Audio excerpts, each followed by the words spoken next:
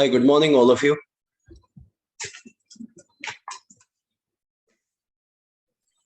Hakuna Matata. Vanakkam. I'll take the flight and come right now. Prithvi.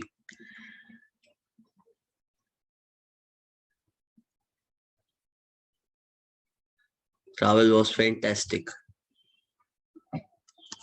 Good morning. Jai Shri Krishna. Good morning. All right.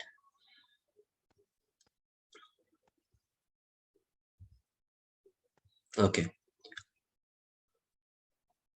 Hare, Someshwar, that is not done. Thank you. Or else the screen will keep on changing. Yeah. Done.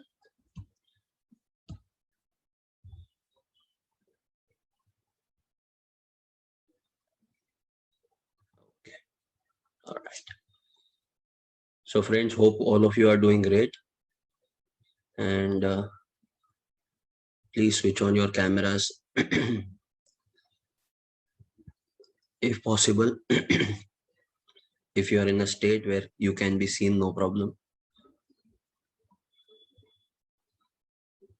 Okay. So yesterday, if you remember, friends, we had completed 2 units, unit number 2 and unit number 3. The last part that we spoke about was trade negotiations, in which we have understood regional trade agreement, first part. Second part was GATT, General Agreement on Tariff and Trade. Third and the last part was World Trade Organization, right?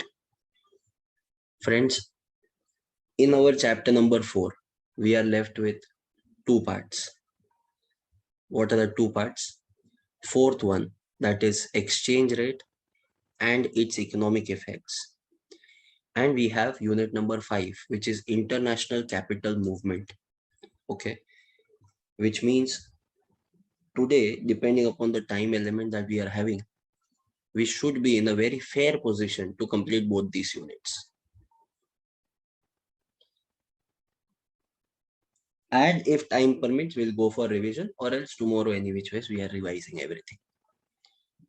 So today's lecture is of course important, but most important would be tomorrow's lecture. Friends, when I talk about exchange rate, there might be many questions, in your mind, that why, sir, $1 is equal to 75 rupees? Why not 1 rupee is equal to $75? And you must be thinking, or you might be thinking like this, there must be many big mechanism behind this, some big secret which will be there, that must be determining this particular exchange rate. Well, let me tell you, friends, there are few concepts, which look very big, but when it comes out, it looks very popular. I mean, easy. This is one of them. Exchange rate is one of them. Right? So just relax. Today's both the session, in fact, the first session as well as the second session is going to be very relaxing. It's just that if possible, whatever I am writing, there are some diagrams as well. And if you can note it down, it will be great. Okay. So on that note, let's begin with unit number 4. Give the heading in your notebook, take a fresh page. Yes, Mahesh. So unit number 4, friends, you can give the heading in your notebook. It is exchange rate and its economic effects.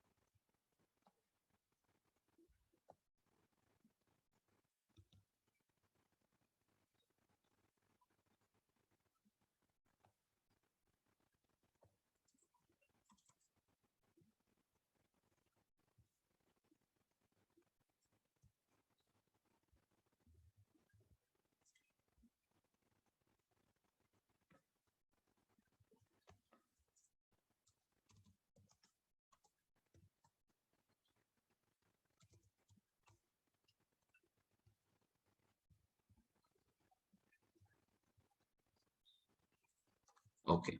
Now the screen must be visible in front of you. Fantastic.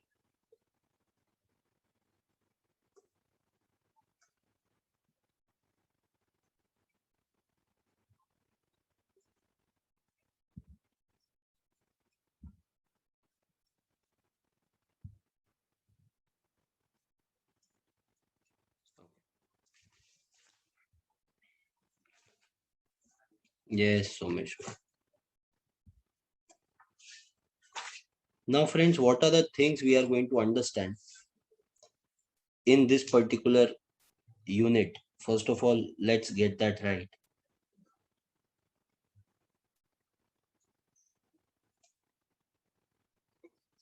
The first thing in this unit that we are going to understand, it is meaning of exchange rate.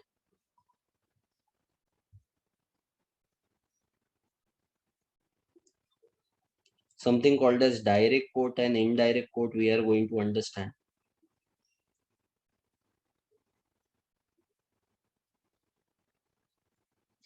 Then we have understanding of foreign exchange market.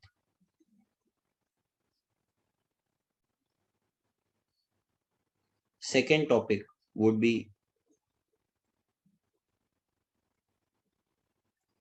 exchange rate regime. Regime means types.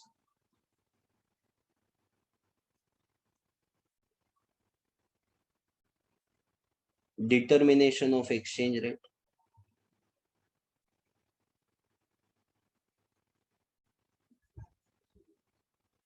And changes in exchange rate.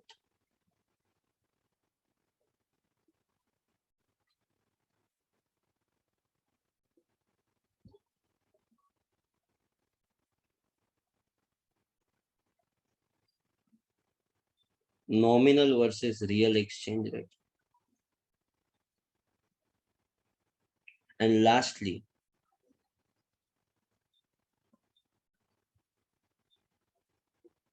impact of foreign exchange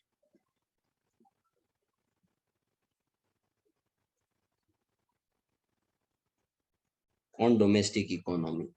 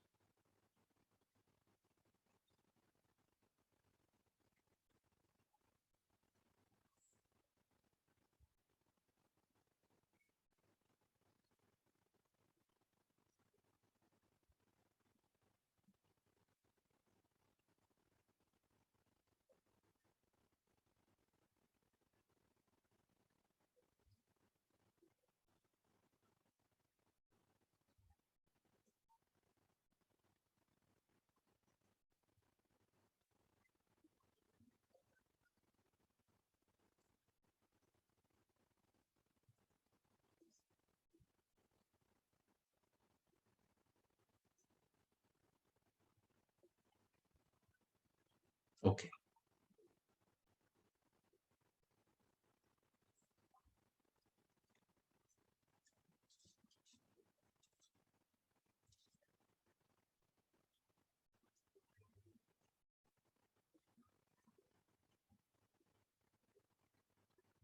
Is the new screen in front of you now? So I have divided or subdivided into few parts, students, out of which the first one is the exchange rate, right? So you need to understand what do we mean by exchange rate exactly. I'm very sure, students, you are already aware of. If I ask you what is exchange rate, I'm 100% sure you will be able to answer. So I'll just quickly tell you about it. Whenever we are converting one currency of the world into any other currency of the world, so the rate at which it gets converted, it is called as exchange rate. Now, this system of currency has evolved or helped human lives to evolve by leaps and bounds. There has been a paradigm shift in the way we live our lives thanks to exchange rate.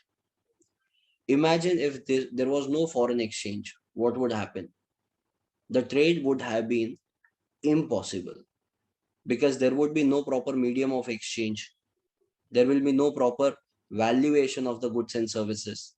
So, all these problems, in order to be avoided, we have developed this mechanism which is called as currency system, or which we also call it as unit of account.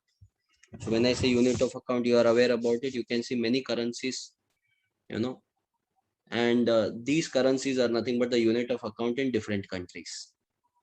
When these unit of accounts get exchanged, so there is a rate of conversion which we have fixed depending upon various factors. This is what we call it as exchange rate.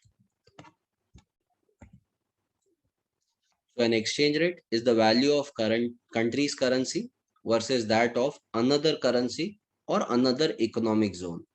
Another economic zone means, let's suppose there might be few countries who have come together and formed one currency as their own currency. For example, European Union. The exchange rate is also known as FX, or it is also called as foreign exchange, or it is also called as Forex.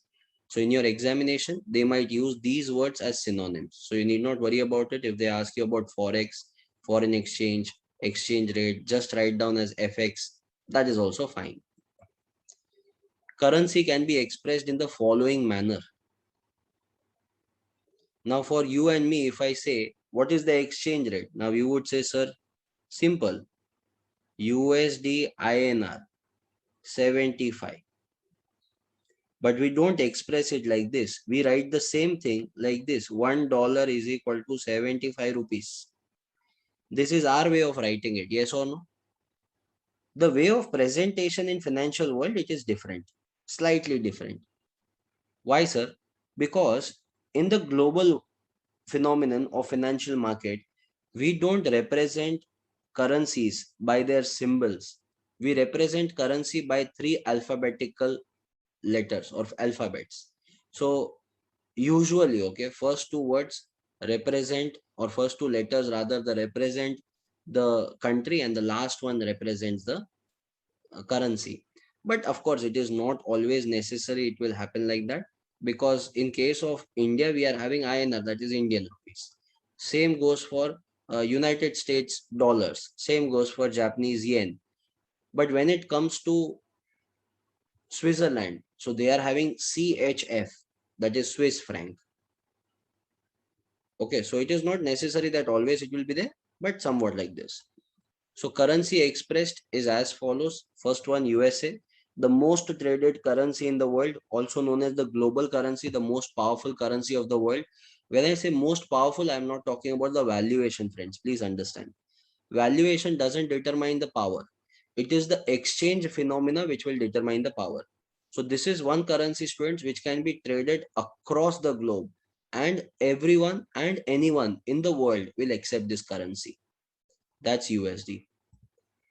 Next one, for UK, we are having GBP. God knows why they call themselves as Great Britain. But anyways, this is England named country. They use pound. Then for Eurozone, we are having EUR. That is nothing but euro. For Japan, I am having JPY. And for India, I have taken INR. That is Indian rupees. On the right hand side, you will see the symbol. Now I have listed down in this order, students, the first four currency, if you observe, USD, GBP, EUR, JPY, are the most traded currency. That's the only reason I have added them on the top. INR is not the most traded currency of the world in the market, but still I have added that because we trade in INR. Fair enough? Understood this part? Okay, this is just for your understanding. So remember this, please. So you can, if you want, you can write down this part, that this is how currency is exchanged, and the small meaning about exchange rate. It is the value of a country's currency versus that of another country or economic zone. Please copy down this part.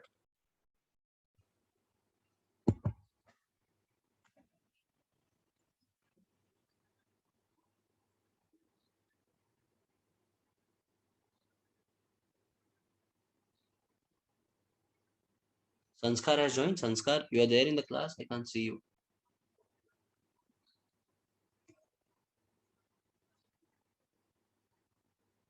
Arey Ashray, you come now. Good morning.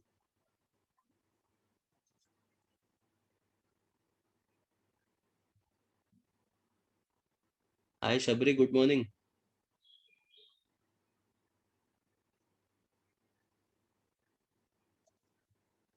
Asha, you there in the class?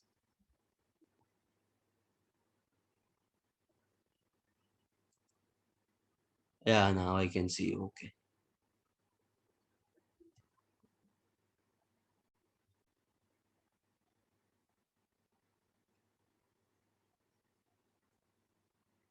How are you, Imanshu?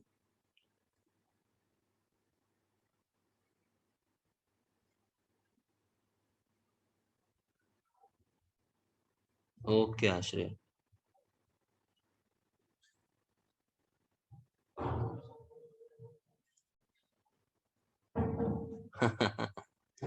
Okay, Imanshu.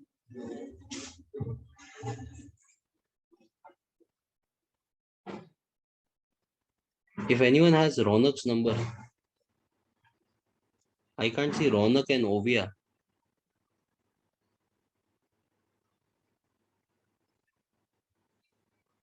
Hi, Ronak. Ronak is there. No, INR, it is Indian rupee.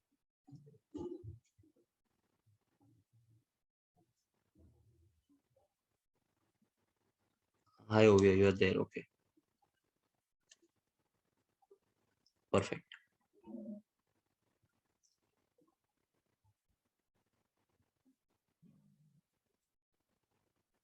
Rest everyone I can see. No problem. Just give me a minute. I'll be back. I'll just grab a bottle of water.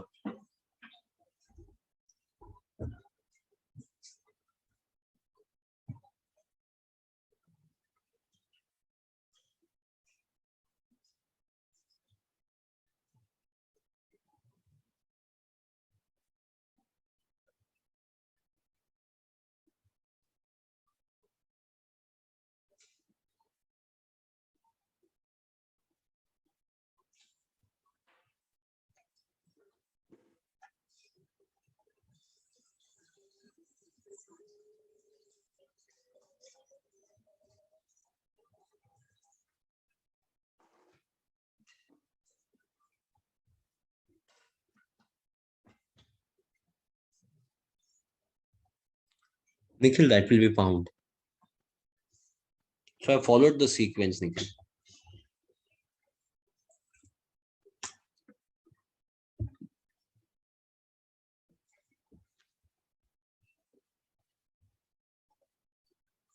Has everyone completed?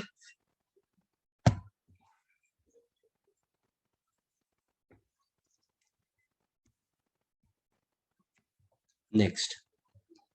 Now, how is quotation in the forex market stated? So if you observe this is how we write the quotation. USD INR 73.50. Now what does that mean? It is $1 is equal to 73.50 rupees. Same goes for GBP INR 101.61. So that will be 1 pound is equal to 101.61 rupees. GBP USD is 1.38 and this is how it works. Friends, whichever currency is in the first position, we will call it as base currency. Whichever currency is in the second position, we will call it as counter currency. Counter currency is nothing but the variable currency against, this is what we are giving against the base currency. So in the second example, GBP will become the base currency and INR will be again counter currency. In the third example, GBP will be base currency, whereas USD will be counter currency. Please copy this.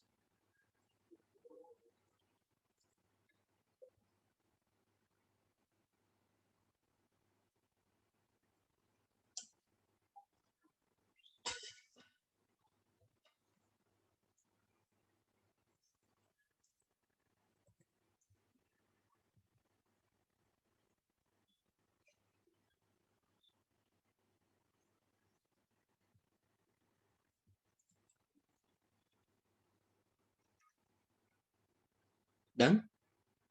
Only the first part, only first currency.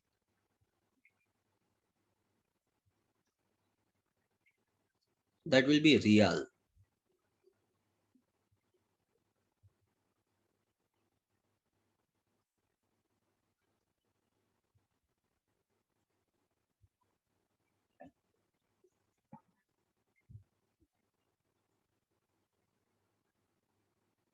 Next. So just further explaining the concept of base currency and variable currency, that is counter currency. So the base currency, which is also known as the transaction currency, is the first currency appearing in the currency pair, followed by the second part of the quotation, which is nothing but the quote currency, or which is also called as counter currency, or also known as variable currency. Now, in this case, USD INR, as I told you, USD is the base currency and INR is the counter currency. And same for this one. I hope this is self-explanatory. Shall we go ahead? Now, friends, we are going to understand the concept of direct quote and indirect quote. This is just simple meaning of exchange rate. Now, let's understand something called as direct quote and indirect quote.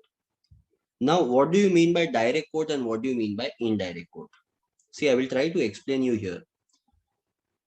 In this currency mechanism or in this quotation, USD INR 73.50.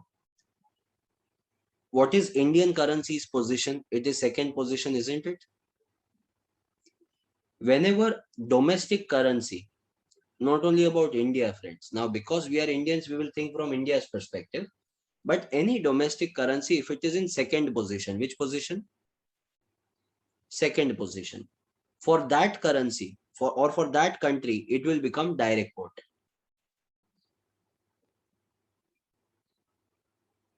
For that country, the quotation will become a direct quote. But whichever currency is there in the first position, so for that country, it will become indirect quote. So whenever Indian currency is in the second position, for you and me, it will be direct quote because we are Indians, right? But what if our currency is in the first position? Then it will be termed as indirect quote. Very clear in this? Yeah. So in this case, I would say it is a direct quote for India and it is indirect quote for United States of America.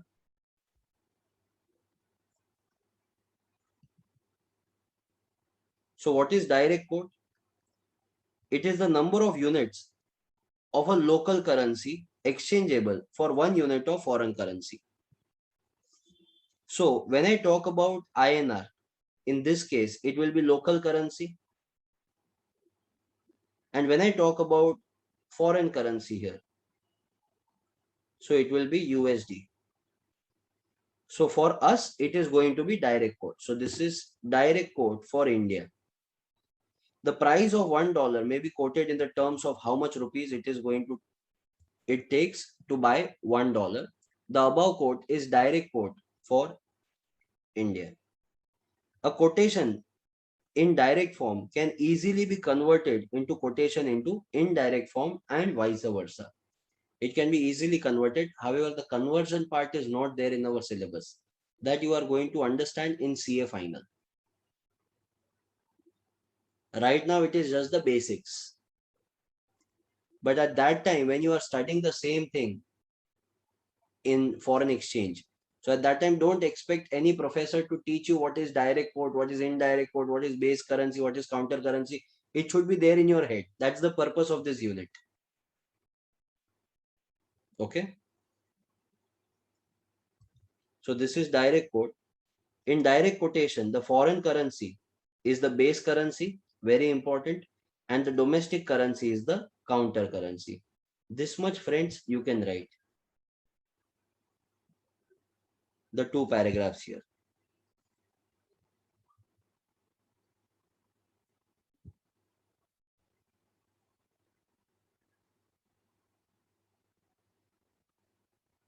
Someshwar, economics is not there. It will be part of your financial management, strategic financial management.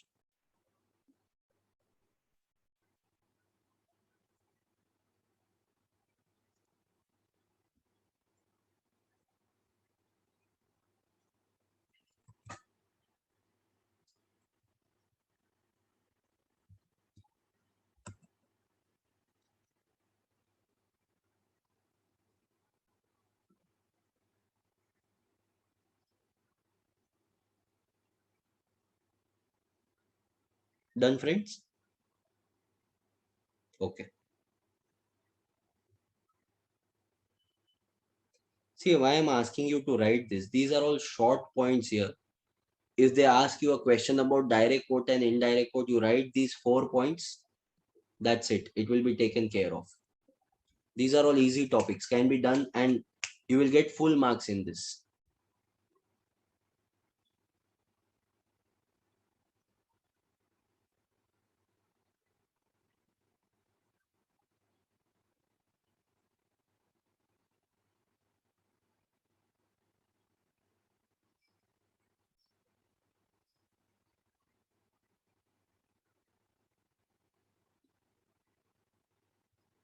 Yes, Someshwar, 100%. Done, friends? Okay. Now, similarly, what is indirect quote?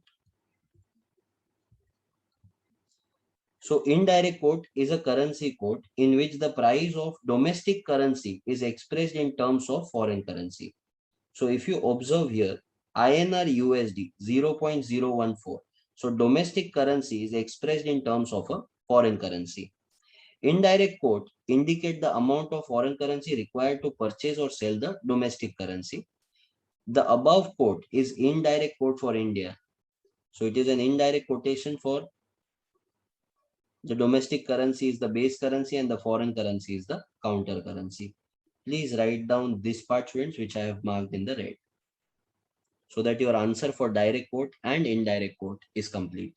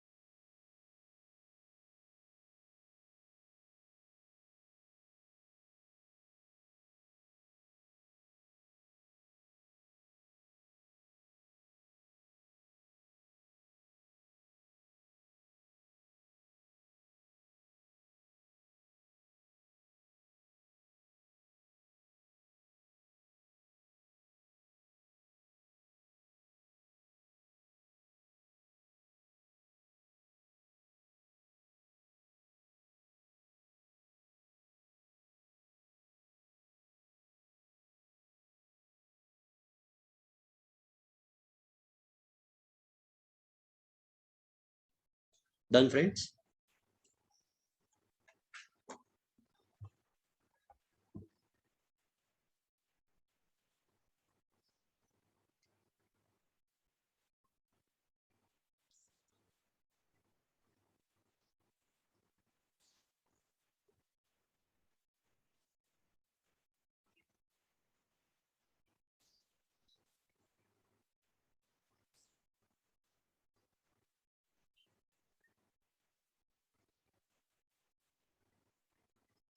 So just for your knowledge, because I see Someshwar has already done it, so I will share it with you.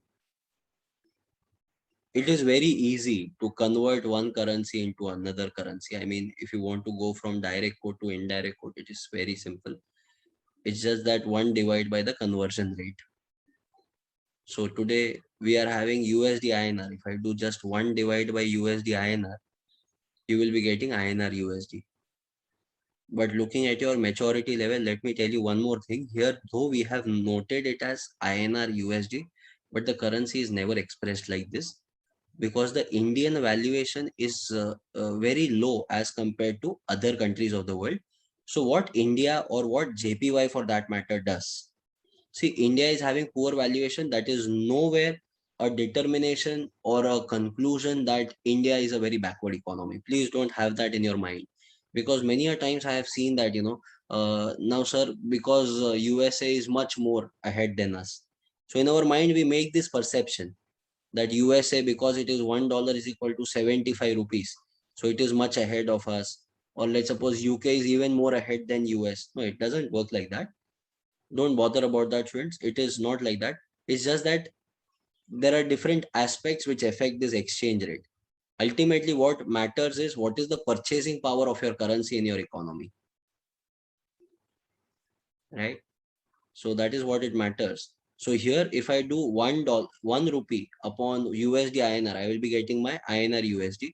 But frankly speaking, we don't do that because INR valuation is not that great. So usually we represent it as 100 INR USD.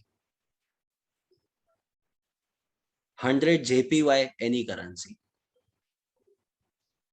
So whenever Indian currency, Japanese yen, these currencies are exchanged, we add 100. That means we don't exchange against 1 rupee. We take the base as 100 rupee itself. Not part of your syllabus, but part of your life definitely. And this topic, it is very close to my heart because I remember the first, professional after getting my professional qualification, the first thing I worked that was in currency rate in JP Morgan Chase.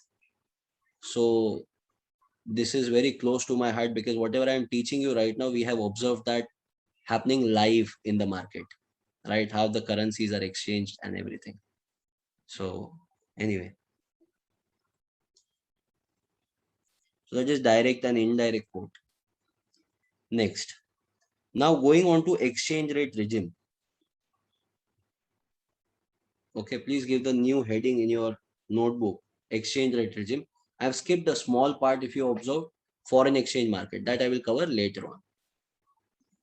It's there in the introduction part which I gave you. But I'm going to talk about foreign exchange market later. First, in early morning, let's complete some heavy topic right now. Exchange rate regime. See, friends, now exchange rate regime is very simple. There are two types of exchange rates which are there in the market. First one is called as hard peg.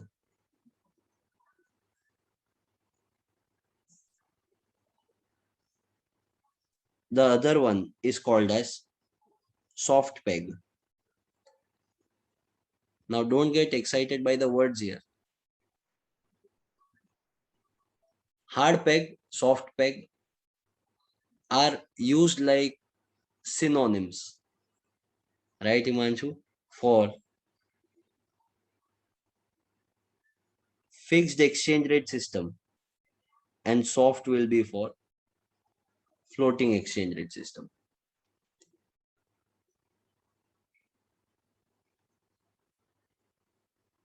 So we are having a fixed exchange rate system and a floating exchange rate system.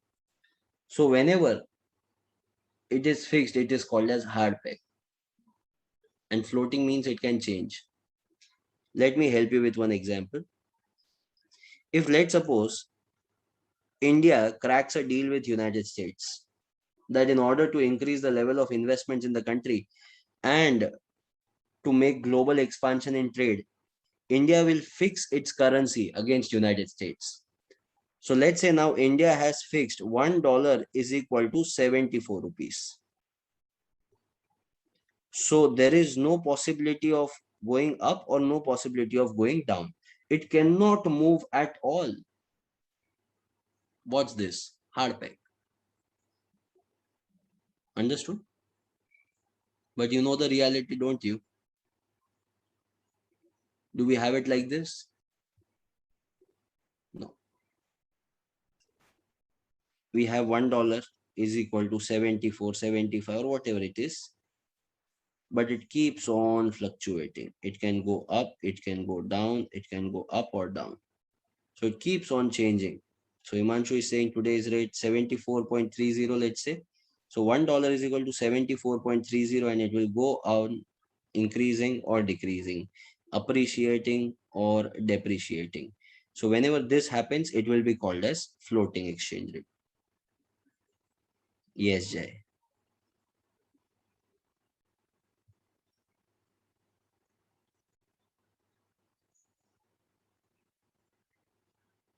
Any doubts in this? You have written this? Yeah, if you can just write it down, please. Exchange rate regime, either it will be hard peg, soft peg. Hard peg is also called as fixed exchange rate system, and soft peg is also called as floating exchange rate system. So let's suppose if you start working with Goldman Sachs, right? So at that time, your maybe your whoever you're reporting to, that fellow will directly come and tell you, hey, Chinese is going for hard peg against this currency. So at that time, you should not get wrong indication, or you should not be confused. So for that matter, that's why I'm explaining you this. Same here, Himanshu.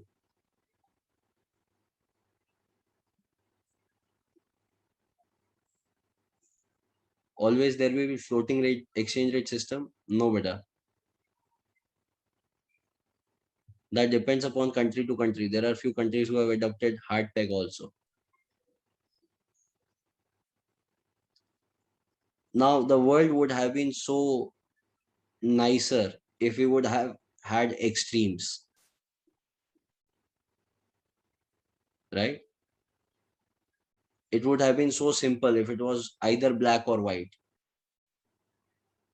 but it doesn't work like that.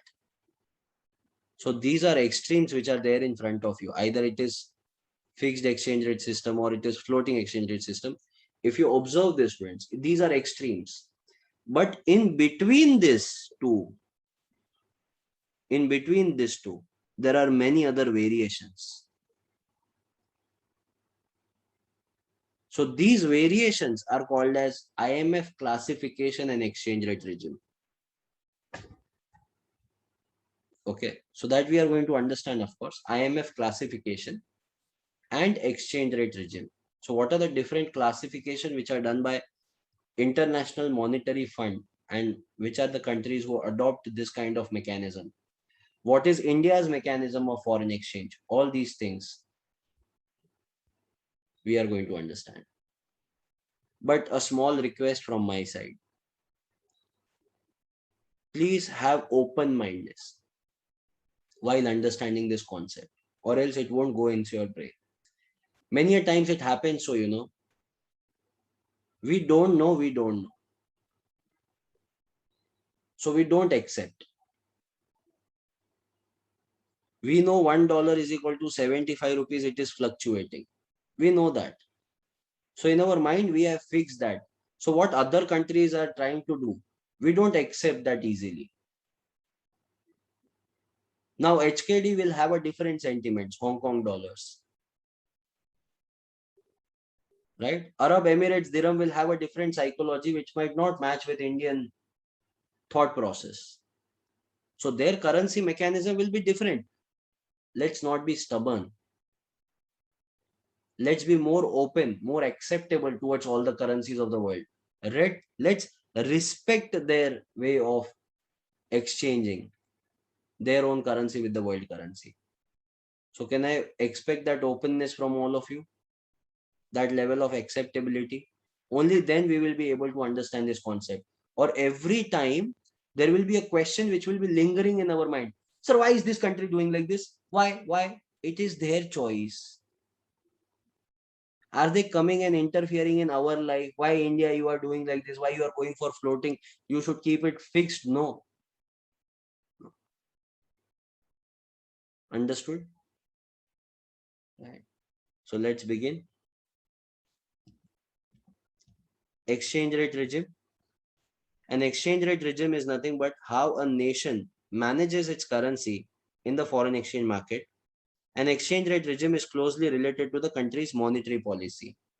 And of course, monetary policy also you must remember that we have studied something called as exchange rate channel. Let me just remind you, we were understanding something called as analytics of monetary policy, in which we had, first one was interest rate channel, exchange rate channel, quantum channel, asset price channel, and expectations channel. Do you remember that? Just for the sake, sir, just for the revision part, I told you that. However, here it is exchange rate channel. So RBI can definitely influence the exchange rate in the market. Right? So it is closely related to your monetary policy. It refers to the method by which the value of domestic currency in terms of foreign currency is determined. There are majorly two different types of exchange rate regime. First one is fixed exchange rate regime. The other one is floating exchange rate regime. I'm sure now you understand this part. You need not write this. You have written that fixed and floating. That will be more than sufficient. Now, let's go in detail, students. When I'm talking about fixed exchange rate regime and floating exchange rate regime, fixed exchange rate, which is also referred to as pegged exchange rate, is an exchange rate regime under which a country's central bank or government announces or decrees, that is compares, what its currency will be worth in terms of either another currencies or a basket of currency. So it can be against one currency or it can be against basket of currency, but it will be fixed. Sir, how? I took the example of $1 is equal to 74 rupees. So let's suppose we will fix our currency against only dollars. That is also fine. Or we can fix our currency against dollars, against pounds, against yen also. So it can be against basket of currency as well. That is different currencies. It can also be pegged against gold. However, now we don't accept gold standard mechanism. We use gold in order to print currency, but exchange rate of gold is not valued in any currency now. There was a time in the world when we had gold standard system. Do you know this gold standard system? Right now it is abolished. I will tell you quickly about gold standard system. It is not there in our syllabus, but still you want to, you need to know this. What was gold standard system, students? What is the price of gold in India? What is the price of gold in United States? Find out that. And then INR will be equal to USD, whatever is the rate of gold. So let's say 1 ounce of gold in India will be 10 rupees. Okay. And 1 ounce of gold in United States of America is, let's suppose, $100. I repeat, 1 ounce of gold in India, 10 rupees. 1 ounce of gold in United States will be 100 rupees. So gold is same in US and India, which means now 10 rupees is equal to $100. 1 rupee is equal to $10.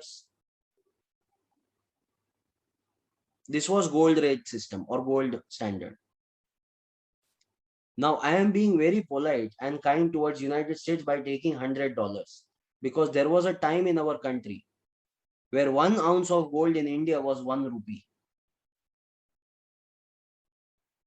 Our currency, 1 rupee coin, was made from gold. This is before Britishers invaded our country. And at that time in United States, it was more than $100. Again, I'm being kind and rational towards United States. So there was a time in the world, my friends, in the history, where 1 rupee was equal to $100. That was India's position. To give you a simple resemblance to prove this theory, you can watch out any god, okay, in Hindu religion especially. You will find mukut, jewelry. See, God never came in that form. Please understand. It is human version of thinking about God, right? So some believe in form, some believe in formless. That differs from belief to belief. But if you look at this Hindu belief, traditional Indian belief, you will always find gold having a lot more importance. Except, of course, Shankar Bhagwan. He was like this. Hey, don't give me all these things. Come on, keep it off. Right? You will always find gold. Yes, Charan. If you see any, king or queen's photograph, even today, who had built big palaces, you will always find, a mukut, then a gold jewelry. What does that resemble? Gold was available in India in abundance.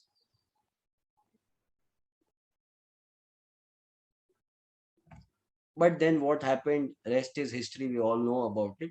So India at that time was a very, very, very rich country. Let me tell you a secret. Don't think we have become poor. We are still very rich. It's just that earlier we used to show how much gold we have. Today we don't show it.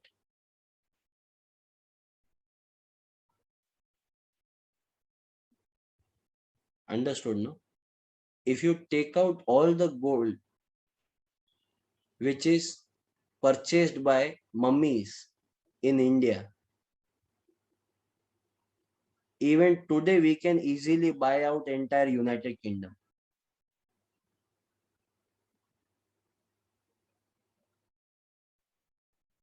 That is the type of gold reserves we are having even today. India's craze for gold has never decreased. And that you can see in your family also. I'm sure about it.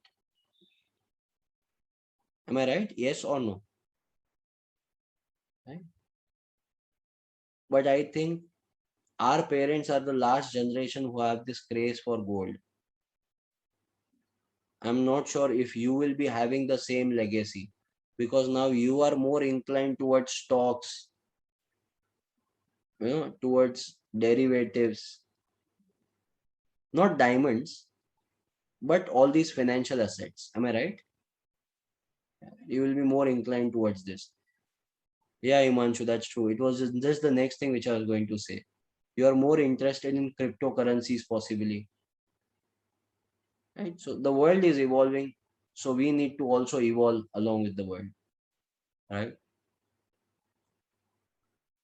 However, there will be a time where India will take away all the gold in the world. And at that time, for other countries of the world, gold will become very rare. And at that time, we will be in the commanding position. Are you understanding how it is operating? Yeah, sure. I hope I'm making sense. Yeah. So whatever gold we are having right now, we are going on importing more and more, more and more, more and more. And at that time, when other countries are having or facing scarcity in gold and we are having only gold, we can command the price in that position. There is something called as karma, right? So what world did to us, right? So if you become finance minister, take off that 20 and 40 gram limit, make 50 gram limit. Sir, why to keep limit? let's give unlimited, gold imports from Dubai to India. Then you don't know, no one will become chartered accountant. Everyone will enter into smuggling only. So they will go like bhikhari, I mean beggar. But while coming back, the old picture of Raja Maharaja, it will be repeated. Bappi Lahiri, everyone will become Bappi Lahiri then.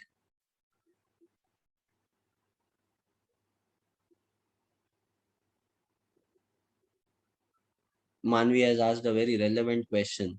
Sir, when the world knows the history, why can't we have our reserves back then? See, no one will give you, right? Whatever is taken by, Britishers, the maximum thing that they can do for us is apologize. But anyways, now what we can expect from them, whatever has happened in the past, it has happened.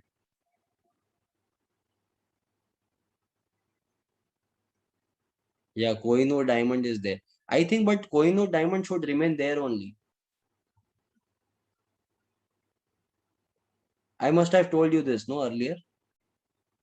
Hmm. It must remain there. At least we know where it is. In India, if it comes and it comes to, let's suppose, some politicians, gone, right? So, let it be there. It is safe. So whenever Rani Mata decides to go and she gifts it to India, that's a different story. Yeah. So fixed exchange rate.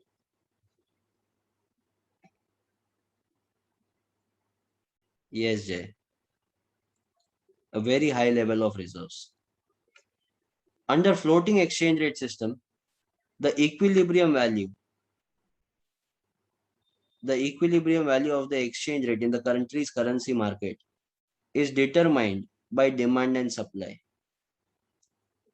This you have been studying since childhood. Demand and supply, yes or no?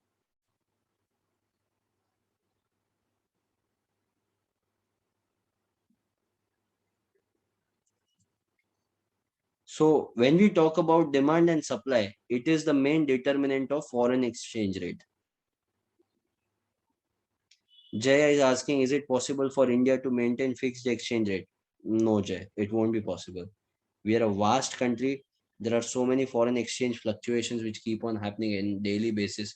We won't be able to maintain that, because to maintain it, the central bank has to intervene at every given point of time in order to maintain the despair, the equality. See, to give you a small example, if let's suppose we are having 1,000 rupees in the entire country and $1,000 in the entire United States, so $1 is equal to 1 rupee. If there is now excess of 10 rupee which comes into India, which is printed or circulated or whatever, automatically the exchange rate will fluctuate. So at the same time, you will have to automatically enter into the market and take off that 10 rupees in order to maintain it at fixed level. So for that, you need to maintain a very high level of exchange rate. I mean the foreign currency reserves. So that's not possible for India, Jay. Yeah. Yes, once they do convert it. There are some countries which are like a rolling stone. They keep on shifting, but ultimately they don't develop them. So I think what India is doing is actually precise, in my opinion. There is no predetermined target rate, and the exchange rate are likely to change every moment in time, depending on the changing demand and supply of the currency in the market. So this is about fixed and floating exchange rate system. Simple. Whatever I have mentioned, it is just written in English. Yes, it does, Shri. Manvi, we are going to understand both advantages as well as disadvantages.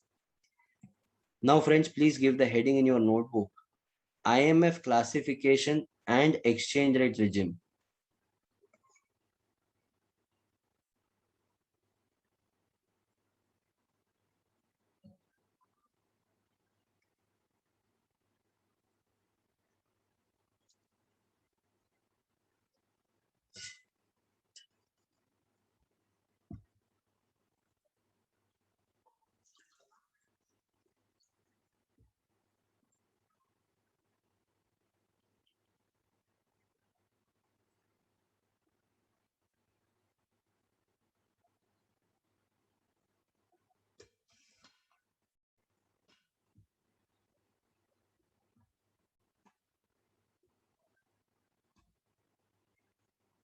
IMF classification and exchange rate regime.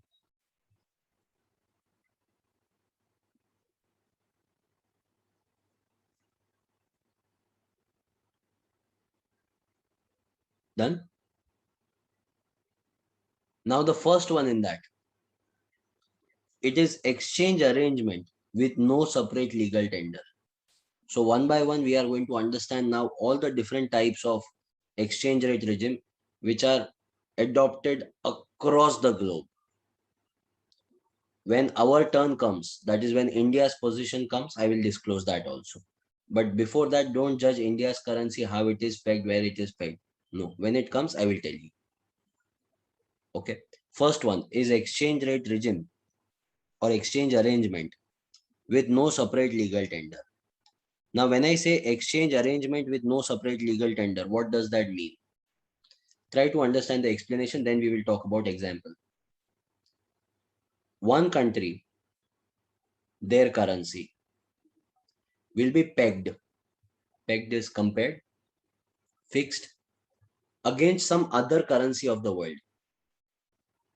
Now, this currency will never use its own currency. I mean, this country will never use its own currency for trade. It will only use the other currency of the world for trading purpose. So it is as good as they have adopted the foreign currency as their own trading currency.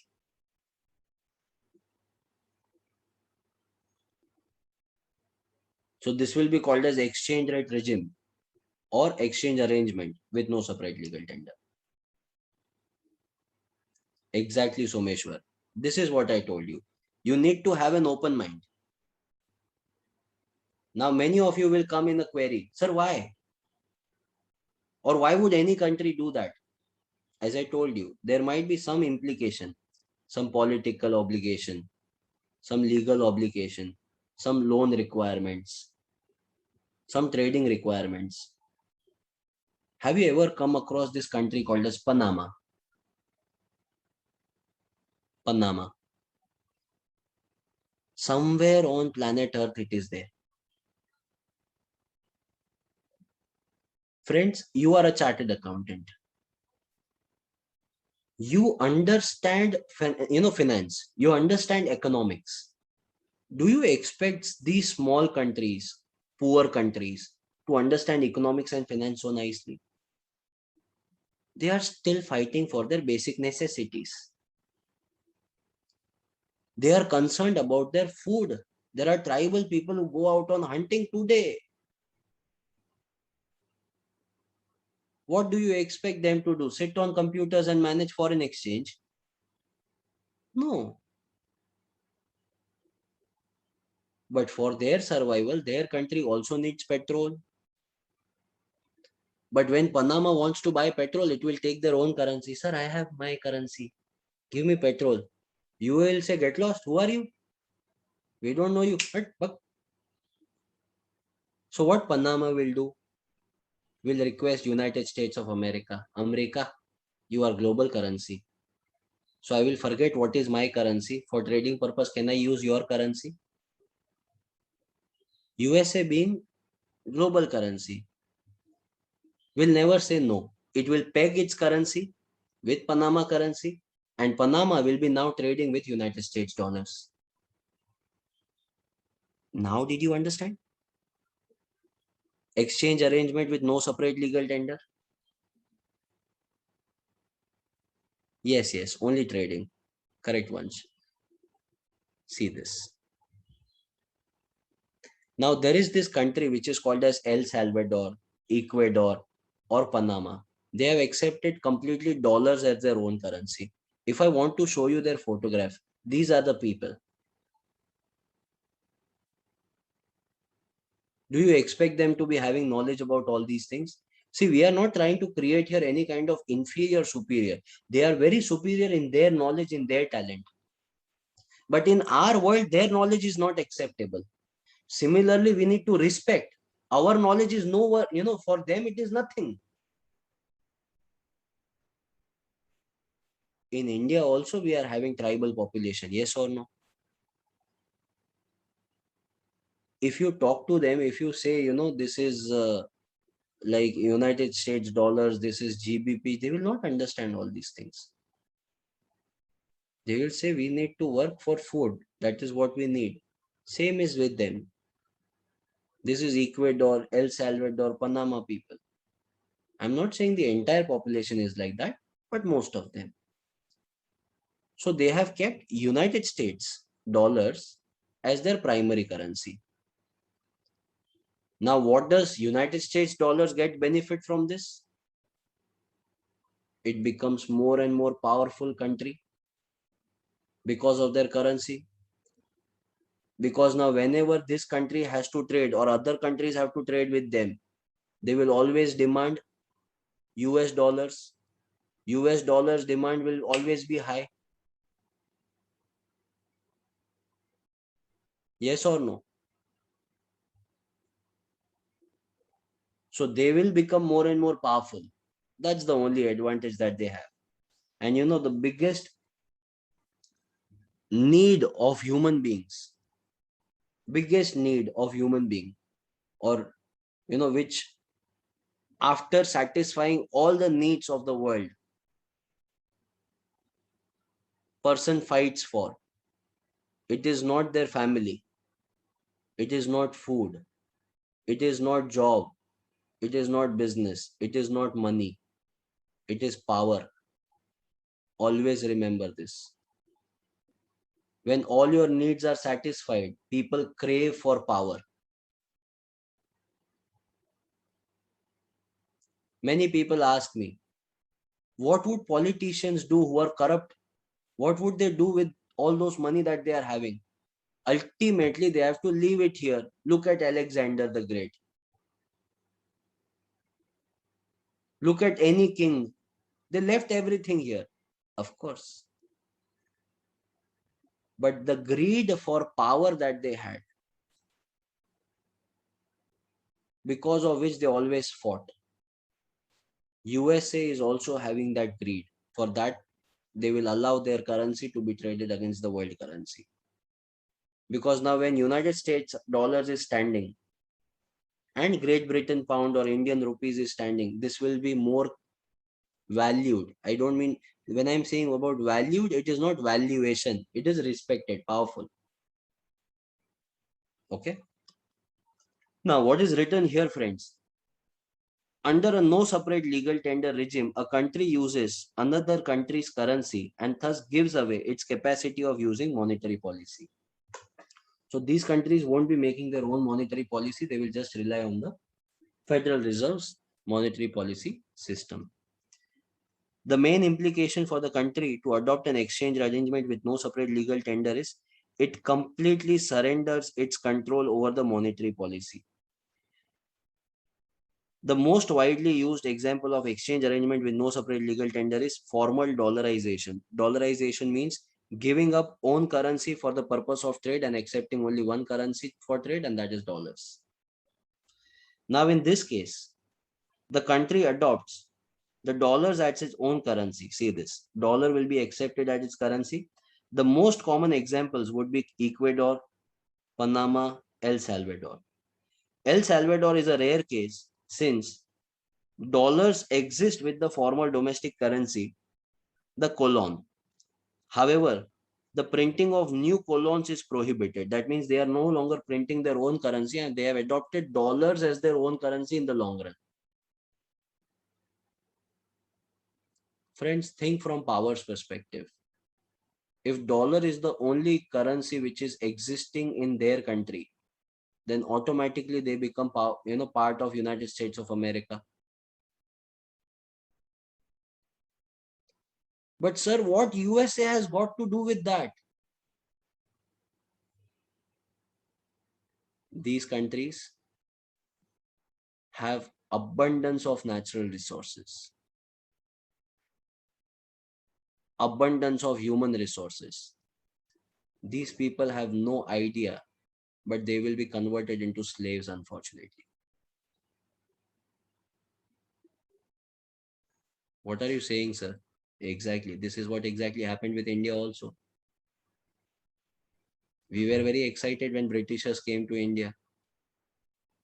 Welcome, welcome, welcome. Nice people giving us new products. And ultimately, what happened? We were colonized, all our resources were taken. Same is being done by United States of America in a more professional way. Are you getting this? I hope you understand, friends. Right? Yes, Nikhil. So giving up their own currency and following foreign currencies of the world or accepting only foreign currency, it is called as exchange rate with no separate legal tender. I hope you are very clear in this. Sure. Okay. The first one is always complicated one. So I took more time on this. Now, henceforth, it will be easy to understand once your mind is open to accept various types. So this is just first thing. I'm sure you must not be aware about this system earlier. So these are all new things that we are going to understand. Second one is currency board arrangement. Yes, Muskan. Yes, Akshita. Currency board arrangement. Now, what do you mean by currency board arrangement? See this. There is this country which is called as HKD. Hey, India prints currency notes against two things. Foreign exchange, that is foreign currency, and gold reserves.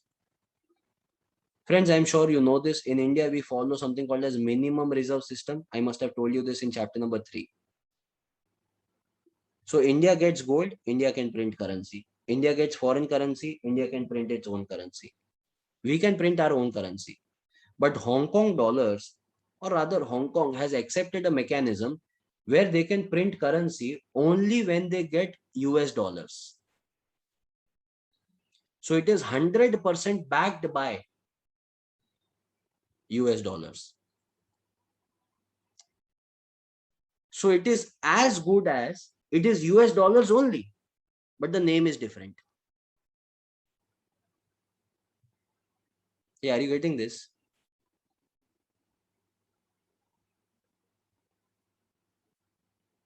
X is equal to Y. So Y is equal to X only, no? Right? Are you understanding?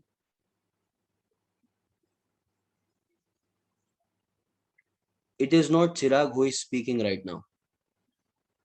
It is economics that is talking. I am just the medium.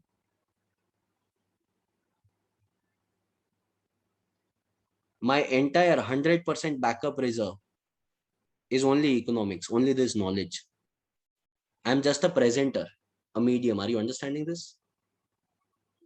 Hong Kong dollars can print its currency only when they get US dollars as backup. So for example, let's suppose 1 US dollar is equal to 10 Hong Kong dollars. So whenever HKD or Hong Kong gets 1 US dollars, they will print 10 HKD and give it in the market. 100% backed by United States dollars. The only difference between the first one and the second one, the first one exchange arrangement with no separate legal tender and currency board arrangement is, in first case, they gave up their own currency and accepted dollars for trade. Hong Kong said, I will use dollars as backup, but I will not use dollars for trade. I will use HKD for trade.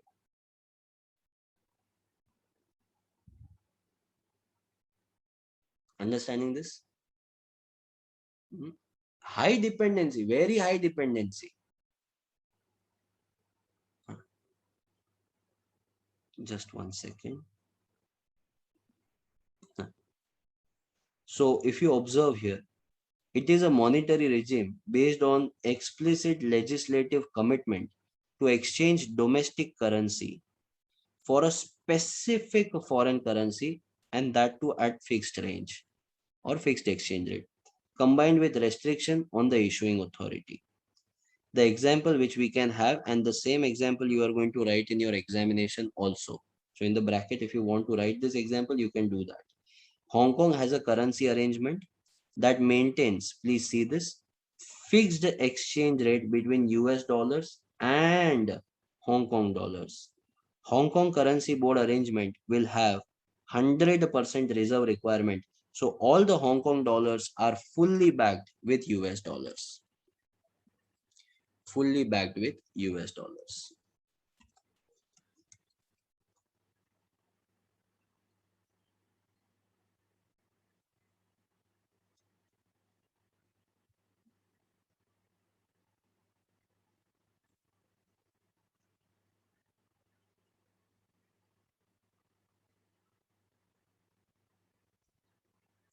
Done, friends?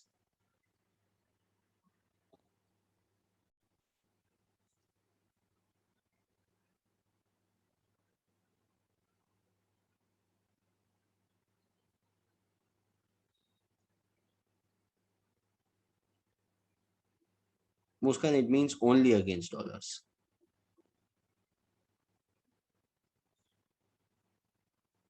Third one. Other conventional fixed peg arrangement.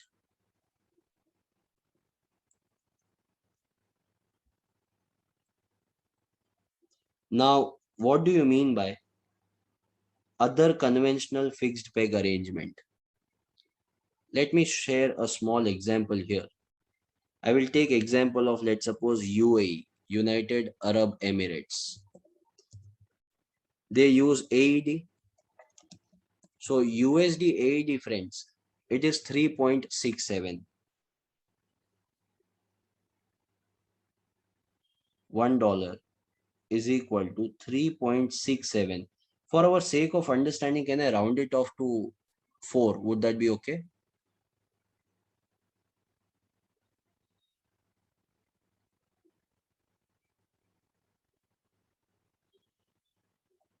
This is fixed.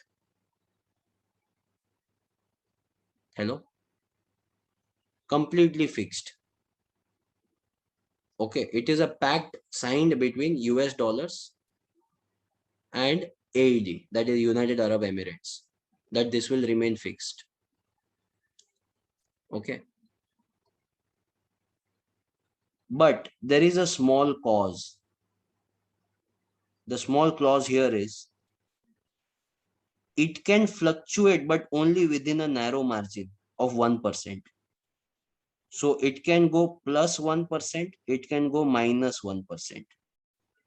So on the upper side, it can go 4.04. On the lower side, it can go 3.96. So it can rotate between this, but it cannot cross this levels.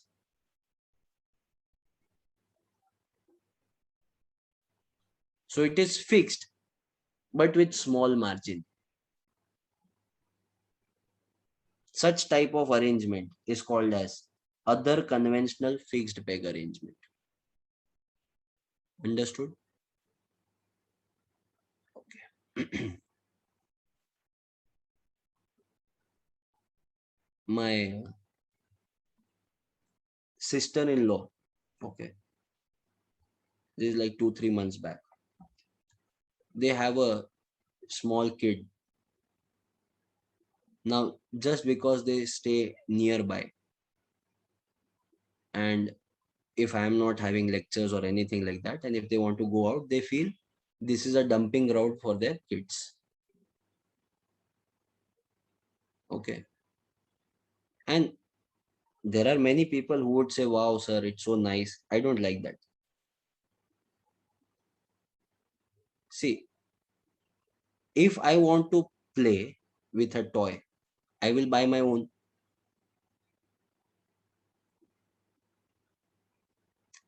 If it's your toy, you play. Simple logic I have in life.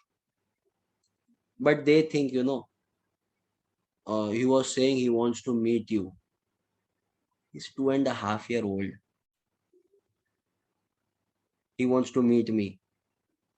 He says, yeah, he misses you. He was taking your name. I said, okay, keep him there. Then after they leave, 5-10 minutes, that fellow will sit quietly. And later on, that fellow would say, Baba, Baba, Baba. And then if nothing works out, they start crying. Typical child behavior. So what we have to do, we have no other choice but to take them out. Simple. You must be knowing this. If you have ever dealt with child, I'm sure you will be able to relate to this. I was not having this experience, came to know about all this now only. But my sister-in-law was very particular. She said, Chiragi is very notorious. If you take him downstairs, no, please hold his hands or else he will run away. I said, who will take so much of stress? So there is one, belt which I use for jeans. Okay, in which there is no buckle. What did I do? I tied him to his waist and held that one point in my hand. Okay. So now even if he is running, he's still in my control. Are you understanding? So whenever we go downstairs, I will grab him like this. So he starts running here and there. I will hold it in my hand. Okay. So what is this? This is other conventional fixed peg arrangement. Floating is allowed, but only within this limit. You can roam around me, only 1% distance. Understood? Who am I? I am dollars. Who is that fellow? AED. Fluctuation is allowed only up to 1%. Ideally, it will sit only in my lap. I will always hold hand. But just in case, if he wants to roam, 1% you can roam. Not more than that. I hope you understood this. Don't write this example in exam and never ever share it with any of my family member, or else this would be the last batch I am teaching. Okay, and those who are asking me, do you really do that? Yes. No, actually there is kid, Baba. Or else how will I make up this example? It is so difficult. Your wife doesn't know. She knows it. And she is very chilled out, okay, that way. Wife allows, yeah, of course no.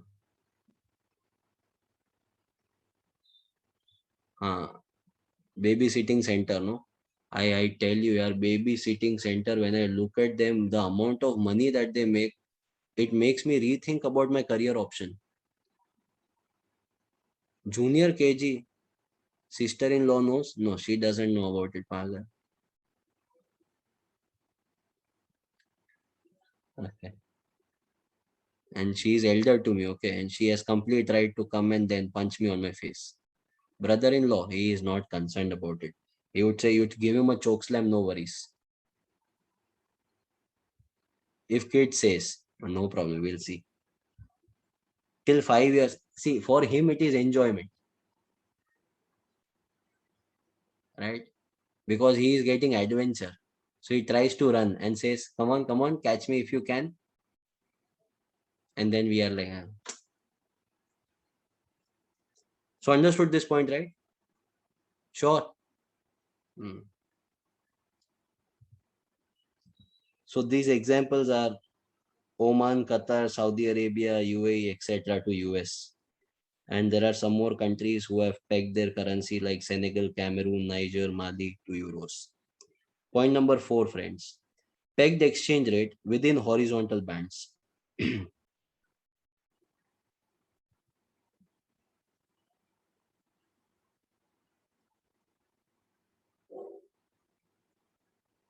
Pegged exchange rate within horizontal bands.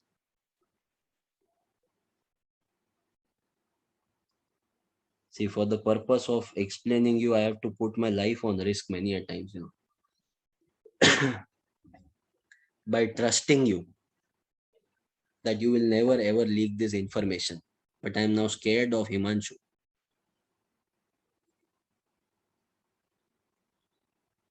Yes, Jay.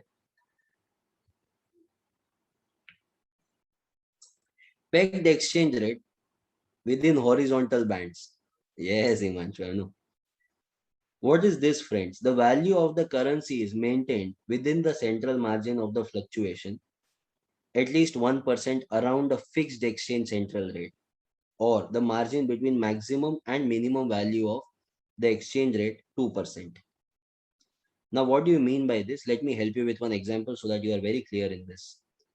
Now, there is one country, Australia, there is another country, New Zealand. And you might not be aware, students, but there is one more country.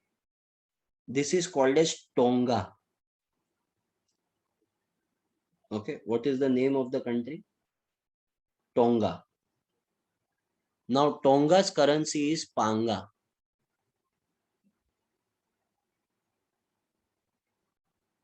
Okay, so Tonga's currency, Panga.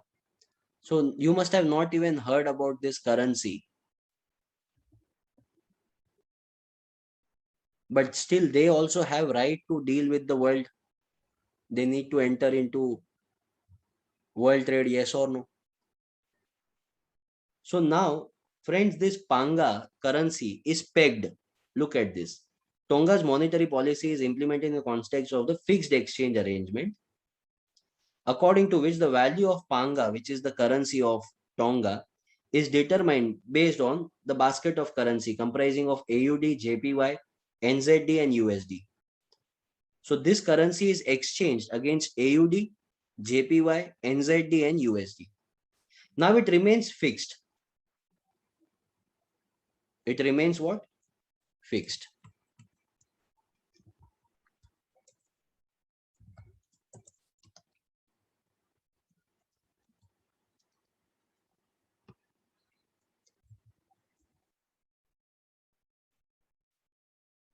One AUD is equal to 2 Panga, let's say. Of course, this is hypothetical example, students. In reality, the exchange rate is 1 is equal to 1.63. Now, what does this say?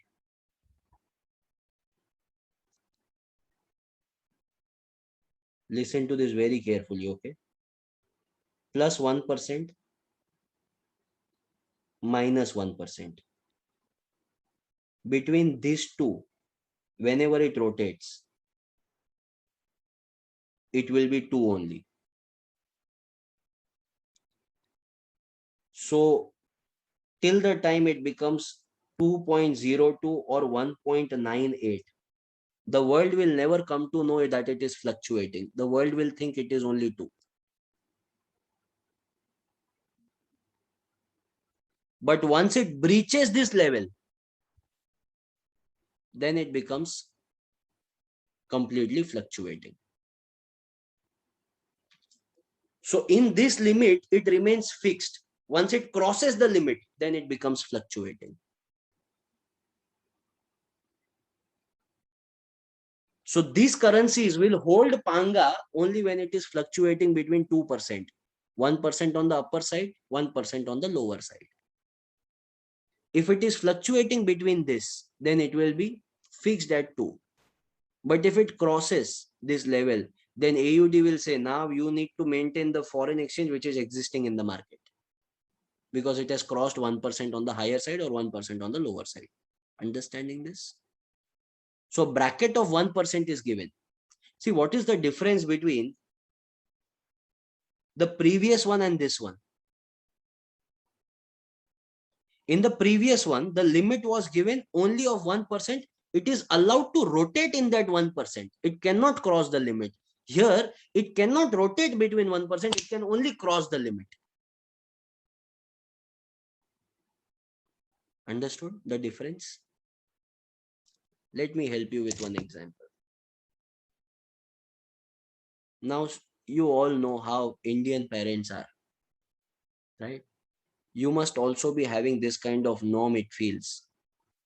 In my family, my father used to always say, when I was in college, he would always say, Chirag, I want you back at home at 9 o'clock. If you don't come by 9 p.m., don't come only. Come directly next day. And he has told me this was a strict rule. Okay, I'm not joking. This was the strict rule for me and my brother. We have, wherever we are on planet Earth, we have to come back at 9 o'clock. So one day I asked my dad, Dad, I want to go out with my friends. He said, okay, for birthday party. He said, okay, no problem. Go, come back by 9. I said, no, the party is at 8. He said, yeah, so you have 60 minutes to celebrate. Go ahead.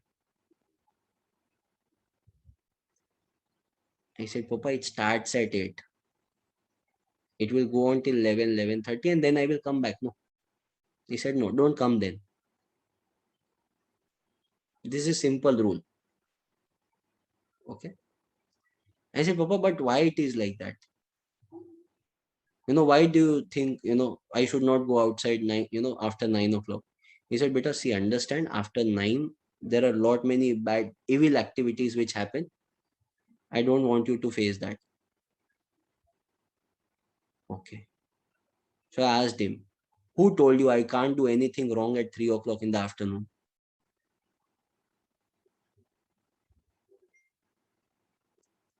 I don't know, students, what happened then. Directly woke up the next day and my face was swollen. Okay. Nice sleep I got maybe.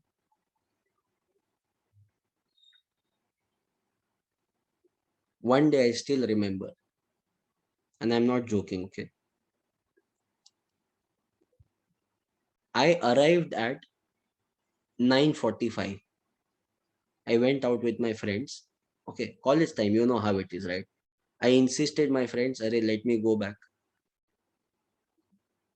They said, wait for 5 minutes, wait for 5 minutes, and it was 9:45. Knocked on the door. Papa opened.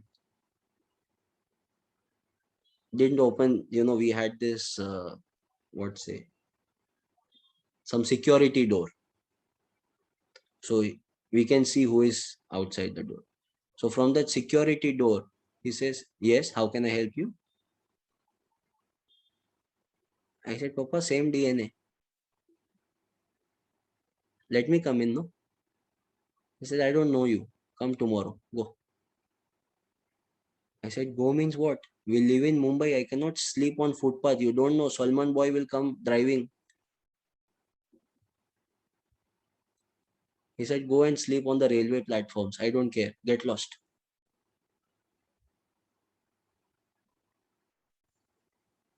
If you come before 9 o'clock, you are allowed. After 9, go wherever you want. It doesn't matter. My dad followed pegged exchange rate within horizontal bands. My dad was AUD. I was Tonga. I took Panga. I went wrong. Understood? Within the limit, if you stay, you will be blessed and helped. But once you cross that limit, you are on your own. Get lost. I hope you are very clear in this now. Okay. Crawling peg. Now, as the name suggests, crawl. Tichuk tichuk. Okay. Small crawl we will take. Now understand what is crawling peg. The date of change and the rate of change will be pre-decided. Write down. Crawling peg. In that, write down. The date of change and the rate of change will be pre-decided.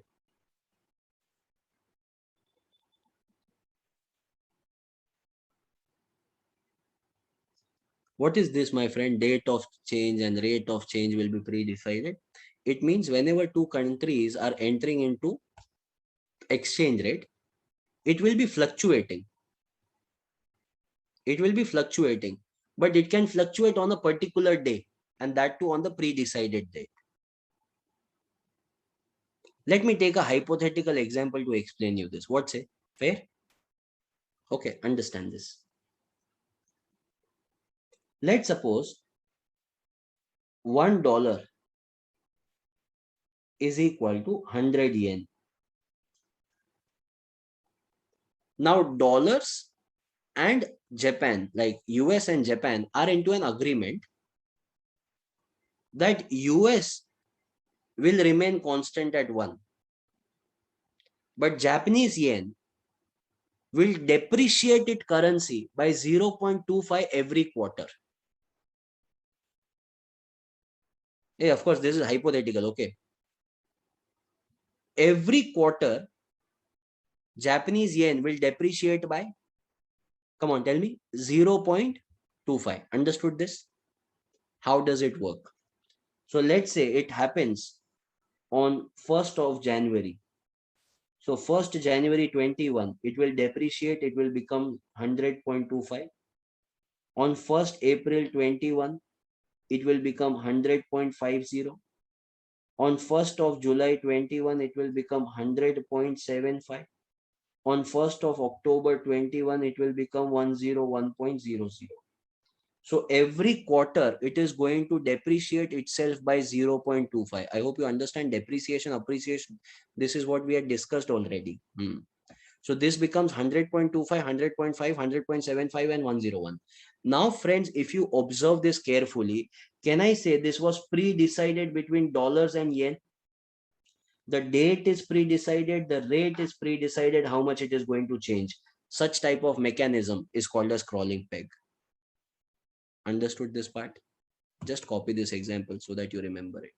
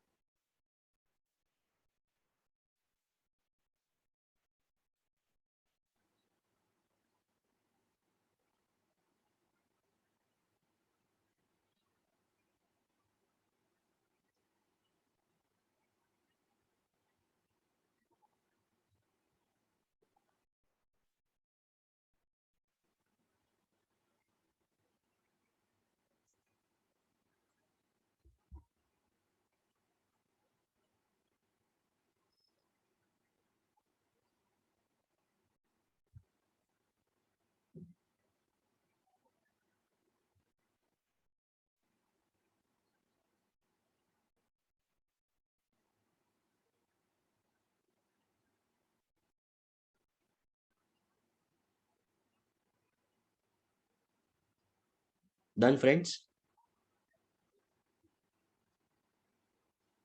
Are you serious, Someshwar? You could have told me no.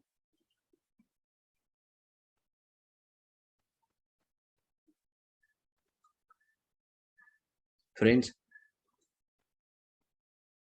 whenever you are listening to me on speaker mode, no, please inform me.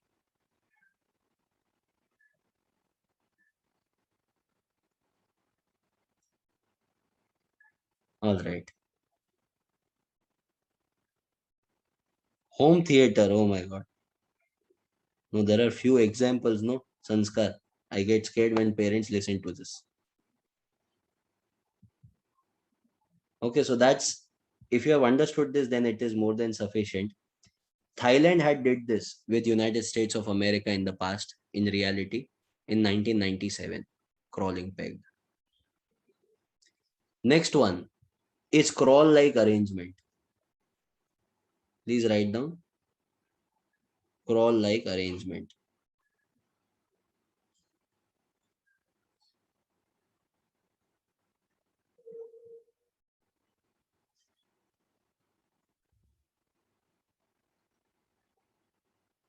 Now, what do you mean by crawl-like arrangement? Date is pre-decided, but rate is not pre-decided. Similar to previous example. What was there in previous example? Date is decided, rate is also decided. Here, every quarter it will change.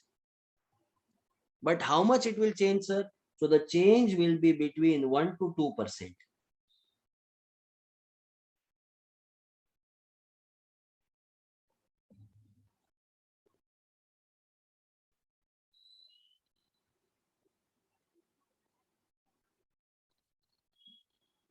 So it is as good as fixed. It fluctuates only when both the governments decide it to fluctuate, and that too between a narrow margin of 1 to 2%.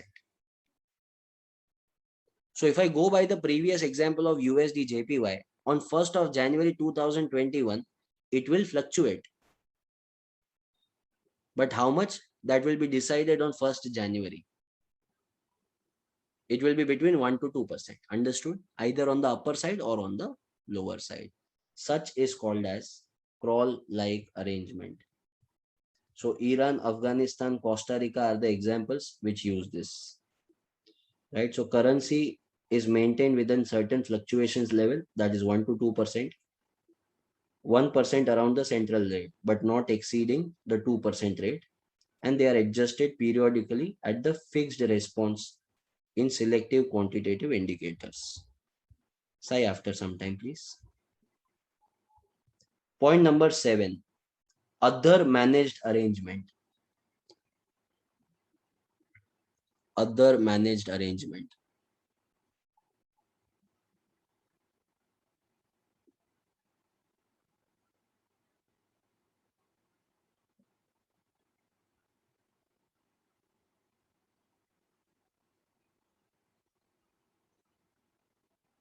What is other managed arrangement? Nothing is fixed. Like the countries keep on shifting from one mechanism to another mechanism. So earlier they were crawl-like arrangement. Now they have become crawling peg. Then they will become currency board arrangement. So if nothing is fixed and they change their mechanism entirely, like how recently Zimbabwe has changed it, right?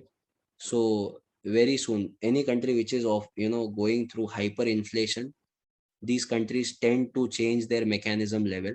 The foreign currency entirely will be abolished and new system will be incorporated.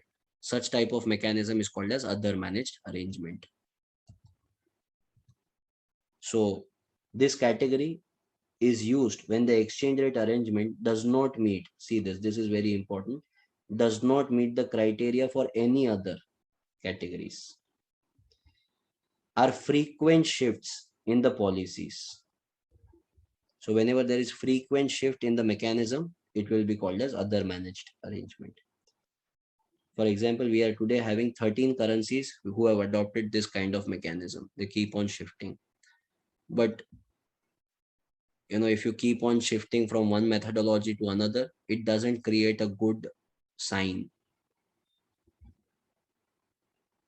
So the one I have marked in the red, if you can just write it in your notebook, because this is not there in ICAI material.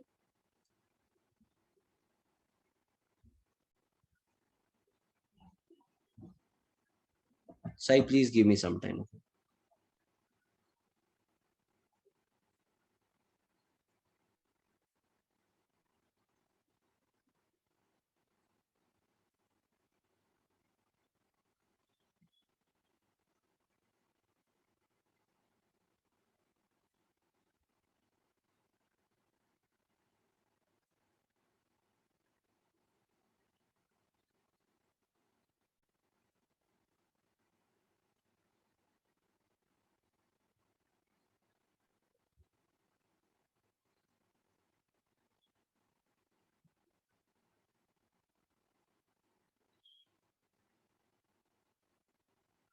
Done, friends?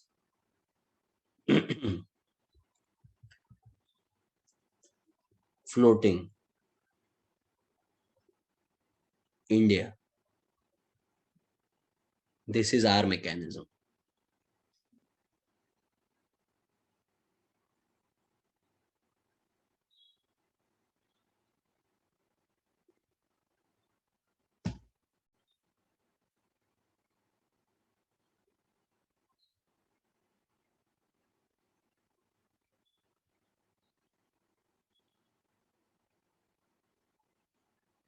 Now, what is floating?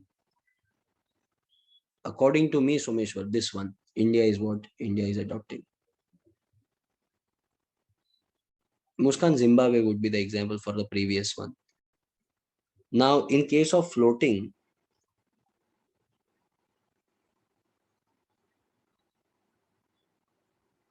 USD INR 74.50, let's say. Is it fixed? No. See this. $1 is equal to 74.50. It is not fixed, it is fluctuating. But have you ever seen fluctuating like this? Suddenly it will become 68, then it will become 70, then it will become 85. Have you seen this kind of fluctuation? Today morning you woke up, it was 70. By evening, it will become 85. Have you seen that? I don't think so. So if it is fluctuating, it should fluctuate, no? It is floating, but it is not free float. There is a difference between floating and free float. Floating is you can go up or down, but within the limits. If you observe, students, even our currency mechanism is just like Indian parents. You must have seen many Indian parents who would say this. We never say anything to him or her. All decisions are his decisions. Right? Especially, moms say this. We never expect any work from him. We never expect any work from her. The only thing we expect from them is they should study.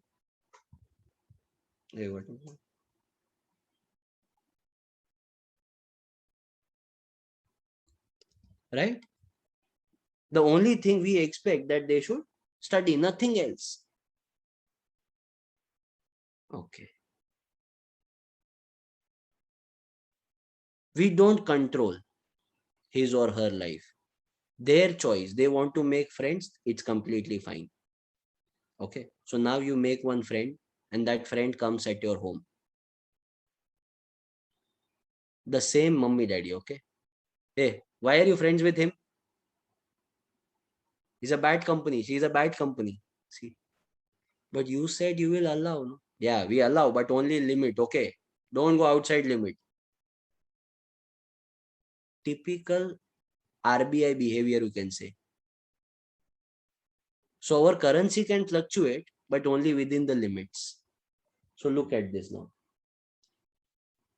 $1 is equal to 74.50. It can go up, it can go down. So there is an upper limit, there is a lower limit.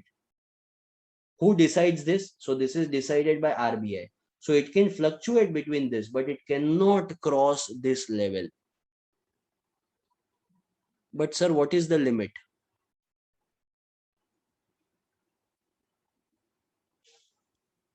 That RBI will not disclose us. That only RBI knows. Even the Prime Minister of our country doesn't know. So it will intervene. But when it will intervene, that you can't say. So let's suppose on the upper side, it is kept as 78. On the lower side, it is called as kept as 71. So till 71, RBI will not intervene. Till 78, RBI will not intervene. But as soon as it touches that mark, it will intervene and try to pull it down. However, if it stays there for a very long period of time, then they will change the bracket. They will change the upper limit and the lower limit. Understood this? So there is a limit, but what is the limit? We don't know. Friends, don't you think it is similar to the example which we took earlier? USD AED, just check it, no? that it is allowed to fluctuate, but only between 1%. Then what's the difference between that mechanism and this one, sir, floating? Here it is not 1%. There it was fixed. Everyone knew 1% is fixed. Here it can be anything. Limit is not known. It can change at any given point of time. Understood, friends? Which country? So this is India, okay? Indian currency controlled very nicely by Indian parents. Okay. But which country, students, doesn't control its kids in actual sense? Hmm? USA, Mahesh is saying, okay. US, UK, okay. Australia, New Zealand, right? Same behavior can be seen in their currencies also. It is called as free floating. No control at all. You can do whatever you want. Okay. So exchange rate is market determined.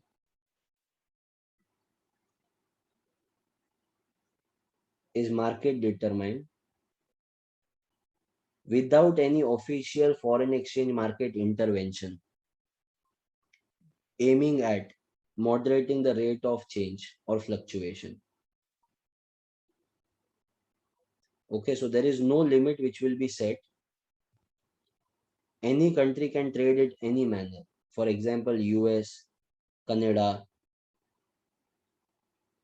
Japan, New Zealand, UK, etc.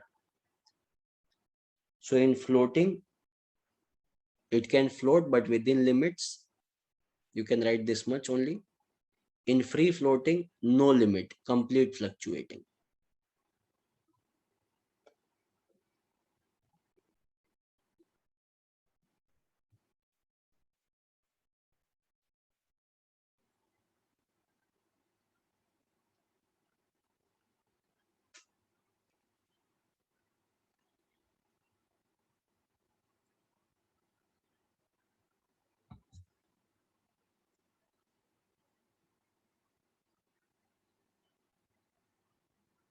Done?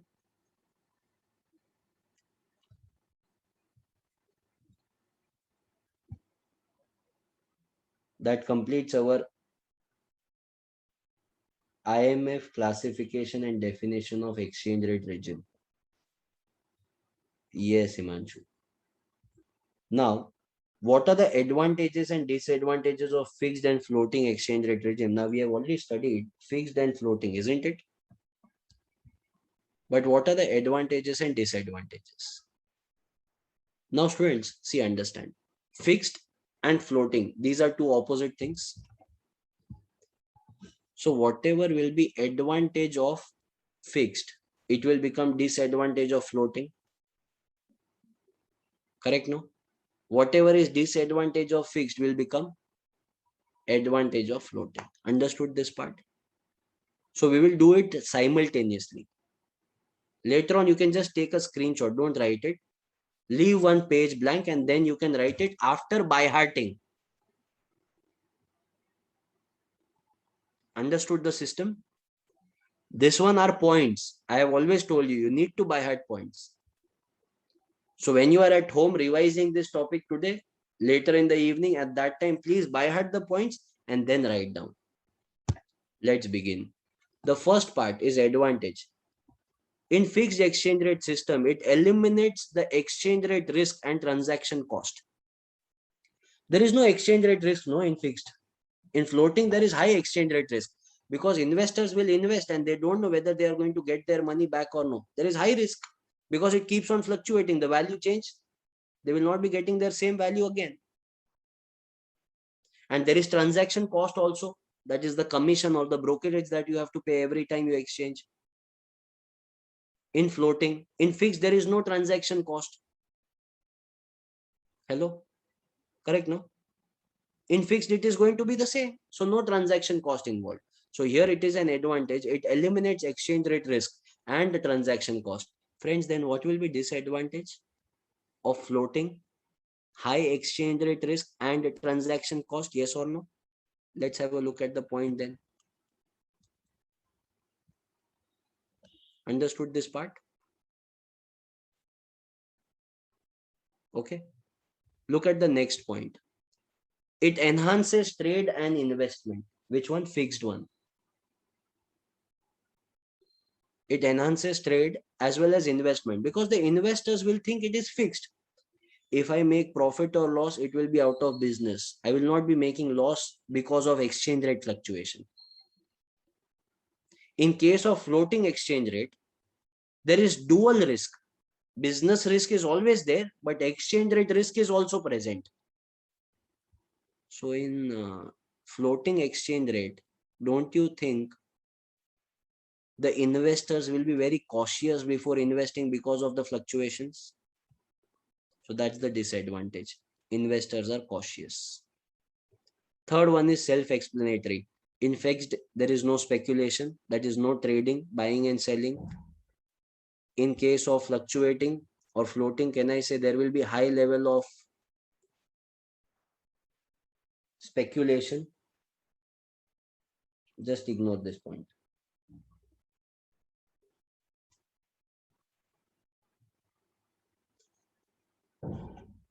Next one, there is discipline on monetary authority.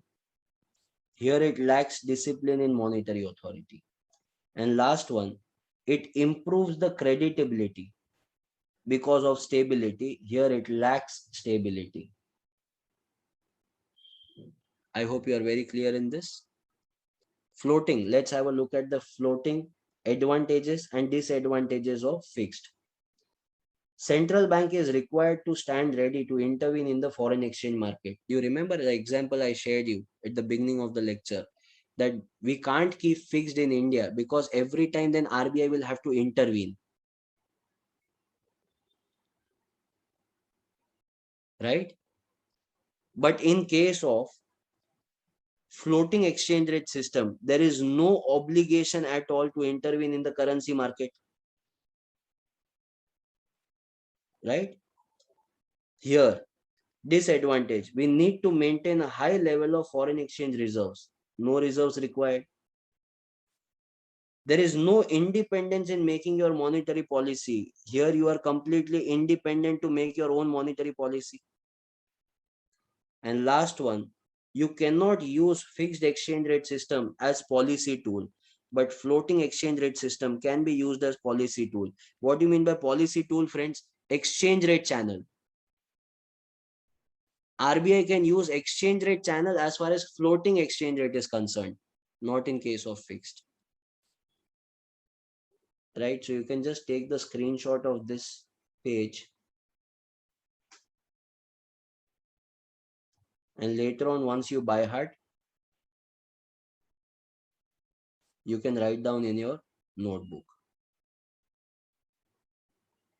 For that, Jay, you need to refer to chapter number 3 then. We have studied something called as exchange rate channel. So exchange rate channel in monetary policy, which RBI uses, that is the policy tool. Which means RBI can devalue or revalue the currency. Right? Discipline means time to time we will have to make our policy changes depending upon the currency that we have pegged our currency with. So India will be at par with the monetary policy of US. So it will create much more discipline in India's monetary policy because we have to compare our monetary policy with theirs. Very clear in all these points? 100%. So that completes our fixed and fluctuating, I mean the floating exchange rate system. A very heavy topic we have covered so far. So let it settle down in your mind. We'll take a break of 5 minutes and then we carry on. Khushi, please grab a cup of coffee or tea, okay? All right. Hi.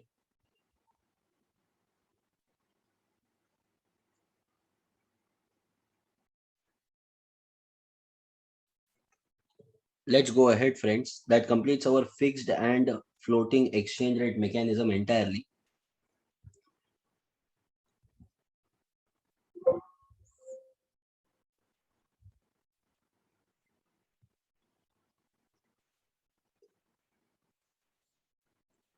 So far, we have understood meaning of exchange rate, yes or no? Second part, we understood direct quote and indirect quote. These were the small topics. The main topic was exchange rate regime. But I'm sure now you are comfortable with all the types that we have understood. Going ahead, friends, the next topic, please give the heading in your notebook. It is called as foreign exchange market.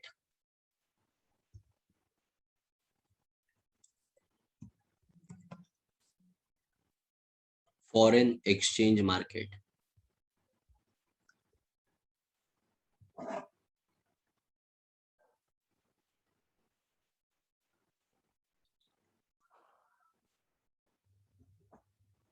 Ready? Now, foreign exchange market in itself, friends, understanding why it is very simple. What is a vegetable market? Where vegetables are bought and sold. What is a stock market? Where shares are bought and sold. Similarly, what is a forex market? Foreign currencies are bought and sold. Come on, easy, yes or no? But when I talk about foreign exchange market, see, you can look at vegetable market, point out and say, hey, look, that is vegetable market. When you come to Mumbai, you can look at the BSC building and you can say, oh, this is stock market. Have you ever seen any building, any place which represents foreign exchange market?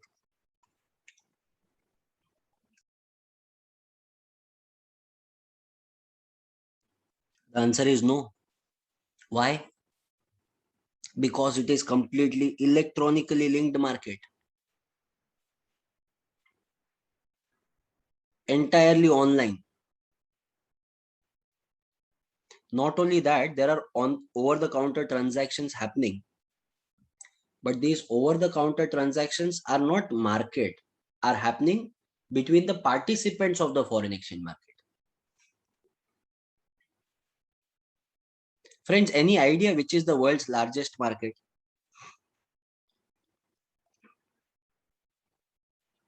The largest market in the world? No, no, as far as dealing is concerned, like vegetable market, gold market, stock market, foreign exchange market, clothing market, which market is the largest market in the world? Very good. Stock market, gold market. Very nice. Fantastic. BSC, clothing market. Very good. Okay. While teaching foreign exchange market, hmm, why would I ask you a question about clothing market?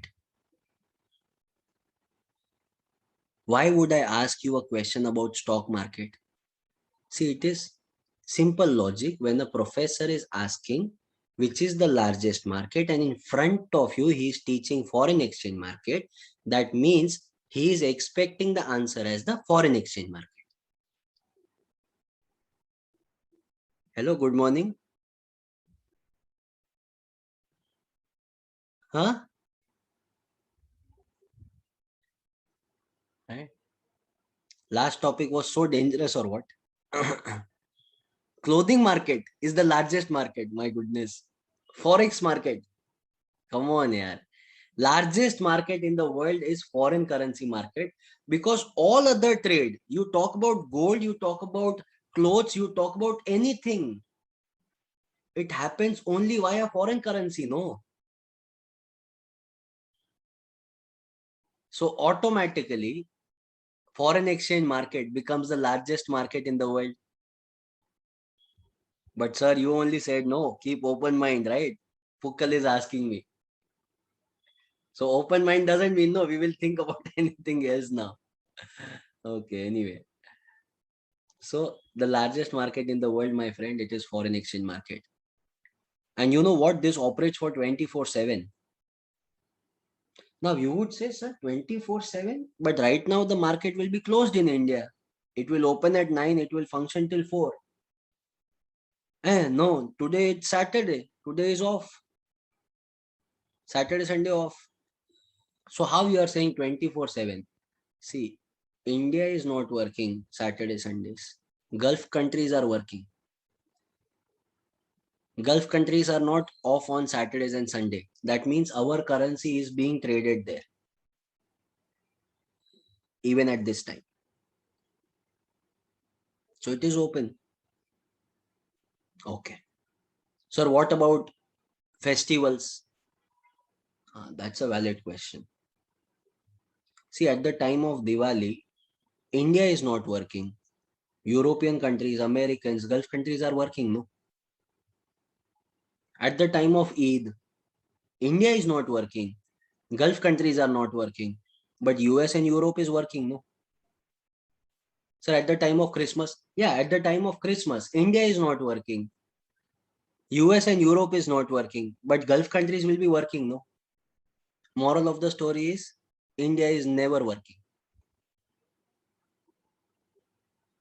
India is the only country in the world, friends. See, all other countries, whenever you want to visit a bank, you will ask this question: is the bank closed today? In India, it is never like that. You observe it. People will ask, is the bank open today?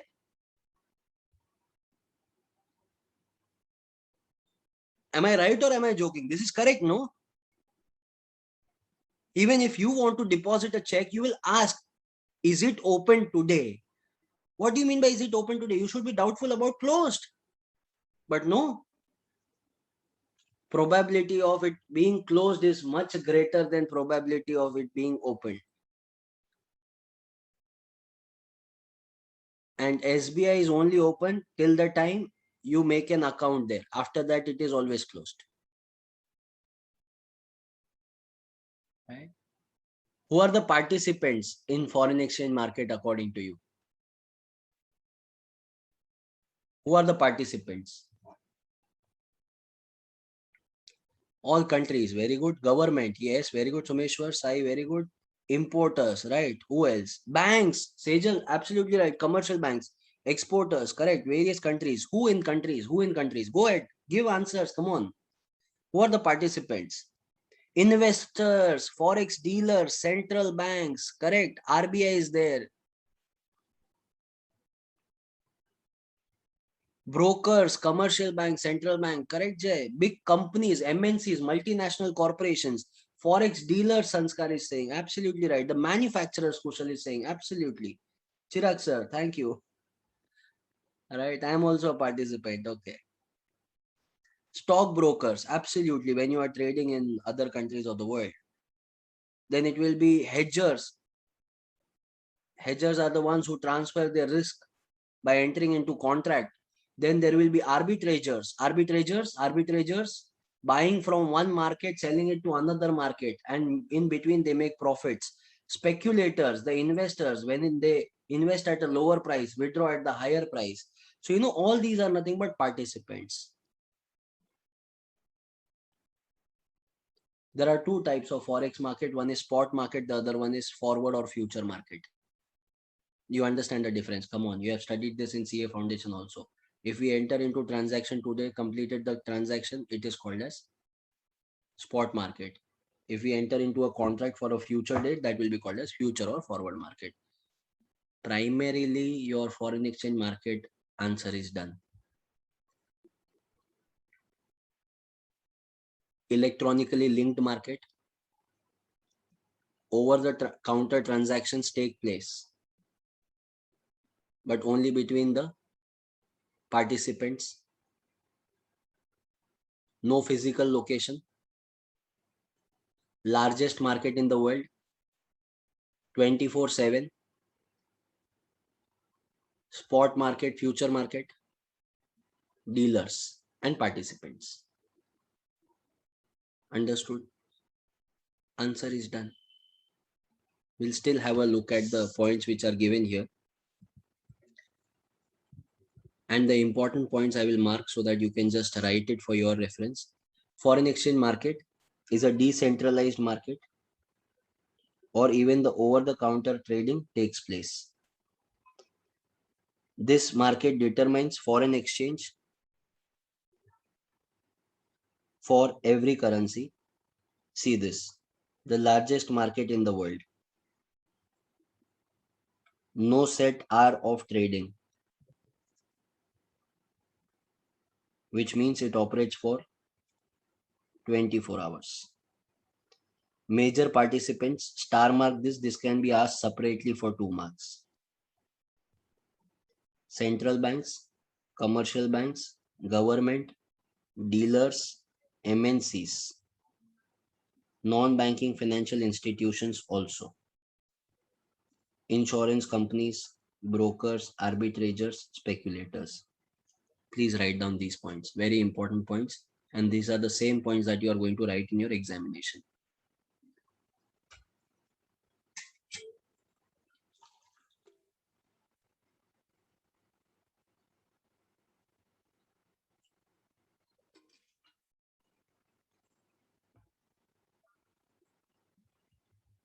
You had this in accounting standard also.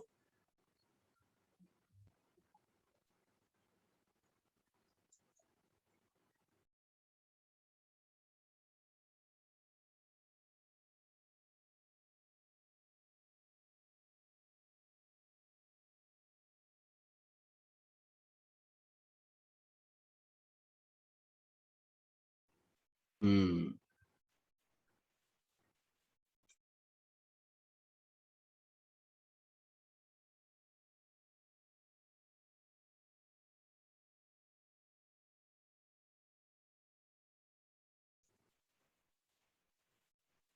Let me know once you have completed.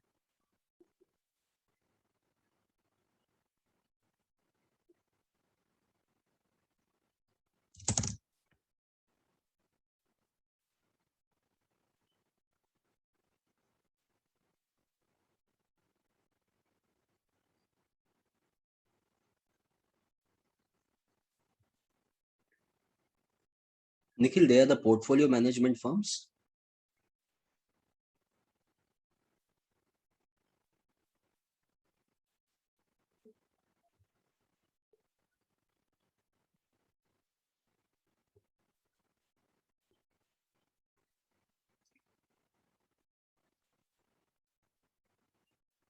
Yes, Nikhil.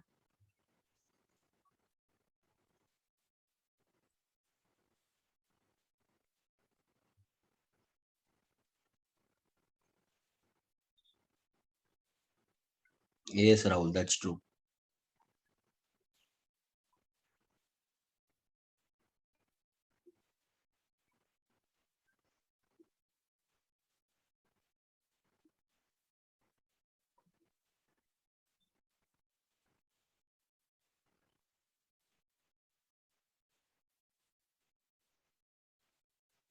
Someshwar, that's right.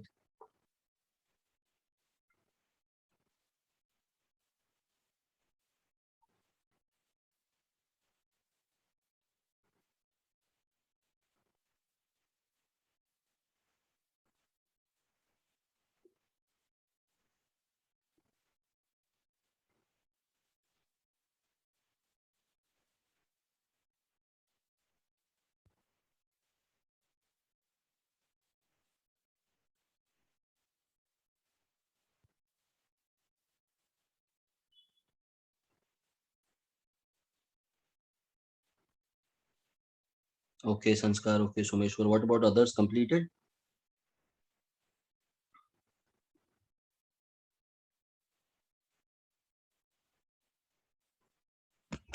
Okay.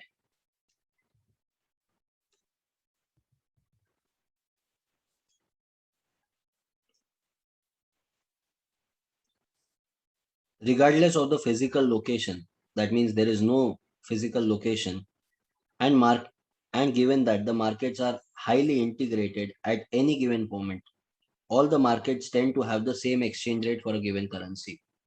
Students, this is a beautiful example in front of the world how we can integrate something in the entire world on a common platform.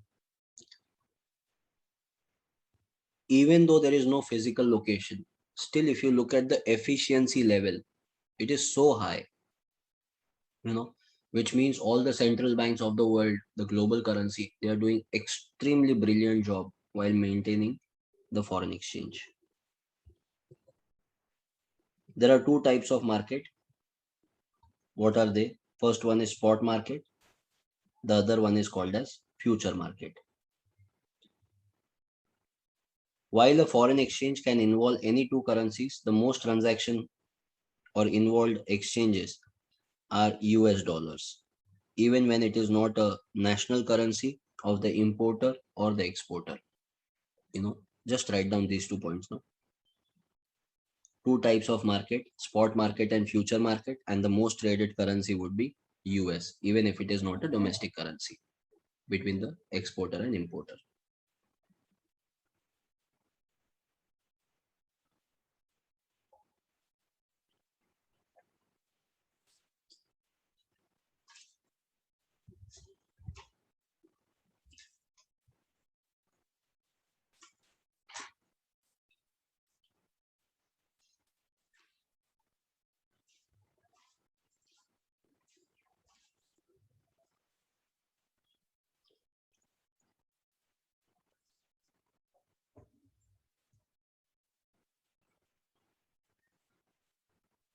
Done, friends?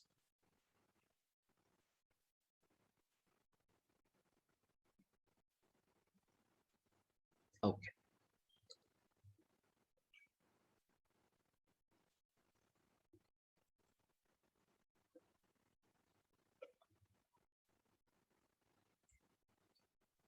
Please give the next heading in your notebook.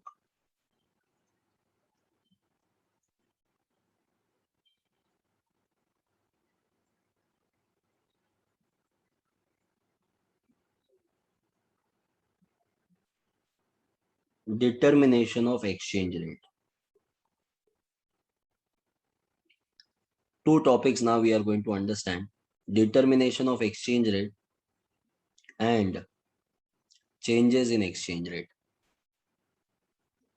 Okay, so let's begin first with the determination part. You understand market forces, right? Demand and supply. How demand operates, you are aware about it.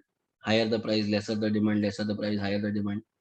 How supply operates: higher the price, higher the supply, lesser the price, lesser the supply. Now, when we talk about demand and supply in your junior college, in your CA foundation, you were taught that price is the cause and demand and supply are the effect. But in reality, it is exactly opposite. We use price in order to determine the level of demand and supply. However, demand and supply taken together collectively will determine the level of price.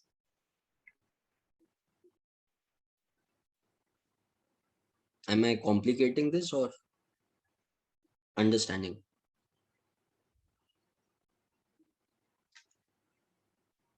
So price was used for determining demand and supply, but later on you notice demand and supply collectively taken together will determine the level of price. Do you agree to this? Yeah. So friends, that is exactly what we are targeting. Even exchange rate is fixed like that. How, sir? Leave exchange rate for the time being. Just focus on demand and supply. Ready? So I'm going to share three different prices with you. 70 rupees, 75 rupees, and 80 rupees. I want to know, when will the demand be highest according to you? At 70, 75, or 80? Friends, all of you are saying at 70 the demand will be highest. So let's suppose the demand is 30. At 75, the demand will gradually come down. It will become 20, and at 80, it will become 10.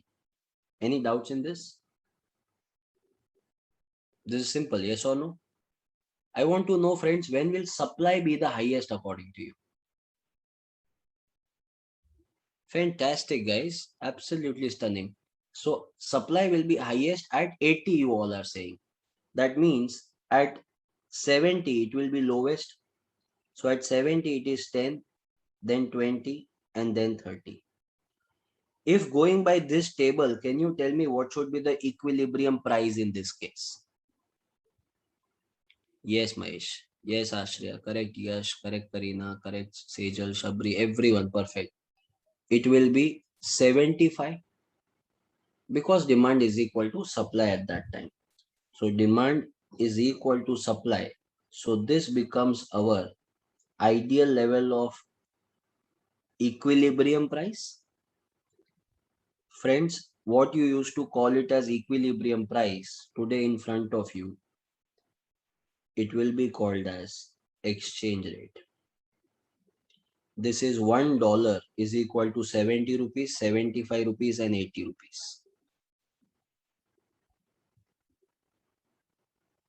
Understood how it is fixed? Simple, based on demand and supply, nothing else.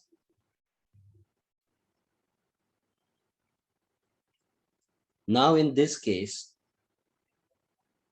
demand is greater than supply. So exchange rate has to rise.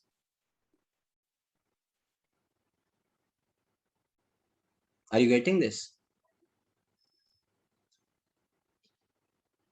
Why $1 is equal to 75 rupees?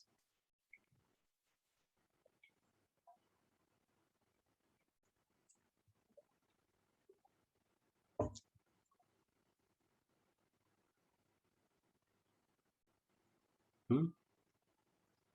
Tell me one thing. Which is your favorite car? Please put that in chat box. Creta, Rolls Royce, Ferrari, Pajero, Audi, Benz, Lamborghini, BMW, Nano, Jaguar, Duster, Tesla, Porsche, Honda Civic, Nexon, Thar. Okay. Out of around BMW and Tata. Okay. Out of around 30 answers that I got, 30, 40 answers maybe, 5 were Indian cars.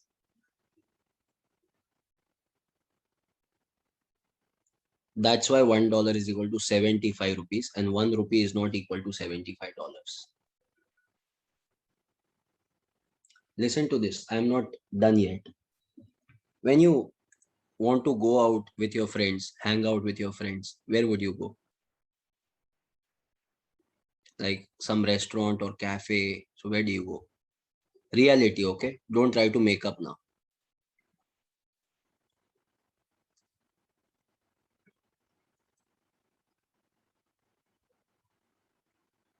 Which cafe?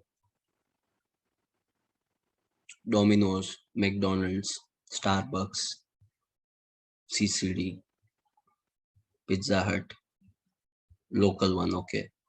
Any catchy place. Perfect.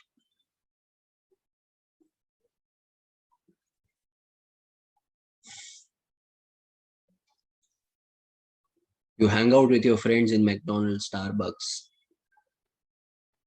then Pizza Hut. You order pizza from Domino's, right? That's why $1 is equal to 75 rupees. 1 rupee is not equal to $75. Clothing brands. You buy Levi's, you buy Pepe jeans, then you buy Zara, Forever 21, right? That's why $1 is equal to 75 rupees. Wait. Sport shoes. Which sport shoes do you intend to buy? This is actual, okay? I'm asking you reality. Nike, Adidas, right? Puma, Nike, Nike, Nike, Nike, Nike, Reebok, Okay, 2 or 3 have given me Indian answers like Bata, Upma, and Abibas. Rest everyone went for Nike, Reebok. $1 is equal to 75 rupees. No, this is the reason. Your mobile phone is imported. Your clothes are imported. You want imported cars. You want to go to abroad for your tour, right? You want earphones, which are, or headphones, whatever you call it as, imported. You want Bluetooth speakers that are imported. You want curtains that are imported. We don't want Indian marble. We want Italian marble. How do you expect our currency rate to appreciate?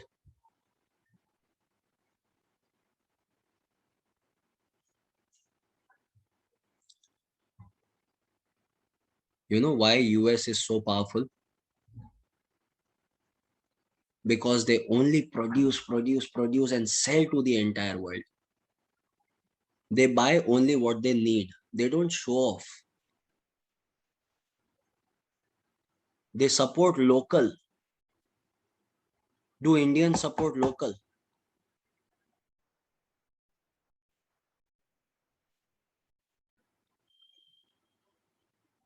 In India, Nike shoes are considered as brand.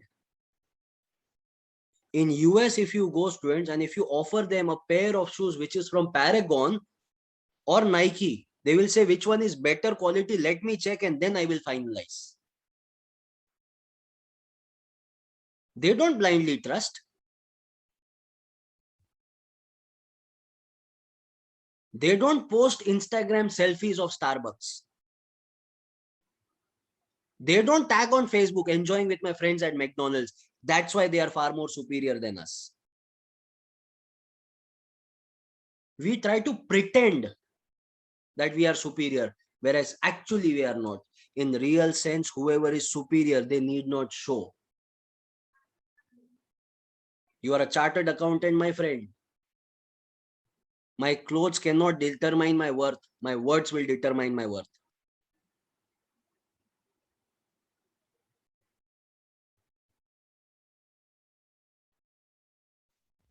I have told you this n number of times. India is falling short. India is not able to grow. It is only because of Indians.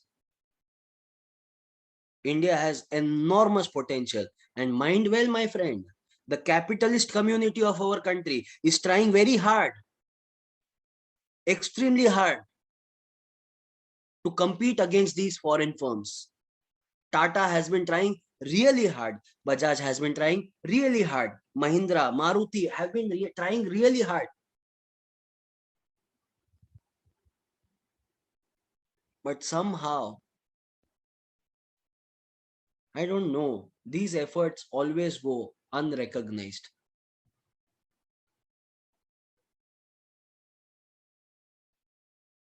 When Elon Musk becomes the richest person on planet Earth, Jeff Bezos becomes the richest man on planet Earth, we say, oh my God, they are our inspiration. When Adani becomes the richest man in country, we say he's a scamster.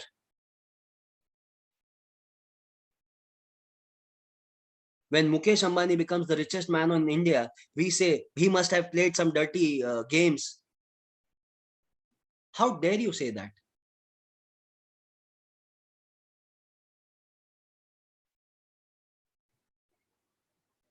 Are you understanding?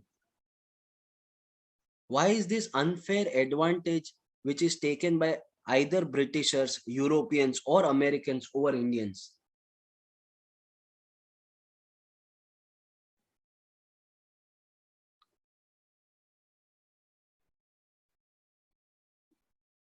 Right?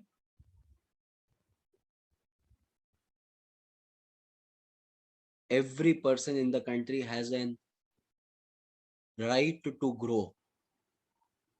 See, friends, don't forget, when you start your journey, when you start your startup, at that time, you will also be a local only, no?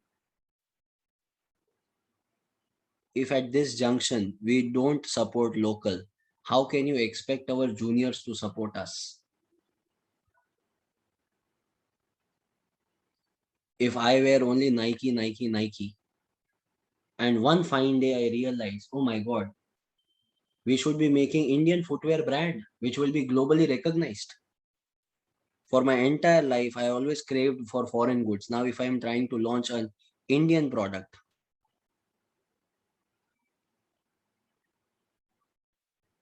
then people are similar to my thought process. They won't be adopting that. Are you understanding what I'm trying to say? This is very intense. I don't know if you are able to relate with the intensity that we are talking about, but that's the fact, my friends. Look at China, the way they have become powerful. You know why? Even today, Chinese people are not there on Facebook. They are not there on Instagram. They don't have Google. They make their own products. But when an Indian startup tries to make just like Twitter, something in Hindi, something in regional language, people make fun of that.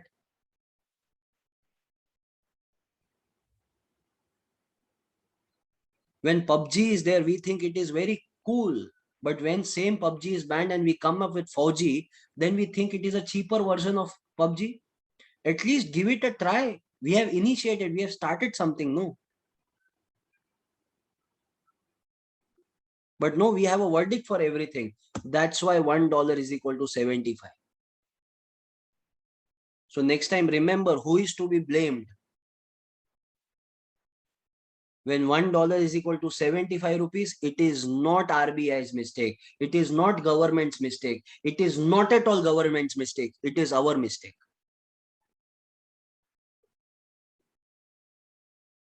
Makes sense, isn't it?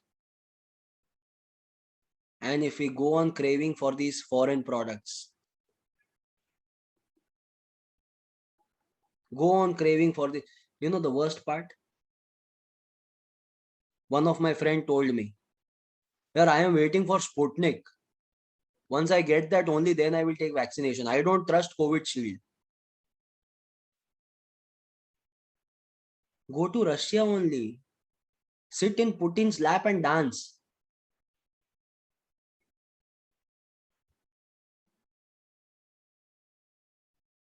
What kind of thought process is this? I don't understand. Unrecognized Sputnik will be trusted more than Serum Institute of India's COVID shield.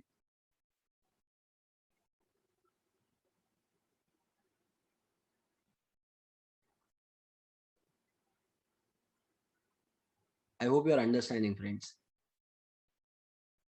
Right? Things are going to change when you take that in your hands. And there are ample of opportunities which are coming our way in our nation. Once you become a chartered accountant, the doors will be open for the world trade to you. Think about an idea, execute it, try it. What will happen? Maximum will fail. You are not afraid of failure, my friend. You are right now listening to me. That itself is the proof. You chose CA. That itself is a proof you are not afraid of failure. Come what may, we will not give up. Why can't the same attitude be seen in the entrepreneurial journey? It's okay to fail, but it's not okay to give up. You should give your 100%, right? $1 is equal to 75 rupees. Right? This is the reason. We don't deserve a holiday on Sunday. We don't deserve to celebrate Raksha Bandhan or Diwali or Eid till the time we are very successful. Then we can relax. Right now, it's not the right time. Right now, there is only one celebration which we should look forward to, our result. I hope you're understanding.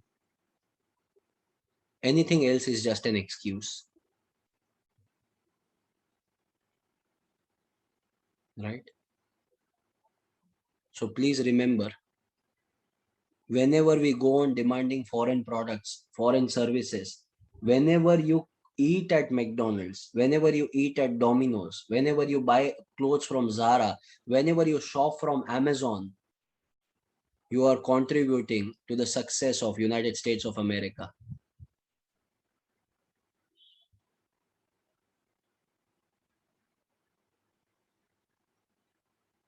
See, it's not wrong to support Lionel Messi, Ronaldo, or any other football player.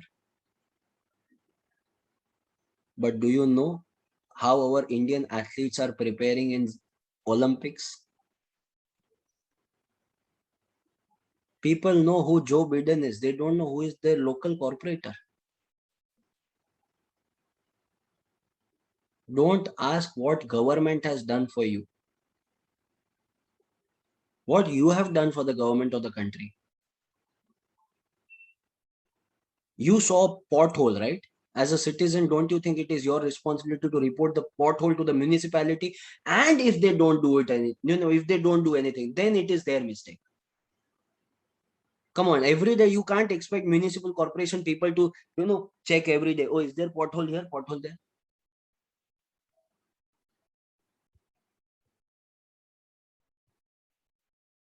I hope you're understanding here. Kushal, that's a very good point. And that's the last point I think I'll take here for discussion. People discourage instead of appreciating. The world is like that. Friends, in India, we are having people who talk about good Taliban. Now, what else can you expect?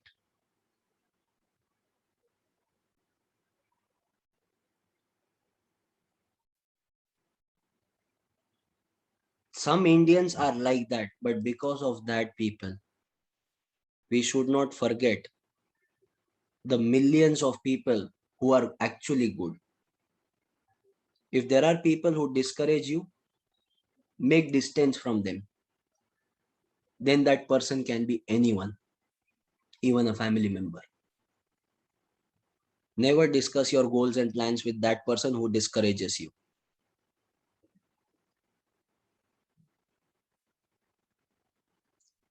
And please remember always, the world wants people to fail. People enjoy other people's failure. They don't enjoy success. That is going to happen. But don't worry about that, Kushal. I'm very sure you will make your mark very big in life. And then today, the people who criticize you, for them, you will become an inspiration. And then they will give your example. He is my friend only from my locality. My cousin, I know him from this age. Anyway, sick mentality. So the same thing here. Now see, we want to see this part. Whenever demand is less than supply, right? That means supply is more and demand is less, then that will be the case. So friends, now we talk about the exchange rate determination. Can you make a graph for me? This is y-axis 0, x-axis. On y-axis, we have exchange rate. And on x-axis, we will be having quantity demanded and supplied. I'm very sure you know this graph already. It is just a formality of drawing actually.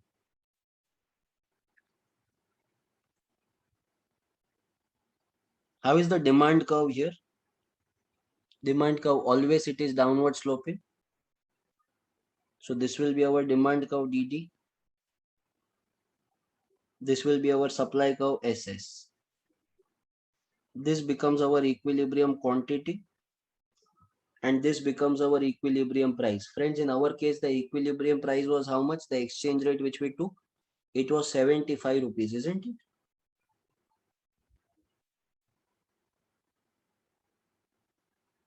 This is determination of exchange rate, as simple as that.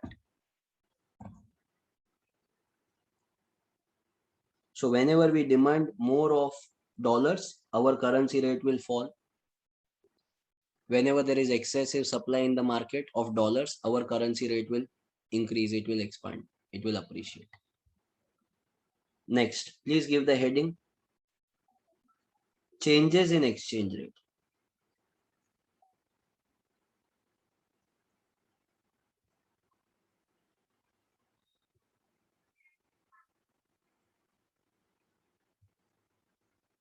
And friends, one more thing, whatever I spoke in the last 15-20 minutes, that was just not to wake you up, okay, towards India.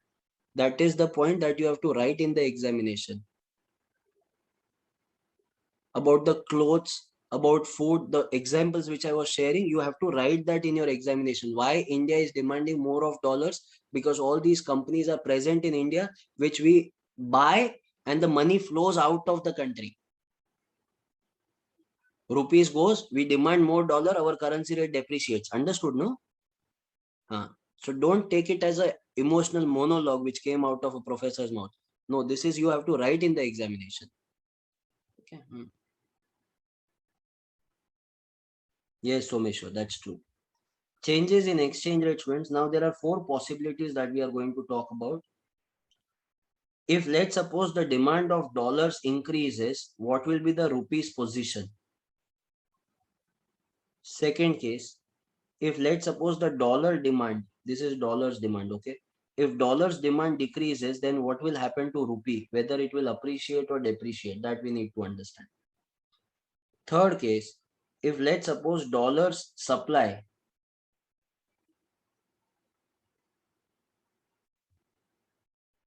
increases, then what will happen to rupees? And in fourth case, let's say if dollars supply decreases, then what will happen to rupees? Ready? I'm going to make one diagram, student. Second diagram will be made done by you. Third I will do, and fourth will be done by you. Deal or no deal? Deal. Okay.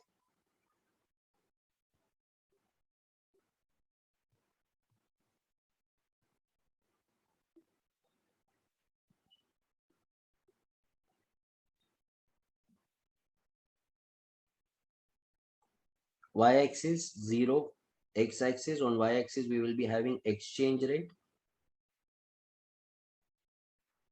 On x-axis it is quantity demanded and supplied. First one is demand curve.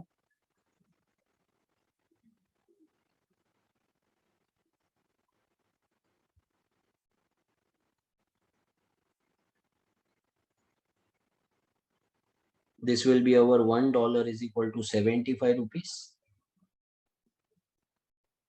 Now see, demand is increasing. Whenever demand increases, it will shift to the right, right? So it will shift to the right. So this becomes our new demand D1, D1. Look carefully whatever happened. Rupee will become 80 rupees. So currency rate depreciates. So rupee will depreciate whenever we demand more of dollars. So make sure that's correct. Second diagram, you have to do it. Start.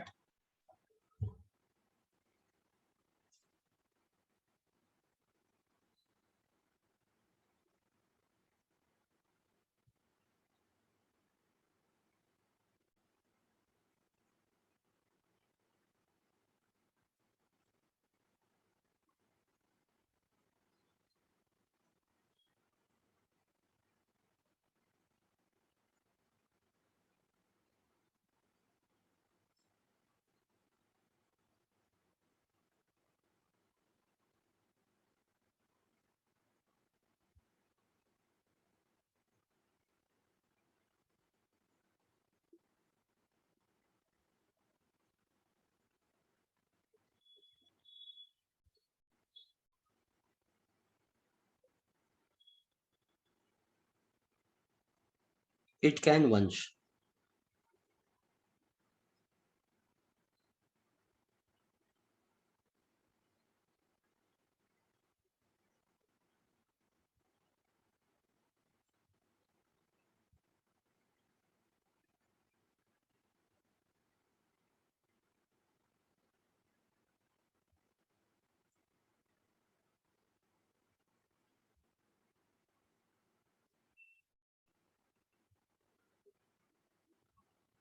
Done, friends? So here, as you all are saying, the currency rate will appreciate in second case.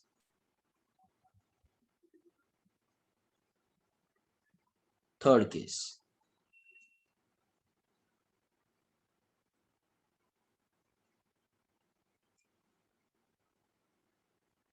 demand curve, supply curve,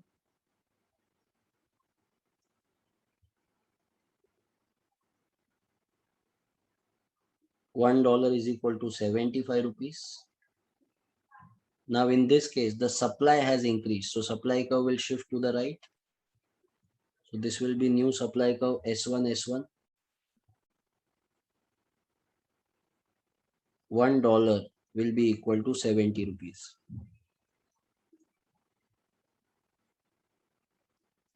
Currency rate appreciates. Correct, Mahesh.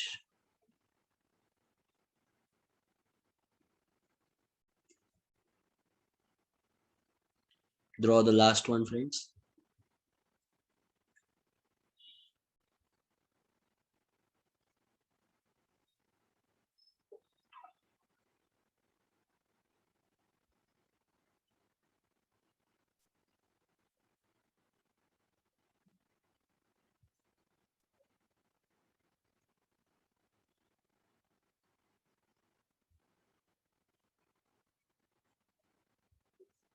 Yes, Obia, correct.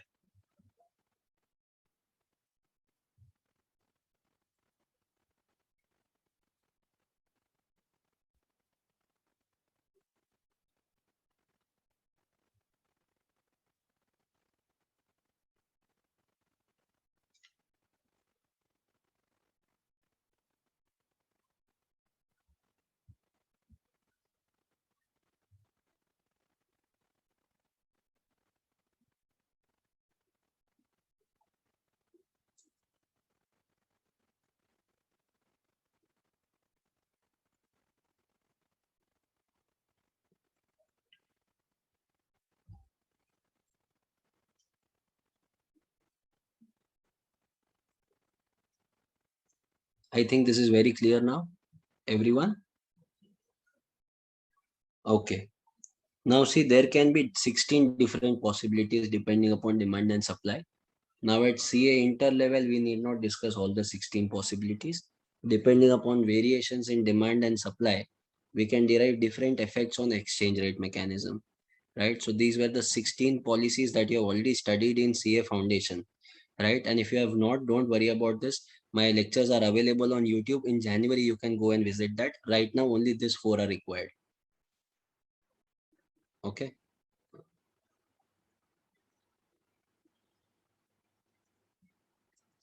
Let's go ahead to the next part. Now, it is continuation of the same concept, friends. Continuation of the same concept. Just for your understanding, I'm sharing this. 99.99%, I'm sure you know this. But still, for the sake of my confidence, I will share this with you. $1 is equal to 75 rupees. This is our exchange rate. Now, there are two possibilities. It can depreciate, it can appreciate. $1 can become equal to 80 rupees. $1 can become equal to 70 rupees. Again, this can happen because of two reasons.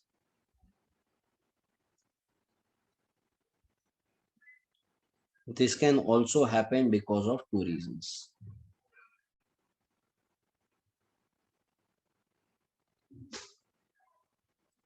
What are the two reasons? Number one, it can be due to market forces. Market forces means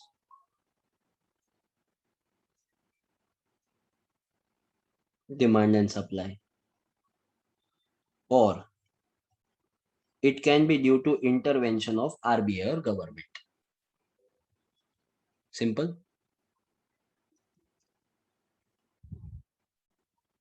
when $1 is equal to 80 rupees, and this is because of market forces, that is demand and supply, then this will be called as depreciation. If the same thing is done purposely by RBI, then this will be called as devaluation.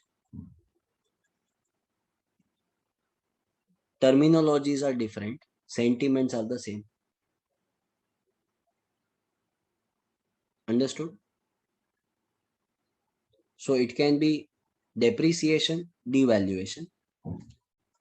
Similarly, $1 is equal to 70 rupees. That can happen due to market forces, that is demand and supply, or it can happen due to RBI. When market forces influence our currency rate from $1.75 to 70 rupees, this will be called as appreciation. And when $1 is equal to 70 rupees, if RBI is doing that, that will be called as revaluation. Depreciation, devaluation, appreciation, revaluation. Why would RBI intervene and change the policy or change this? Because it wants to influence our exports and imports. So purposely, if we want to influence our exports and imports, then RBI will intervene and change the currency levels. Very clear in this part? Okay. Similarly, friends, there is one more small concept here. Please write down.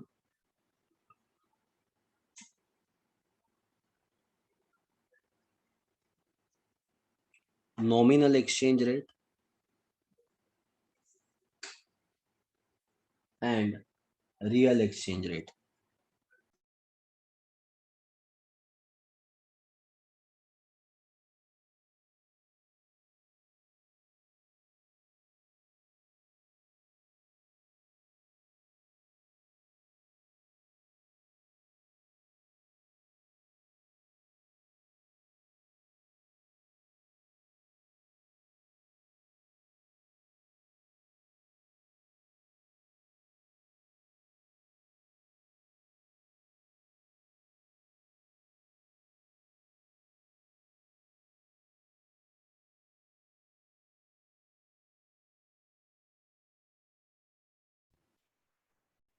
Nominal exchange rate and real exchange rate.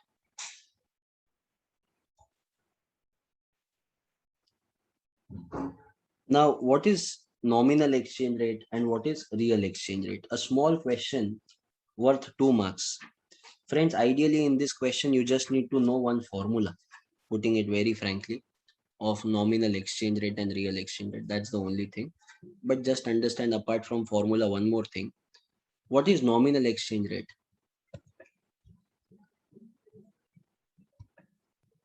Do you see this? $1 is equal to 75. Then it changes to 80 rupees, 70 rupees. This changes, correct? This is nominal exchange rate. What is this? Nominal exchange rate.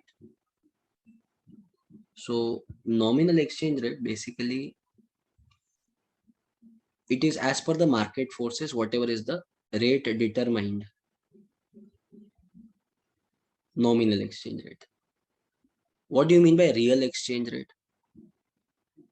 When you compare the purchasing power of two different countries and you derive the exchange rate, that is called as real exchange rate.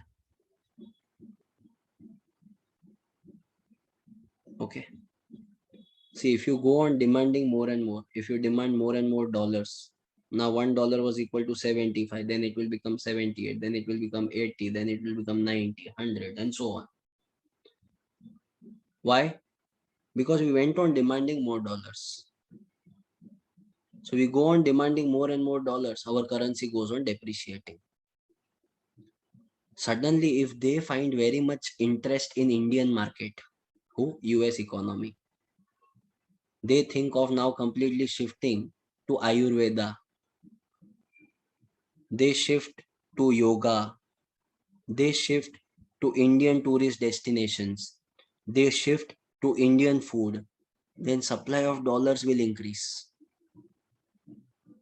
At that time, our currency will appreciate. Hello, understood? This is nominal exchange rate. Depending upon demand and supply, it will go on changing. What is real exchange rate? Giving you a small example here. What is the price of 1 liter milk if you want to buy in India? Cow milk. 42, 50 rupees, 60 rupees. Let's consider 50 rupees, no problem. Okay, 50 rupees is 1 liter milk. Simple. If you want to buy 1 liter cow milk in United States of America, how much will it cost you? Any idea? Randomly. Okay. So I'm getting $1, $2, $5, 200 to 300 rupees. Okay. $3. Okay. Let's consider it as $2. Fair enough. Okay. Whatever is the price, we don't care about it. But right now, let's consider it as $2. So $2 for 1 liter of milk in United States. Same milk, if you want to buy in India, it will be 50 rupees. So in real sense, if I talk about purchasing power, that means $2 is equal to 50 rupees. So in real terms, in product terms, $1 will be equal to 25 rupees, no? But right now it is $1 is equal to 75. Understood? So when you compare the purchasing power or inflation rate and then determine the exchange rate, it will be called as what? It will be called as real exchange rate. But if you consider just on the basis of demand and supply, then it will be called as nominal exchange rate. Yeah, are you very clear in this, guys? Understood 100% the difference between real exchange rate and nominal exchange rate? See, I will write down here so that you remember it.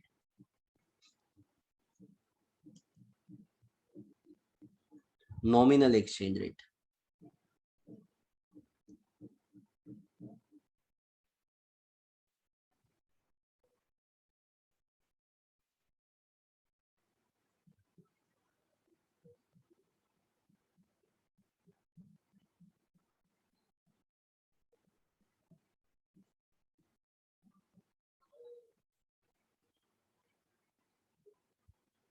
It is exchange rate which prevails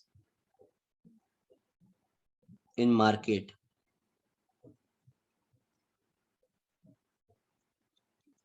depending on demand and supply. Sorry, Charan, thank you for updating. Sorry guys, I forgot your break time. Give me just 2 minutes. Let's complete this concept and then we take a break. Fine. I forgot it completely.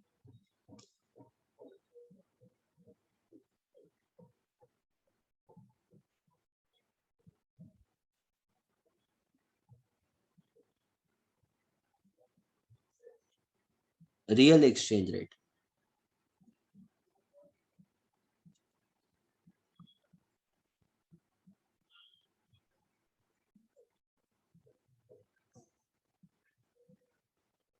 It is exchange rate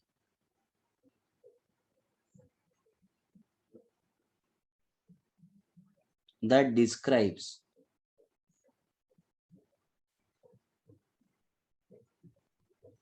how many of goods or service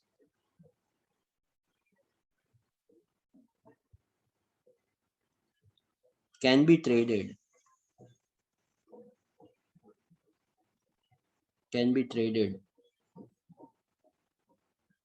for one of that good or service in a foreign country.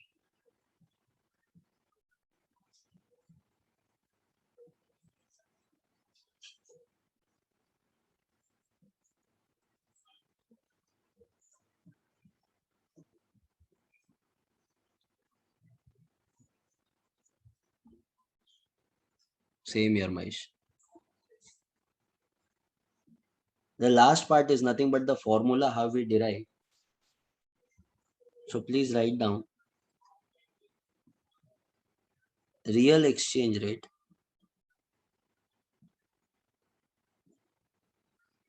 is equal to nominal exchange rate into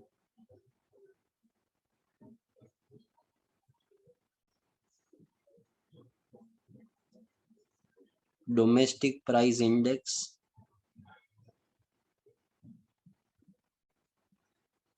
upon foreign price index. Yes, Someshwar.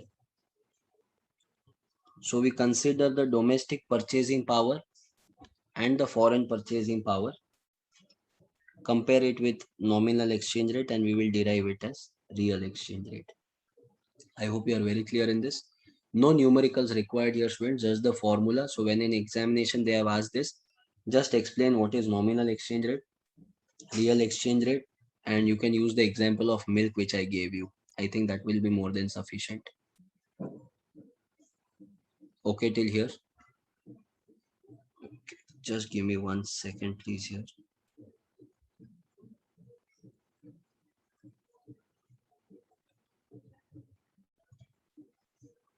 Kukal for you.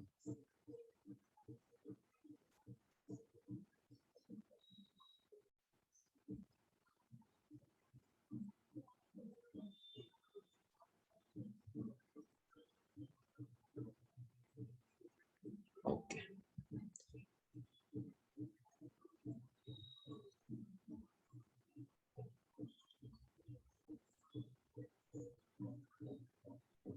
Sorry, I have taken your 10 minutes extra. We'll meet at 10 o'clock. Fine. Any which ways you are having doubt solving. No? So if you are having any doubts, come at 10:05. Okay. Now don't bargain on this, please. 10:05 will start. I will leave you 5 minutes early. Okay. 10:05 will start. If you have any doubts or queries, you can ask me now.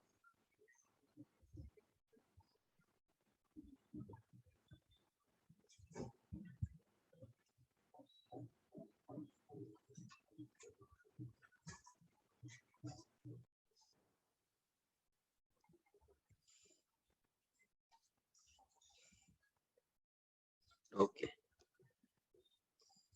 Now, friends, so far we have completed determination of exchange rate and changes in exchange rate. We have also understood nominal versus real exchange rate.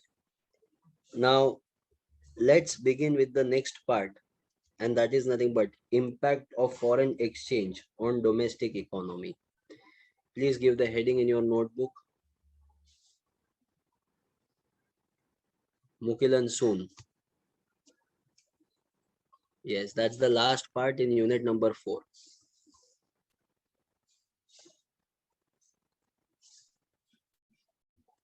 Impact of exchange rate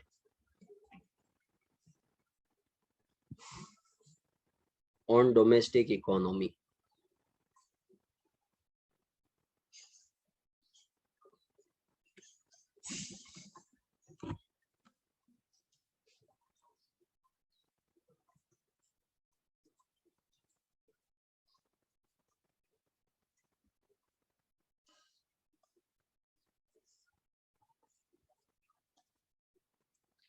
Very easy answer, friends, about impact that we are going to understand. Let's begin. Write down for point number 1. import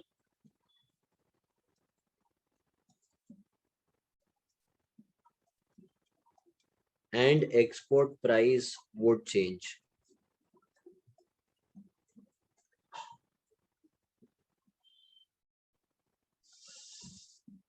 Yes, Ankita. Import and export price would change. Do you agree to this point? If there is foreign exchange fluctuation which is happening, $1 is equal to 75. Now it changes from 75 to 80 rupees or 70 rupees. Then the import and export price will keep on changing. Next, point number 2. Makes foreign investor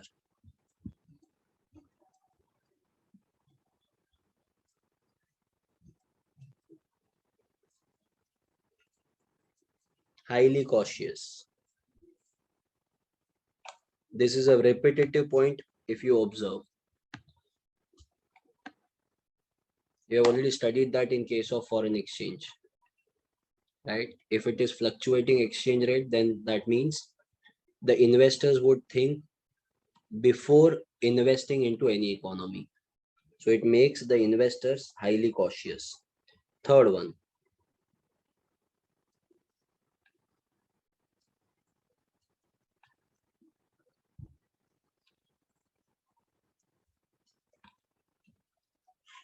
production and economic activity will be influenced.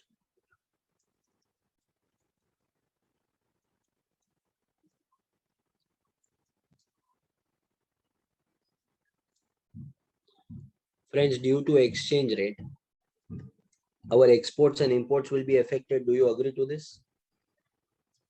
If exports and imports are affected, that means the production in the country as well as the economic activity, buying and selling, will also increase. Point number 4. Access to international market.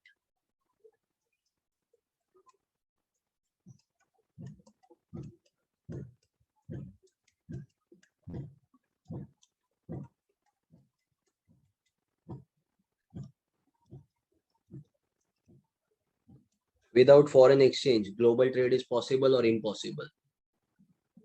Impossible. So today, because of foreign exchange, we are able to trade with the entire world, which means there is access to international market. Next.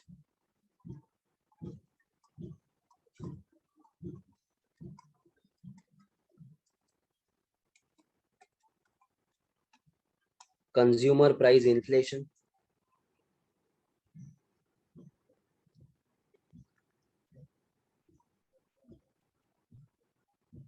$1 is equal to 75 rupees. If $1 becomes 80 rupees, the petrol prices will further increase. Do you agree to this? Petrol prices increase, that means the transportation cost will increase.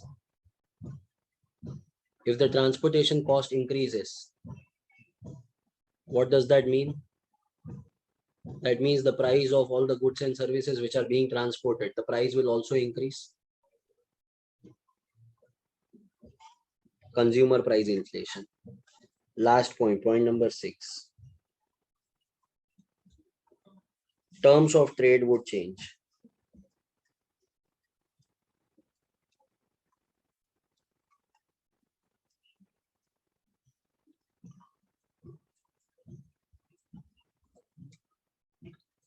Terms of trade would change. In bracket, if you want to write the meaning of terms of trade, please write down. Terms of trade means ratio of export is to imports.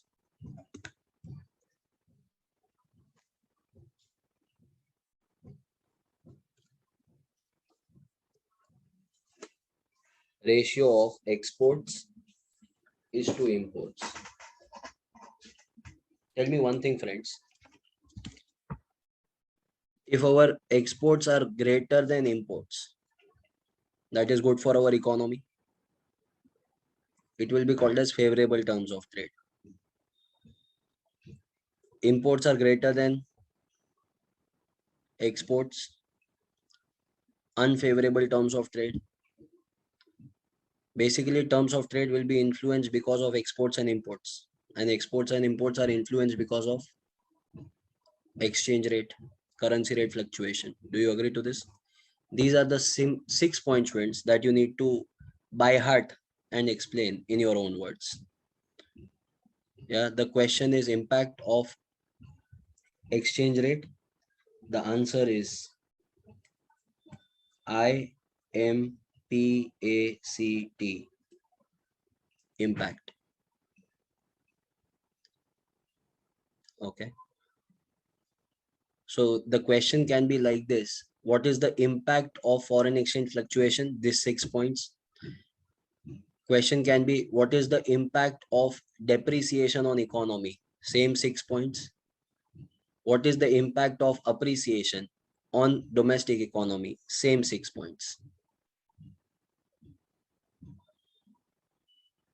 Yes, Vansh, this is the first topic.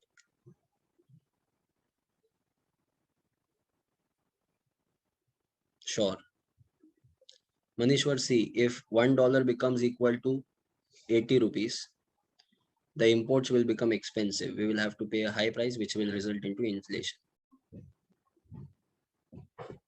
Are you very clear in these points? So same answer will be applicable in all the types of impact. So whenever you see impact due to foreign currency, this is the answer that you are going to write in the examination. Now let them ask, thank you. Let them ask about due to depreciation, due to appreciation, that doesn't matter. That you will have to play with words then. Understood this part?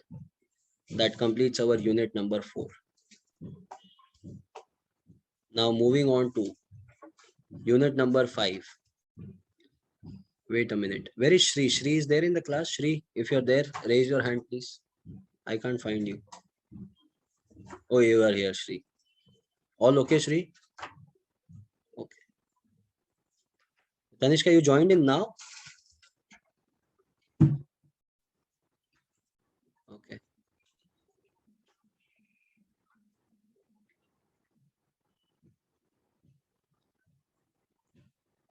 Okay, Tanishka, no problem. Nelson, what about you?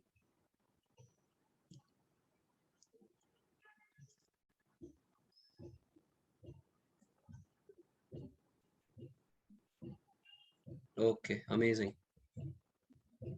Fair. No problem, Shri. So that completes our unit number 4. Let's go ahead, friends, to the next unit, the last unit in your syllabus. Unit number 4.5. It is nothing but international capital movements.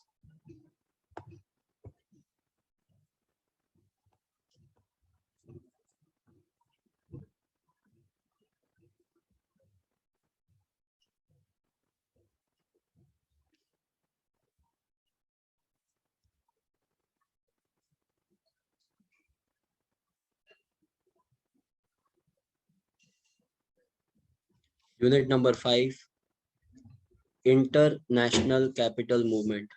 Is the screen visible to you? No? Okay, let me just recheck. Now, still not.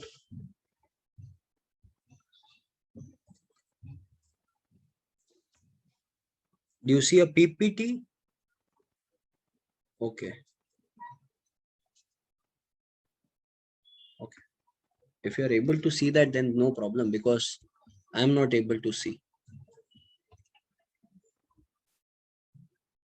In my case, it is showing screen sharing is paused.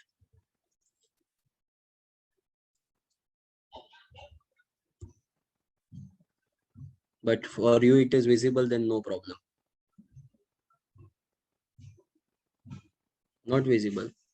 You said that is visible. Okay, now it's not visible. Okay, just hold. I will try it once again. Okay, second attempt. This time pass. I am pass. Done.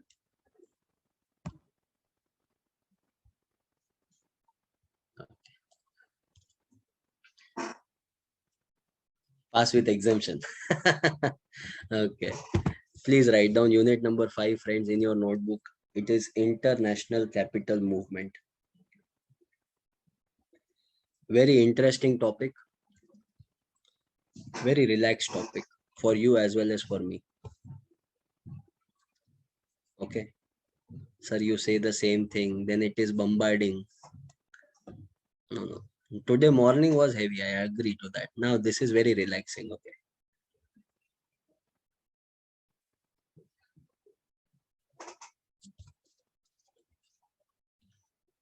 Now, what are the things that we are going to understand? Let's have a look at the overview. First one is types of foreign capital. Then what is FDI and what are the modes of FDI? What is FPI? Foreign portfolio investment. Reasons for FDI, benefits of FDI, problems associated with FDI, and FDI in India and overseas investment from FDI.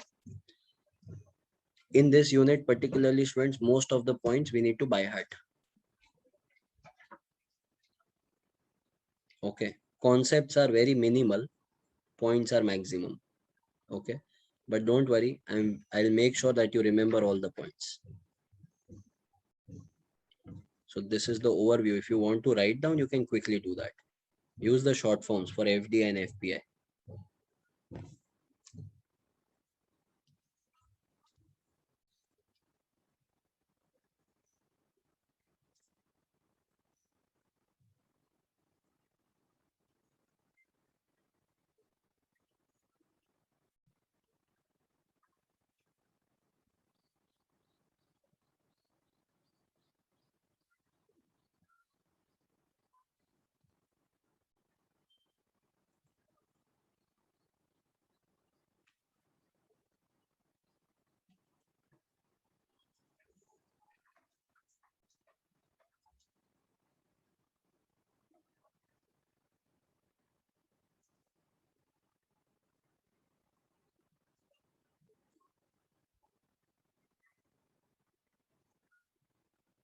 Done?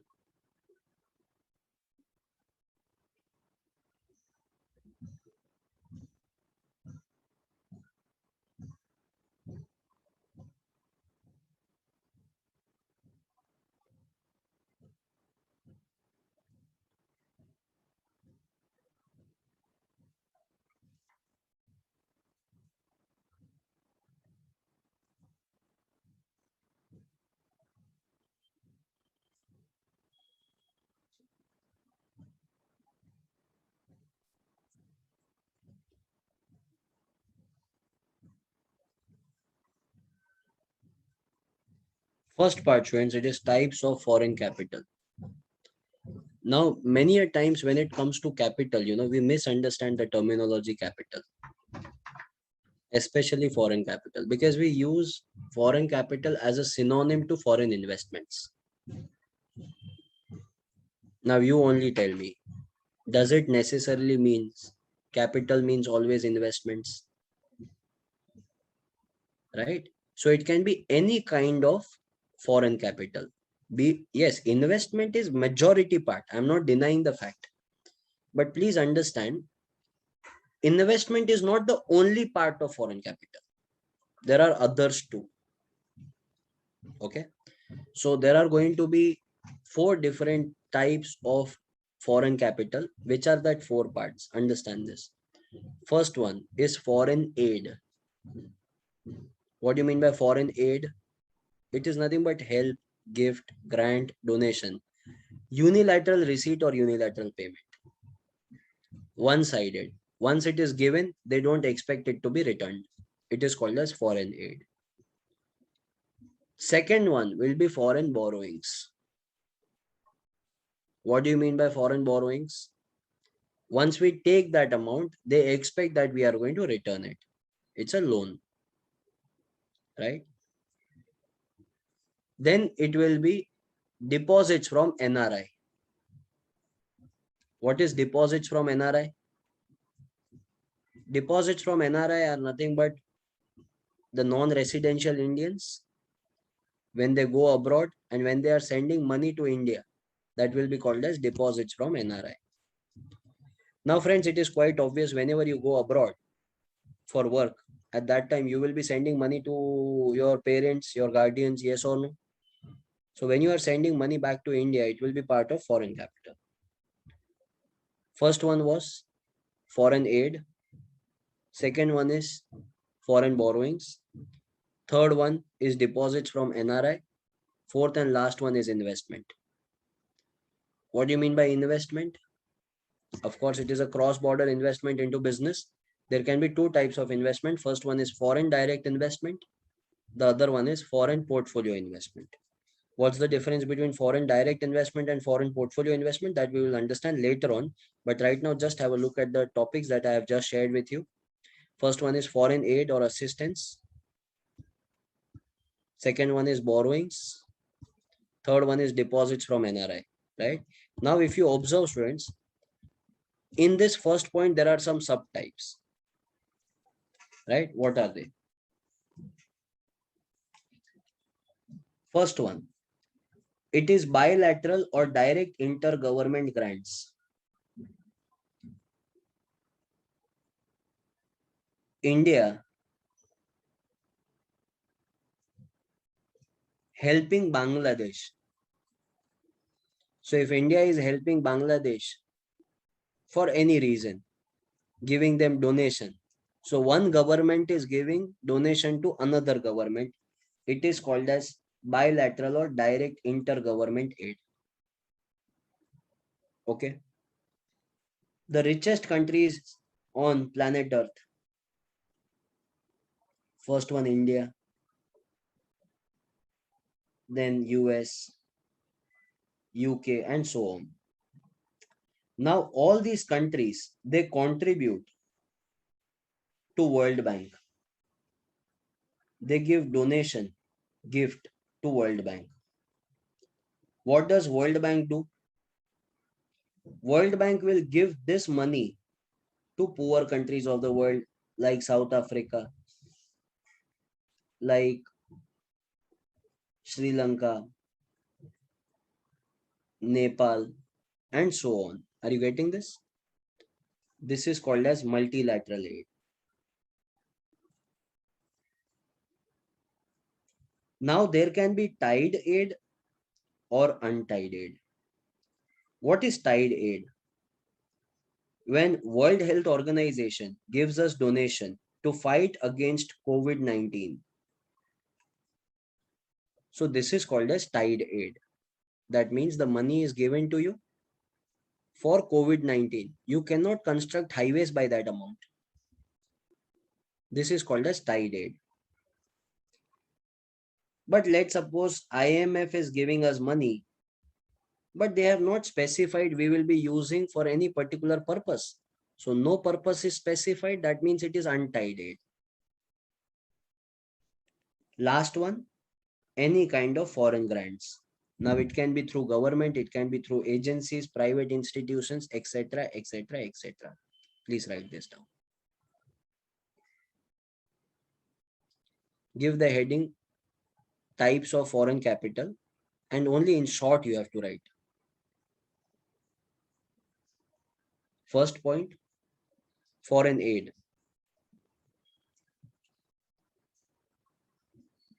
In that, A, bilateral, B, multilateral, C, tied and untied aid, and fourth one, foreign grants. That is it. Examples you will remember as it is. Don't worry.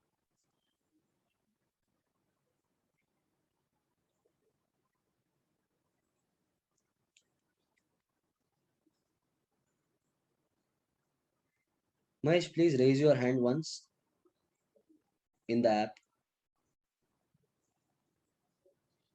Okay, Mahesh. Now you can put it.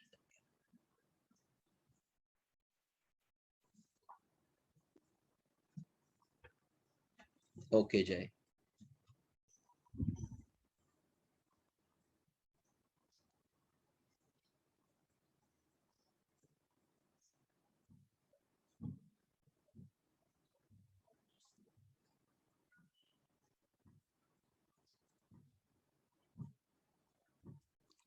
Next.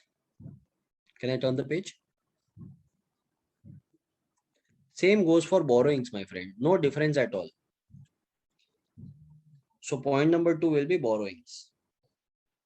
And inside the borrowings, if you see, it is the same points actually. Direct intergovernment loans, loan from international institutions, that is multilateral. Then we have something called as soft loans. What is soft loans? Low interest loans. Interest are very less in that case. Then we have external commercial borrowing. External commercial borrowing means private sector is taking loan from other institutions abroad. Government is not borrowing. Then we have trade credit facility. Trade credit is import export. Import export is done on credit, right? So whatever is the credit which is given, that will be trade credit facility. So all these are nothing but borrowings or the outstanding amounts. Simple. You can just give the heading borrowings. That is it. Nothing much required. Deposit from N Indians. I mean non-resident Indians, NRIs. Right? So these are the people who send some donation amount to India to their family members.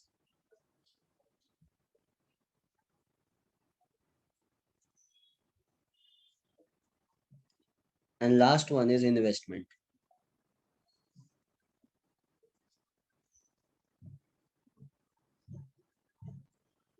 Investment. Now in investment, we are having two things.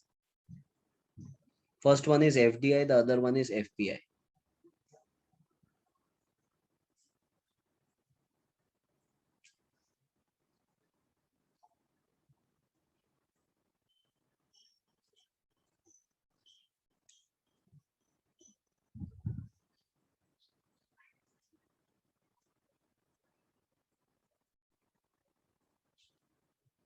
There is this amazing company in the world who has launched its operations.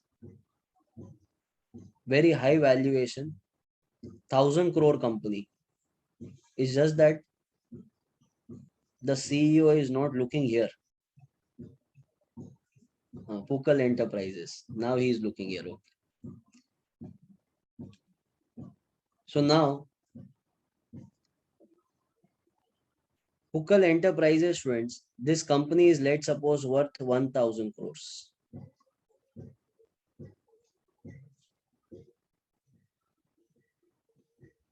Sejal, only India has that. So when we talk about this company, let's suppose one person from some other country of the world wants to intervene and invest in Pukal Enterprises. Right? Name of that person is Nick.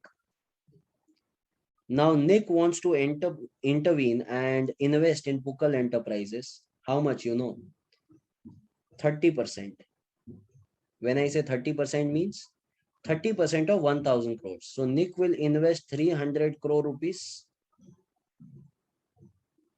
and take that 30% from Pukal and they will become joint partners. Yes or no? This is FDI. Foreign direct investment. Money came directly into the company. Understood? Had this investment been in stock market, see, stock market is always is less than 10% investment. So generally in stock market, whatever investments come, it will be called as FPI, foreign portfolio investment. Just copy this one example. I'll be back in a minute.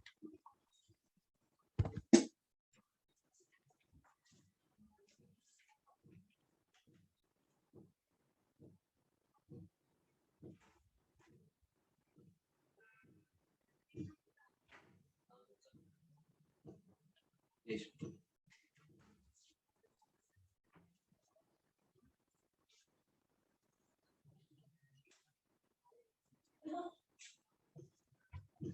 Namita?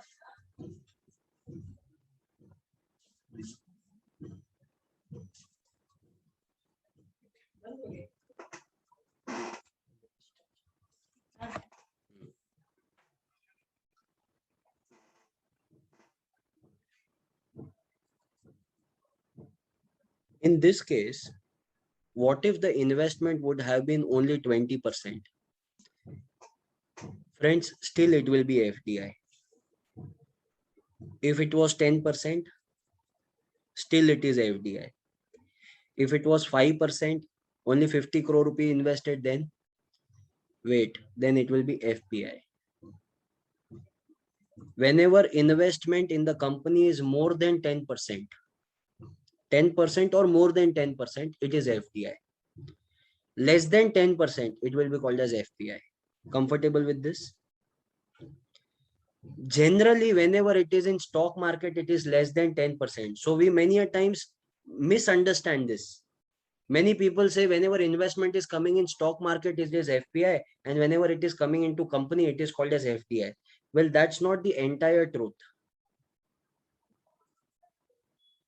It is basically 10% or more of the equity amount, FDI, less than 10% FPI. I hope that's very clear today. Shall we go ahead, friends?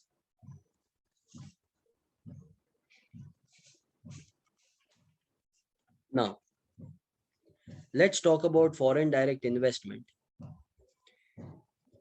It is an investment in the form of controlling ownership in the business in one country. Let's suppose India. By an entity here, let's suppose SoftBank, based in another country. Another country means, let's say, Japan. So an investment is coming from Japan to India, in which they are taking a control over the business, not the entire, but the partial control. Entire control is there, then also it is FDI, and partial control is also FDI. The only thing is it should be more than 10%.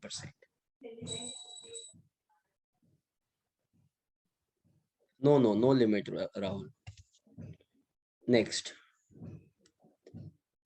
You all are aware FDI is real flow, yes or no? FPI is capital flow. FDI is real flow. FPI is capital flow. Control, it typically occurs through acquisition of more than 10% of the shares of the target assets. That is the equity. What are the components of FDI?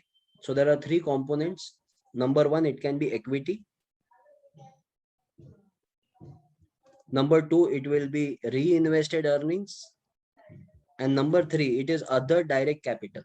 I will explain you all the three. Don't worry about it. Equity capital. SoftBank is a company in Japan. Someshwar, soft loan is different, okay?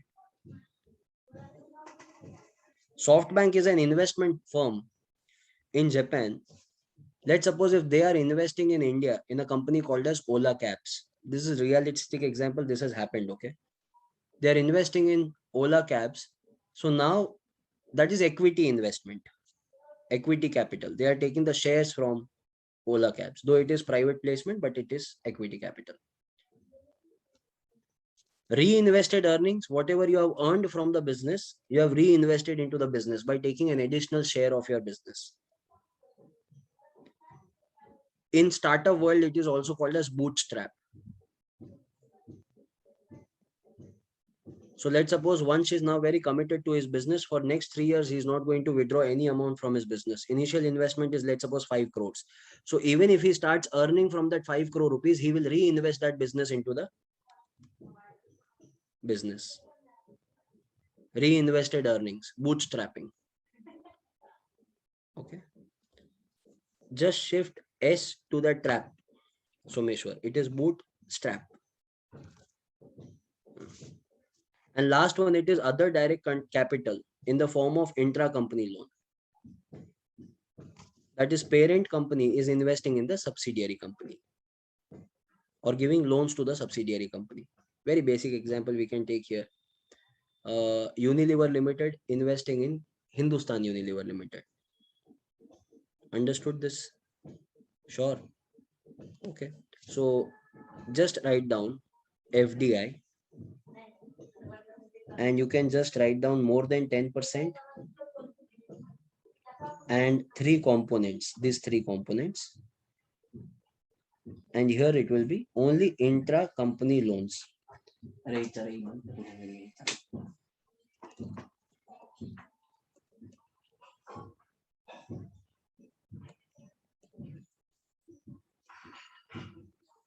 Yes, Kushal, that is also FDI. Yes, yes, correct.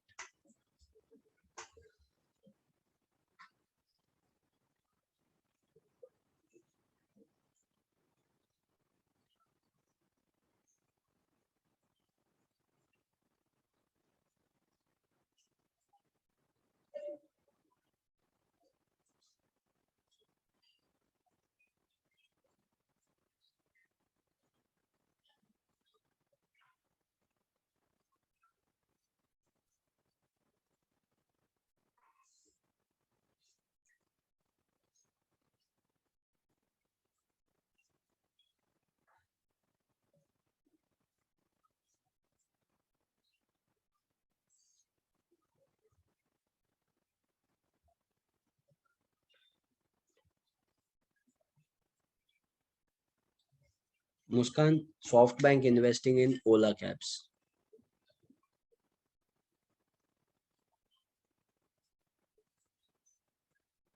Yes, Someshwar.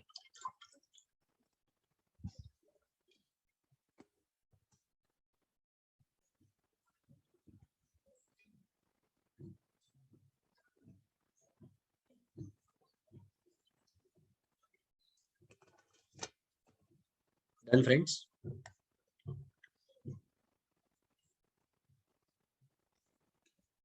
Next. Yes, Ronak. Now, who can be foreign direct investors? Individuals, but these are generally high net worth individuals. When we talk about individuals, that doesn't mean a middle class person will be taking 10% or more of a company. These are highly valued individuals. Like if let's suppose Kumar Mangalam Birla wants to invest personally to in some country, that person can do it. Mark Cuban, if he wants to invest in some company in India, he can do it, right? If uh, Elon Musk wants to invest in some company, he can do that.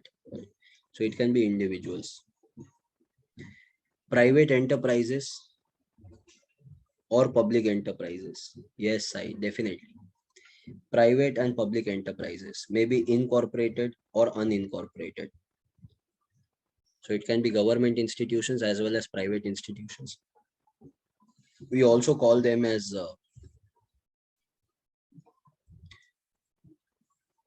venture capitalist. Yes, Imanshu, right? Next, associated group of individuals or enterprises. It can be government or even government agencies. Estate trust or other organization. This basically focuses on the NGOs. Any combination of the above mentioned entities. Moral of the story, anyone and everyone can become investor in FDI. There are no restrictions. Okay. Private, public, corporated, incorporated doesn't matter at all. Registered, unregistered firm, you just need to have money in order to invest. That's it. If you have money, go and invest. No one is going to stop you. Right. Next one. What are the types of foreign direct investment? I think you know this already. There are three types of FDI you must have studied in strategic management: horizontal, vertical, and conglomerate. Strategic management was there. So horizontal FDI, vertical FDI, and conglomerate FDI. So just give the small topic in your notebook, types of FDI.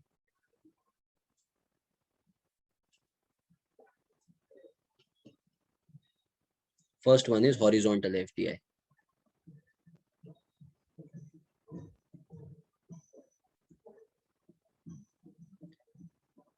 What is horizontal FDI? Boy is from Tamil Nadu, girl is from Tamil Nadu, they both get married. Horizontal.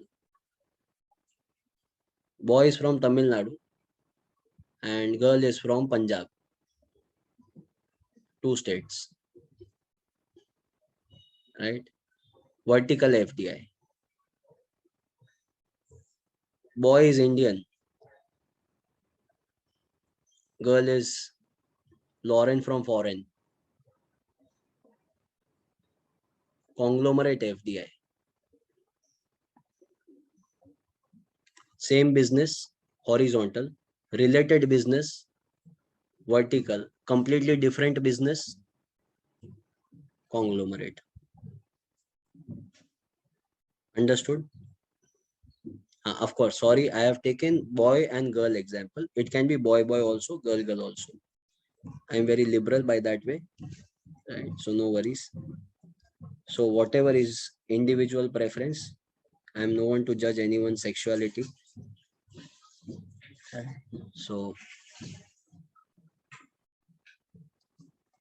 any person marrying any person, like you understood, right? So if Maruti, Suzuki come together, which one? Horizontal, no? Same business, no? Suzuki cars, Maruti also car, horizontal, right?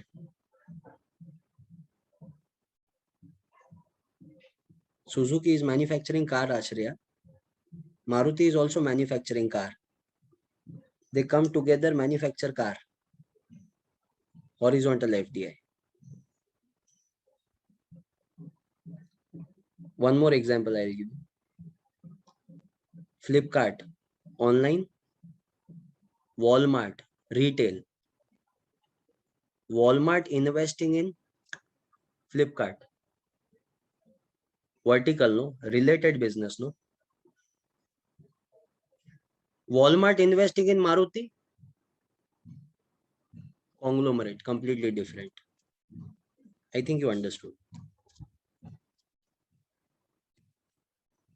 So first one is horizontal FDI, where funds are invested in abroad in the same industry. Just remember this much, same industry. That's it. So example is given, Nike investing in Puma. That is called as horizontal. Or this example is also very nice, though it is hypothetical one. So Apple investing in Samsung so that the Apple is complete.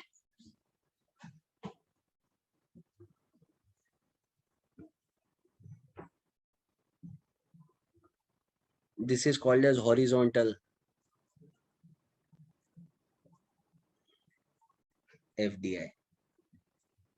Yes, Shri, it can happen. Next one. Vertical FDI. Hershey's. There is a chocolate brand, I think, I don't know.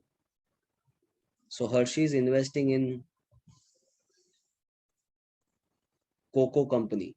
This is the cocoa seeds from which our chocolate is made. Right. So this is not horizontal. This is similar business, but not same. So that is why it is called as vertical FDI. And last one.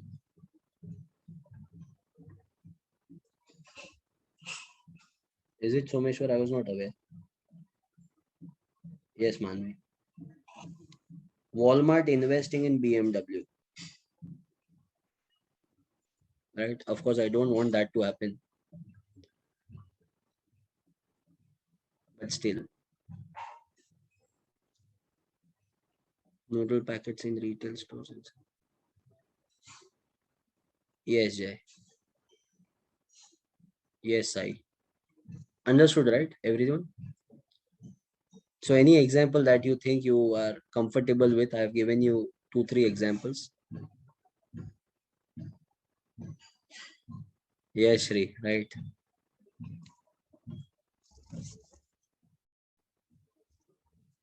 Shall we go ahead?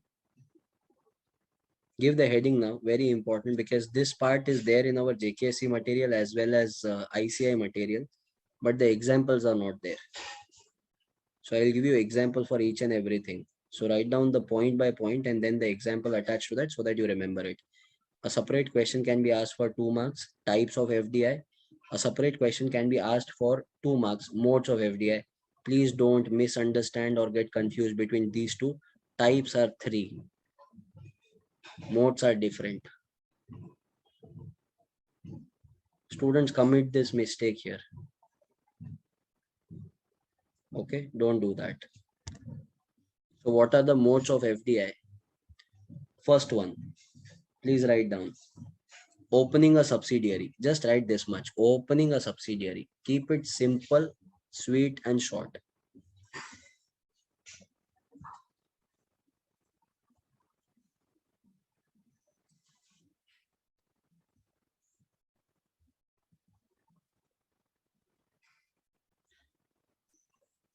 Now, when I say opening a subsidiary, let me help you with one example. Unilever Limited, a British company. In India, they came, it became HUL, Hindustan Unilever Limited. Okay, just because the word Hindustan is there, it doesn't mean it is an Indian firm. Okay, many people get confused. Yes, Vishal, correct.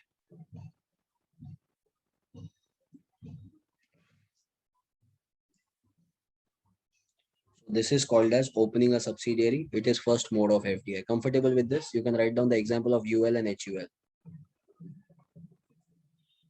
No, Someshwar. No, yeah. See, all your examples are wrong. Wait, there are different modes. First, understand all the modes. You will get it right. Don't worry. Don't speculate. Wait. Second one, equity injection into an overseas company. That means the investor is not tying up with any company, not opening subsidiary, just doing equity injection, just monetary flow. I gave you already one example for this if you recollect. I will take the same example so that you remember it.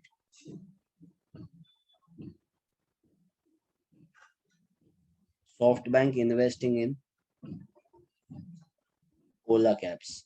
Yeah, Someshwar. Nick investing in Pukal, that was also correct. So it is only monetary injection, okay? Only equity injection. Just remember equity injections, SoftBank, Ola. That's it. Now, do you understand? First one and second one is actually different. That's why I told you don't speculate. There will be different modes. Third one, acquiring existing foreign company. Acquiring existing foreign company.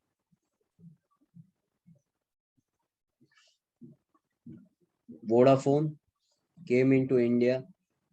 It acquired Hutch. Vodafone Idea example here, it will be wrong, okay, for this mode. Vodafone acquired Hutch.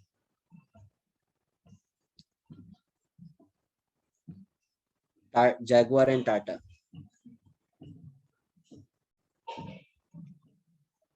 Now, listen to this carefully.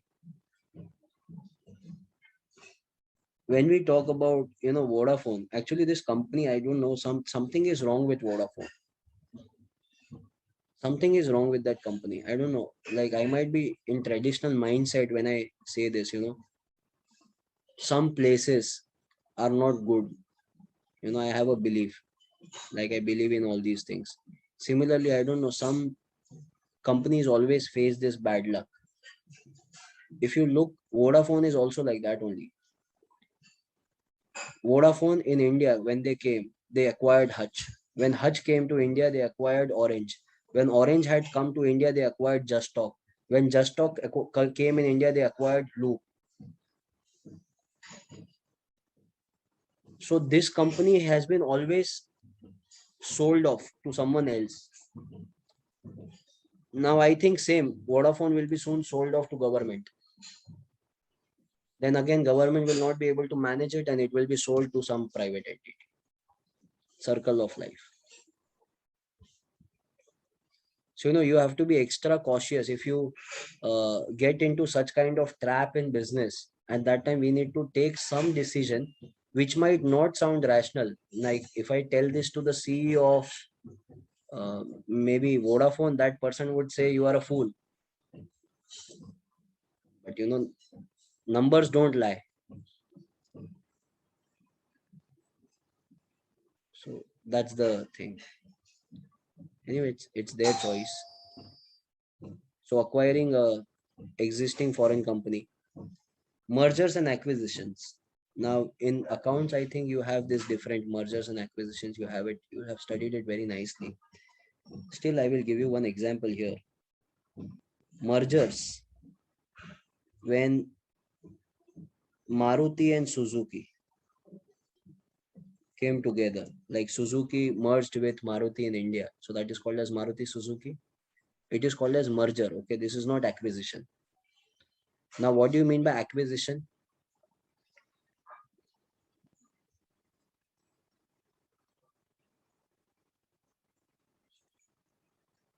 Toyota came into India and they acquired Kirloskar.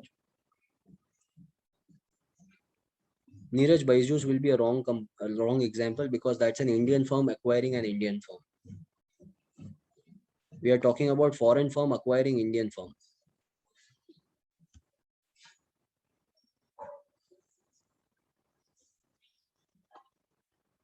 Hero Honda, no, wrong example, wrong example. Hero Honda was neither merger nor acquisition. Yes, Someshwar, that's correct.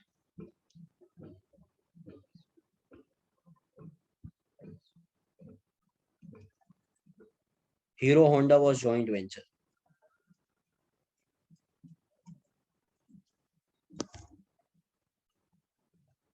Right? So then what's the difference between joint venture and merger? That's the question I'm getting. Joint venture is like affair. Merger is like marriage.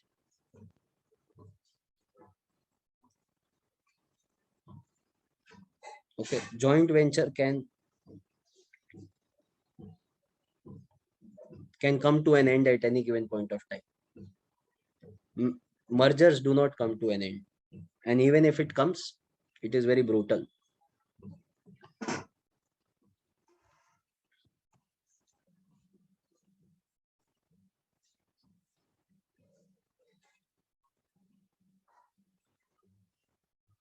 Next, greenfield investment. There is this company called as Coca-Cola. It came in India.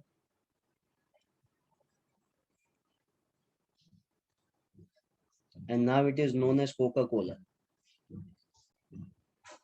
What? Hmm. So they did not start with subsidiary company. They did not outsource their business. They did not go for merger. They did not go for acquisition. They came here with their own brand name. They started their production house. They started their distribution channel. So when the parent company comes and starts the production itself, itself, itself doesn't outsource, then that is called as greenfield investment. Understood? But similarly, we have one more, brownfield investment. Write down next point. No, Someshwar. But HUL is a subsidiary company, Someshwar. Coca-Cola is not a subsidiary company. Parent company itself starting production. Right? Coca-Cola cannot publish its shares in India. HUL has done that already. Ronak, that's a wonderful example. Coca-Cola taking over Thumbs Up from Parle. That's acquisition.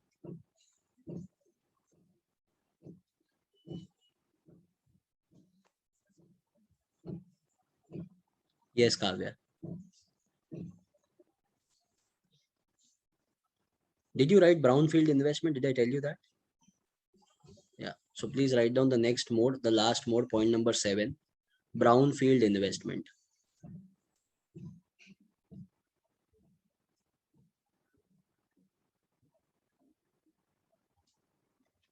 Ready? There is this company called as BMW.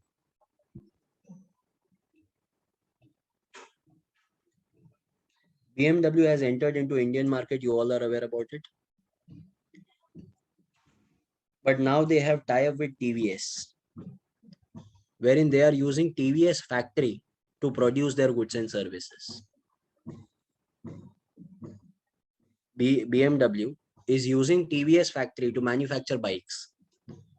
So the BMW bikes that you see on Indian roads are made in India. Earlier, there was a time where Japan or Germany used to produce BMW bikes and they used to sell it to India. Today, it is made in India and it is sold to the world.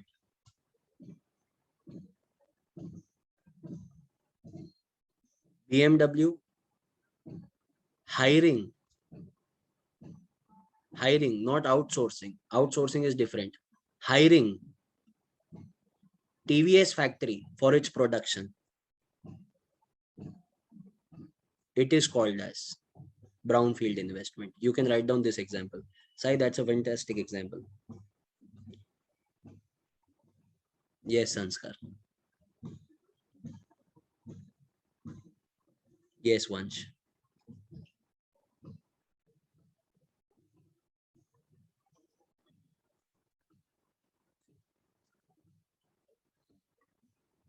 That's acquisition, Manvi.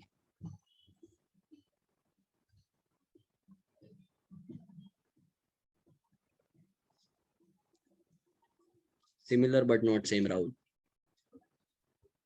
Done, friends? So if you observe in all the modes, everything is different. Right? So, due to all these points, there are different modes and channels of FDI that we have. Let's go ahead now. This was brownfield investment.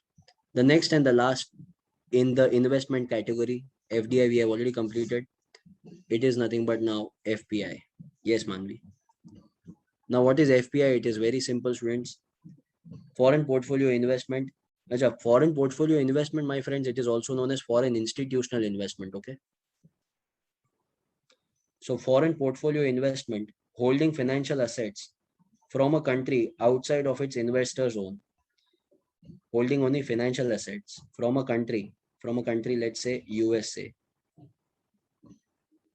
Outside, that means, like, let's suppose from USA, it is investing in India and holding its financial asset. Then that will be called as FPI. Similarly, if you are having money and you start investing in stock market of US, you invest in Nasdaq, you invest in Dow Jones, that will be what? That will be FPI.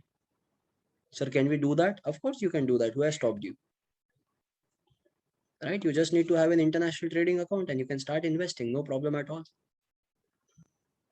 Next, FPR holdings can be shares, stocks. It can be American depository receipts, GDRs, bonds, mutual funds, exchange traded funds. Now, come on here. You are chartered accountants. You already know what is ADR, GDR, everything, right? Don't you? You must have studied in accounting standards or something, I think. No? Oh, sorry. My mistake. I thought you know this already. That's why. I'll tell you what it is. See, you know what is mutual fund, right? So you take the money from people, invest into shares in bits and parts. Same is with ADRs and GDRs. Actually, it is not mutual fund. It is receipts issued against stock market or the shares. Receipts which are issued against the shares. So let's suppose I am the company who is issuing the share. Mahesh wants to invest, but Mahesh doesn't trust me or my company. But Mahesh trusts Vansh. So Vansh will take stocks from me against that share. Vansh will take the guarantee and issue ADRs or GDRs, not ADR, but in India it will be IDR, Indian Depository Receipt. So Indian Depository Receipt will be issued by Vansh to Mahesh. right? So it is kind of a third party agreement or a receipt which is issued. Simple. It is not in detail. It is just for the sake of understanding.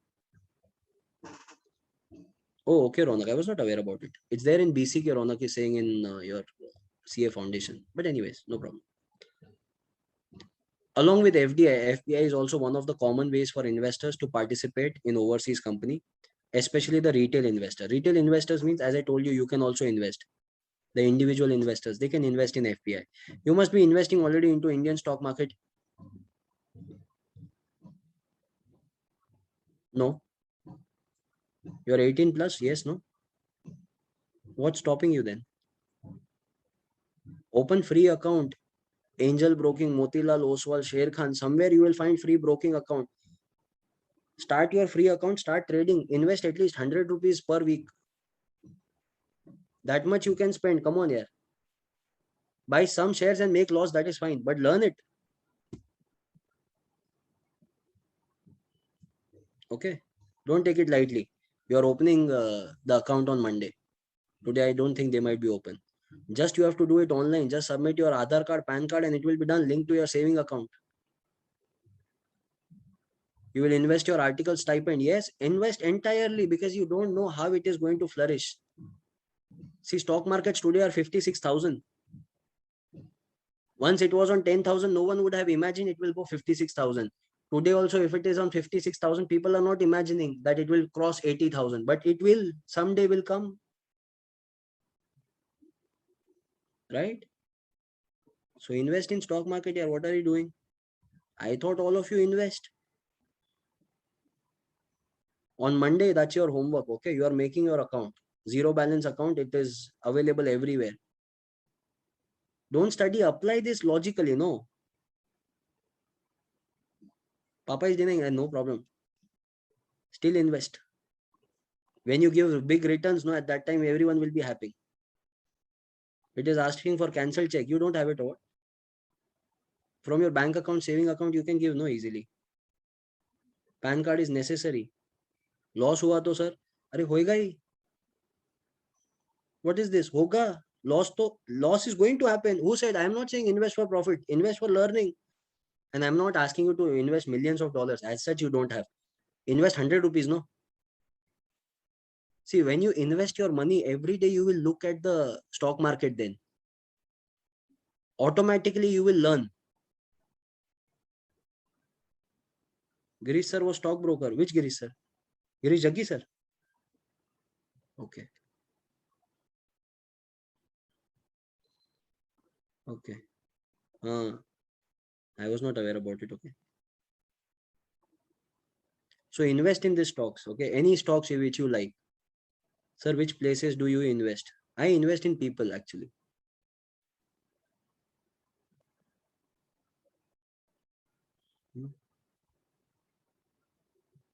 He's guided, Himanshu. So you should be investing by now then. Yeah, I invest in human resource. I hire people and then I make them work. But it is the most dangerous form of investment. Of course, I don't recommend that.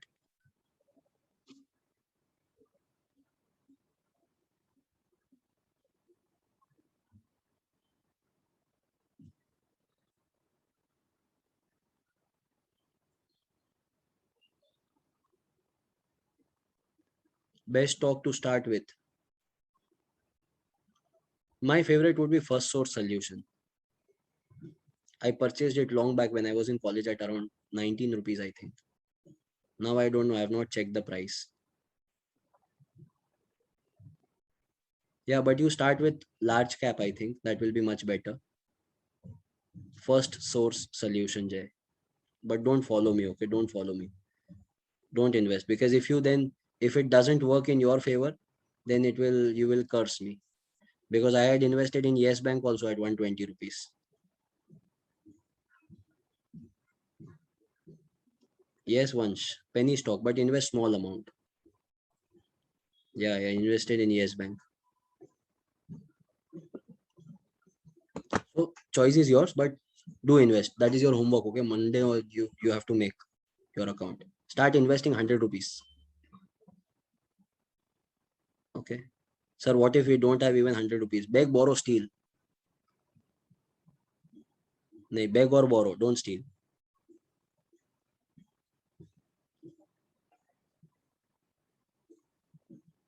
₹190 first source price. Wow, amazing. Good returns I have got. But anyway, done. So I invested in college. I was of your age. Okay, 19 rupees. Now it has become 190. So you can imagine, right? This is the type of. So do analysis. Don't ask me which stock to invest. Right? So anyway, coming back to topic. So it is real retail investors who invest. Unlike FDI, FPI consists of passive ownership. Passive ownership means it is indirect ownership. You are not the direct owner. You cannot claim the ownership over the assets of the company. Okay. When you are investing in stocks, by investing in Reliance, you cannot go into the Mukesh Ambani cabin and say, "Hey Mukesh, what are you doing here, bro? Come on, start with this business." Mukesh will slap you and throw you out. Okay. Investors have no control over the ventures or the direct ownership of the property or the stake in the company. FPI, as with portfolio investment in general, an investor does not actively manage. See, this is important. They do not manage any kind of investment or the companies. They do not have direct control over the asset of the business. FDI has direct control over the business, right? FDI doesn't have it. Distinguish between FDI and FPI. Purposely, I have written here FII. It can be FDI or FII, one and the same. FPI or FII, one and the same. Okay. Now, this is very simple actually.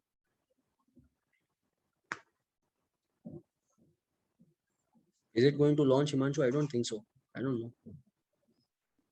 IPOs. Oh, I thought iPod. IPOs are all vulnerable. They are going to crash.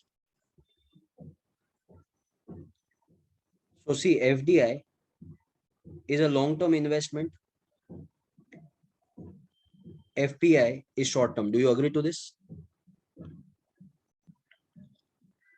Do one thing. Take up fresh page. FDI, FPI. Distinguish between. In short, we will understand this distinguish between. Very important, 2 marks.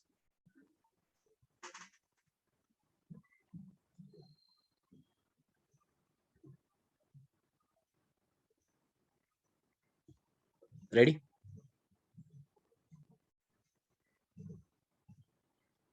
Nikhil, I am a person who always believes in everything long term. Everything should be long term according to me. You should keep a target of retirement at 40 years.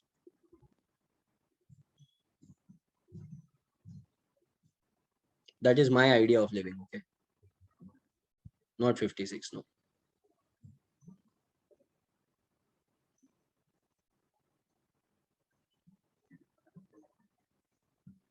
I have 22 years left. Yes. After 40, do whatever you like.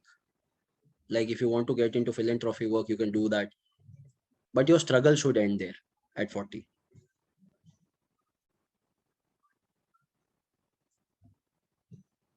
Right.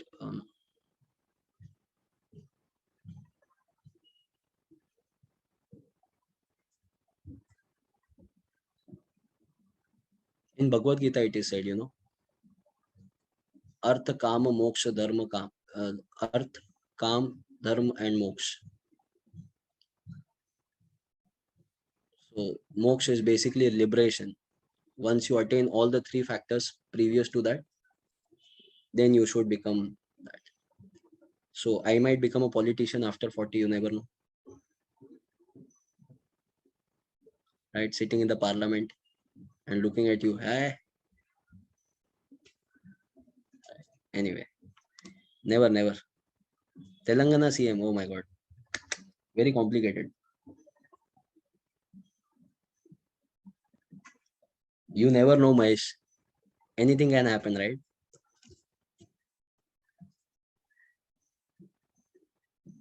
Yeah, Someshwar. Don't bribe. I never bribe. Afghanistan president. That only Himanshu can become.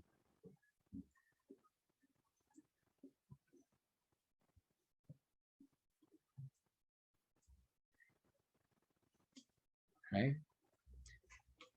Himanshu is asking why.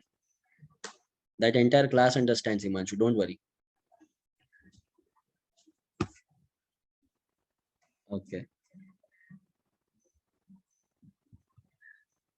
I don't know. Yeah.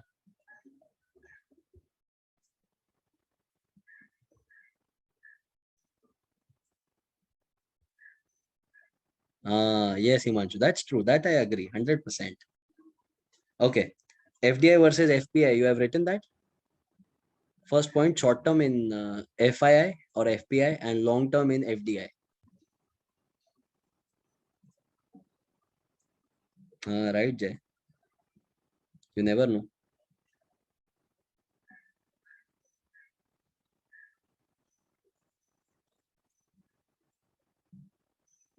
Next one. FDI is physical asset. FPI is financial asset. Simple again.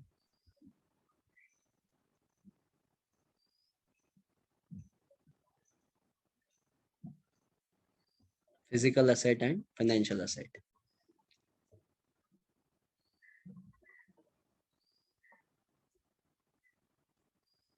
Aims productivity. Here it only aims capital availability.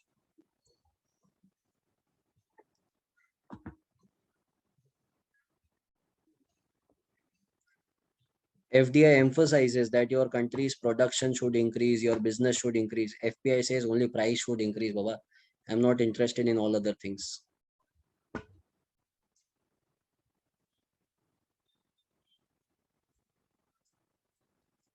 Himanshu, I 100% agree. We'll never do that, I know. Next, FDI is technological transfer, whereas FPI is no technology, only capital moving in, only money that is coming.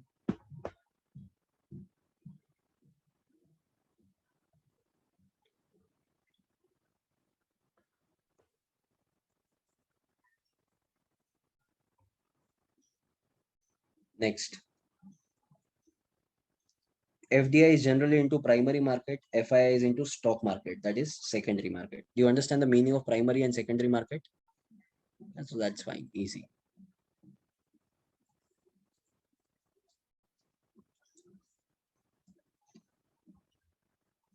In primary market or in FDI case, entry as well as exit is difficult. Entry exit is very easy in FPI. Even you can become part of FPI today. Can you become part of FDI? As of now, no, but in future, definitely yes.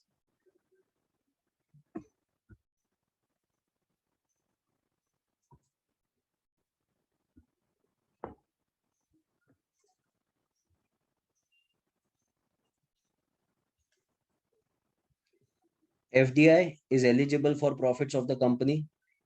FII has no profit contribution or they cannot take the profit of the company. They are just interested in capital gain. That is capital appreciation. Here exit spelling is wrong actually. It should be exit. Thank you, Jay. See, FII or FPI, you are all aware about it. It is speculative in nature. FDI is not speculative.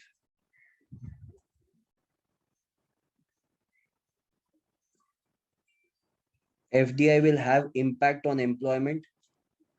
Here, no impact on employment.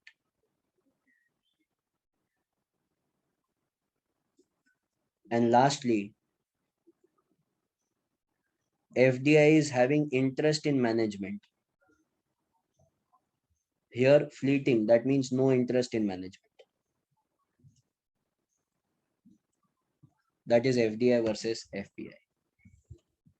Yes, Nikhil. Just complete this.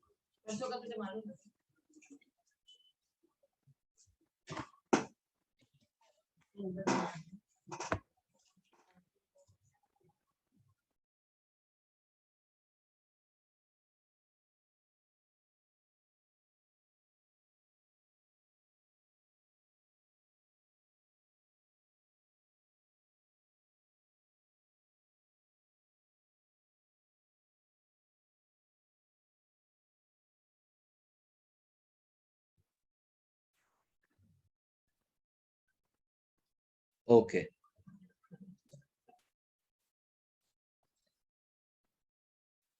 Done, everyone, friends? That completes our FDI versus FPI. Next one, please write down the heading.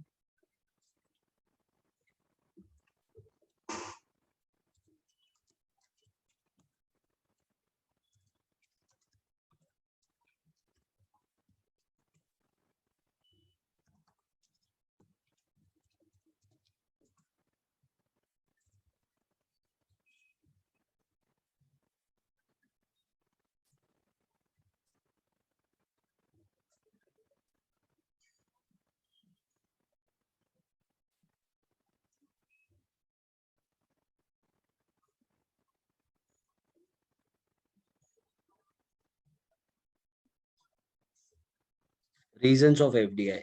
Now, these three answers we are going to understand, friends. Reasons, benefits, and problems one by one. Okay.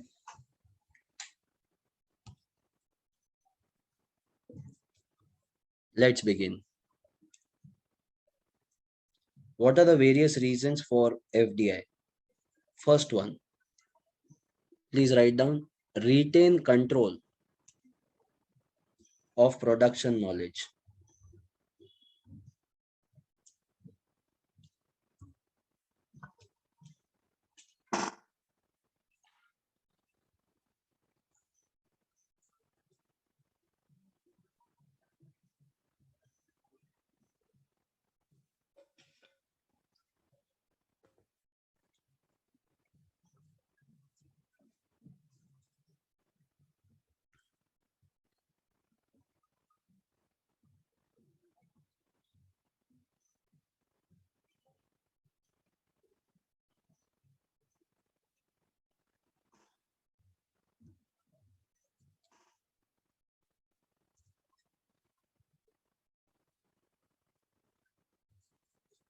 Retain direct control of production knowledge. Now, what do you mean by this? There is this company called as Coca-Cola. Very, very, very powerful firm. The most understood word in the world is okay.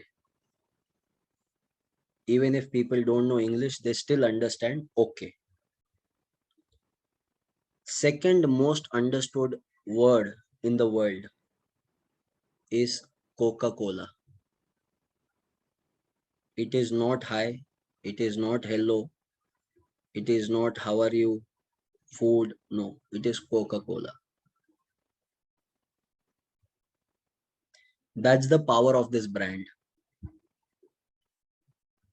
I don't know how far that's true, but it is said that only two people know the formulation of Coca-Cola. And geographically, these two people are never together. They are always in different part, because if something happens to one person, the other should survive. So the concentrate that they make, it is patented. That concentrate is to be mixed with carbonated water, and that is how the Coca-Cola is manufactured. In India, they could have easily outsourced the mechanism to some other company. I would have been happy to manufacture Coca-Cola, in India. I would have put everything that I have on stake in order to get their agency. Hit product. People do consume this product. Do you agree to this? But Coca-Cola won't agree to this. Why? Because they don't wish to share the information or knowledge with anyone else. They want to keep it with themselves. So they will come in India, they will make their own manufacturing plant, and then they will sell it. Hello, 1 minute, 1 minute, 1 minute. They will come to India because they don't want to share the information. They will come to India. Come to India means that's the reason for FDI. Understood? Example, Coca-Cola. Don't bother about what is written in the theory part. You just need to remember Coca-Cola.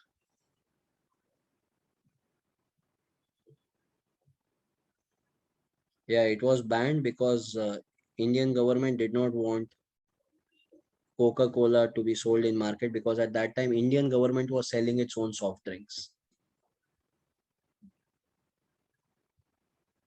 equal to poison. It is slow poison only, but people don't understand no, what to do.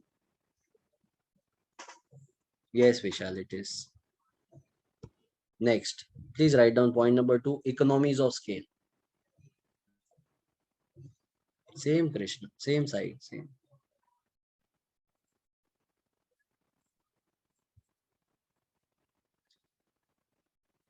They must have done some arrangement, I think, Ronak.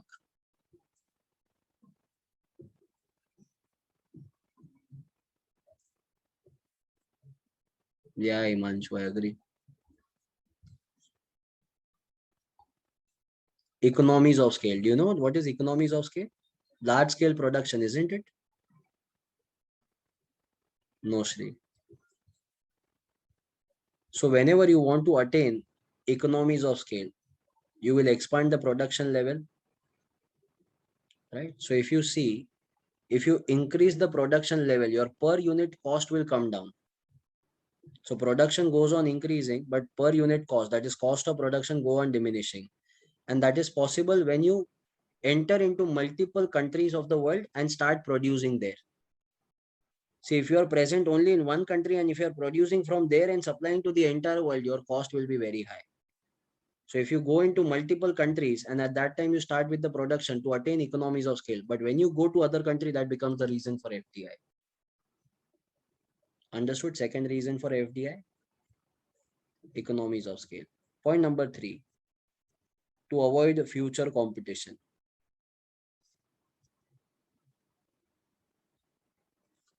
Avoid future competition.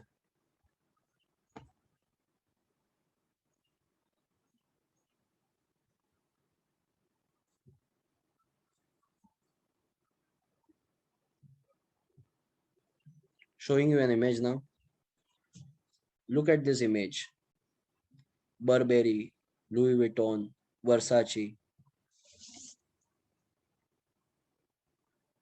Any guesses, students, which place is this? Where all these showrooms are there? UK, okay, UAE, France, some mall. Okay, Charan. These are the images of Bangalore.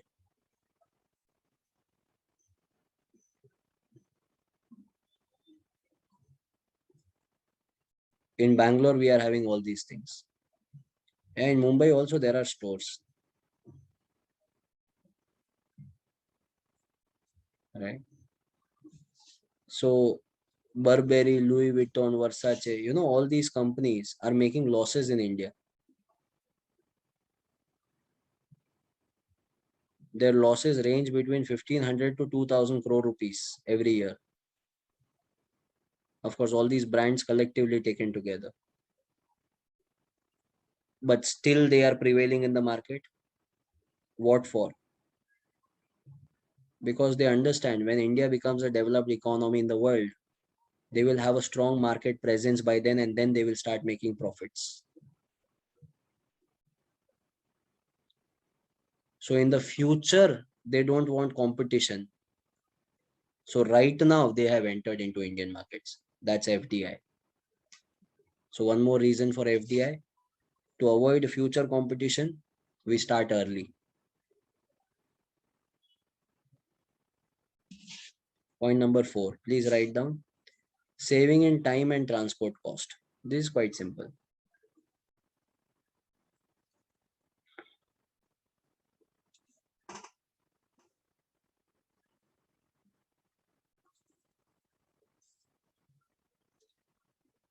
If Amazon has to sell to India, if let's suppose they just have Amazon.com and no Amazon.in, can they sell? Of course they can sell.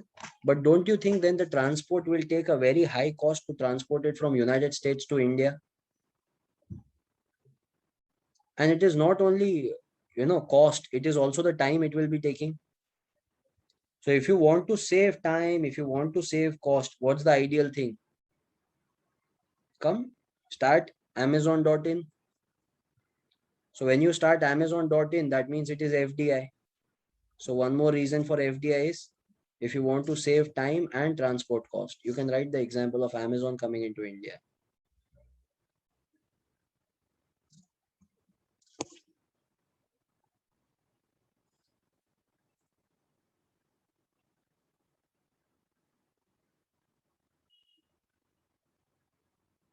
Yeah, I know. I forgot to replace the position. It's vice versa. Okay, Amazon.com coming to Amazon.in. Next, point number 5. Now this point is very easy. You are using it since your childhood. Optimum utilization of resources. You have utilized this point so much in all the subjects that there are no resources left now in this optimum utilization. Okay, so you understand the meaning of optimum utilization of resources, right? Some examples I will show you of India.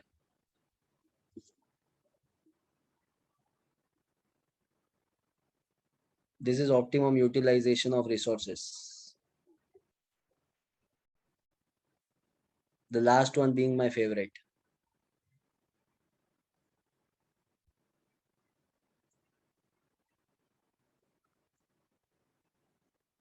Respect and laptop both are balancing on one knot.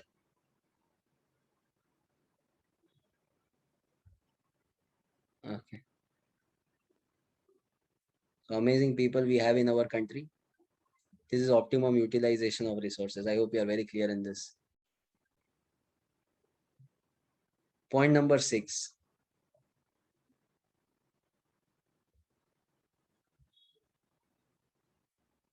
What if it slips and falls? My goodness. Never imagined. I would have changed the image then. Necessity to retain control of trade patents.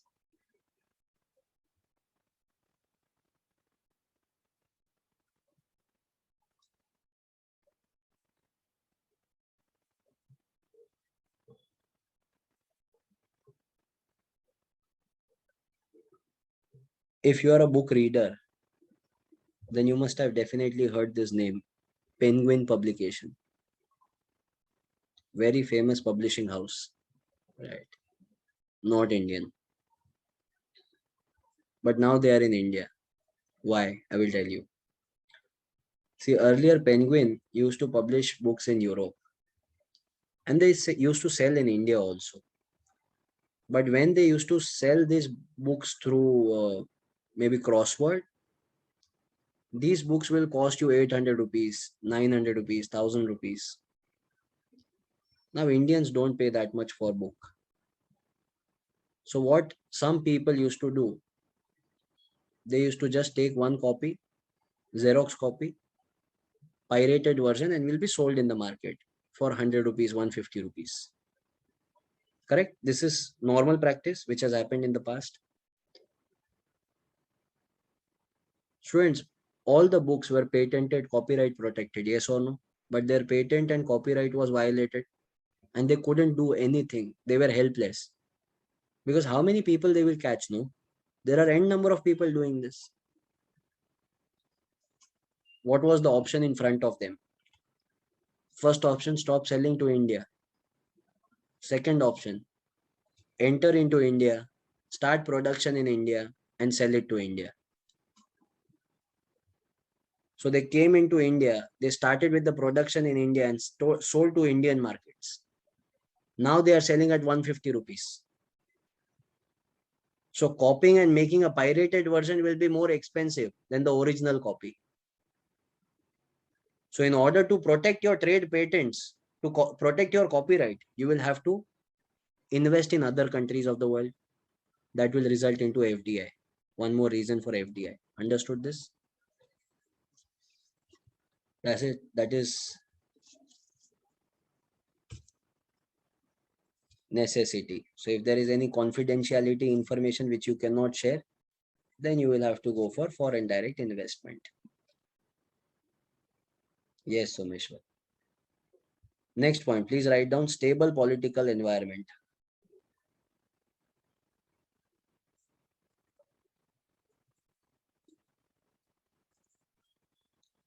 Now you only tell me, students, if economic environment is very much unstable, do you think investors will be interested in investing in India? No.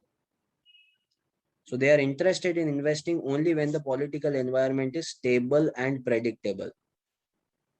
One example I have given you here. Gujarat was the top recipient of FDI among states with 30% of the total share in FDI equity inflows, followed by Maharashtra and Karnataka with 27 and 13%. Why is this so? Because if you look at Gujarat government, if you look at Karnataka government, if you look at Maharashtra government, they invite more and more investors in India. But look at Bihar,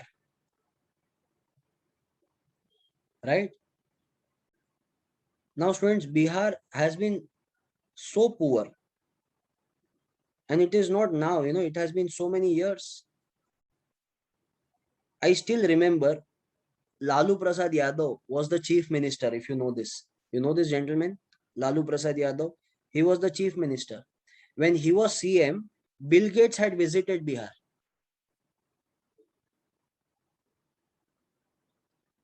So Bill Gates and Melinda Gates, by looking at the position of Bihar, they were literally in tears. They said, we can't even imagine people are living like this. So Bill Gates said this to Lalu Prasad Yadav, sir, give Bihar to us. We will talk to the central government. Give entire Bihar to us. We will rework on it for 2 years. And we will make it like United States of America. Lalu Prasad Yadav replied, Bhag, you give us US for 2 days, we will make it Bihar.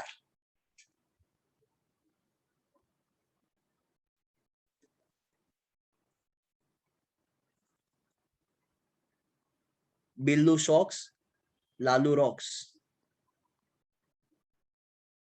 Okay. So moral of the story.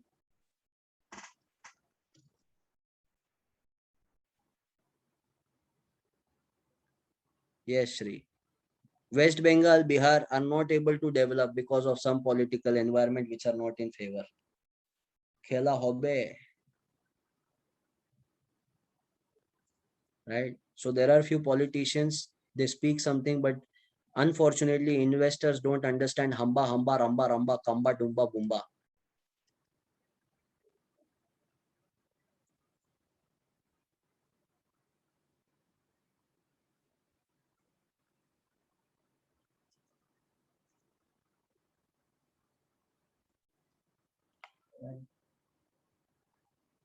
Yes, back to home. So that's stable political environment, friends. I hope you are very clear in this. Point number 8, free entry or ease of penetration.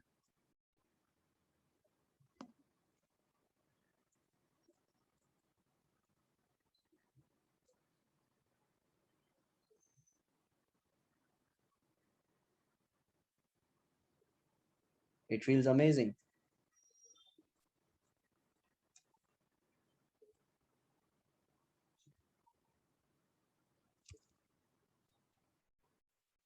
Ronak, indeed beautiful.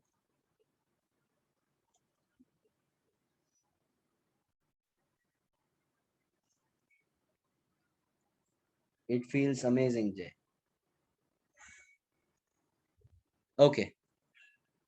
Free entry on ease of penetration. Now,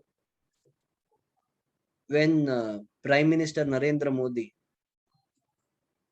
after he got elected as Prime Minister, in the first 3 years, he went on world tour. We all know this, yes, no? He took one Air India plane, went to Mauritius, went to Singapore, went to Japan, went to Israel, correct, went to US, Howdy Modi, right? And different countries.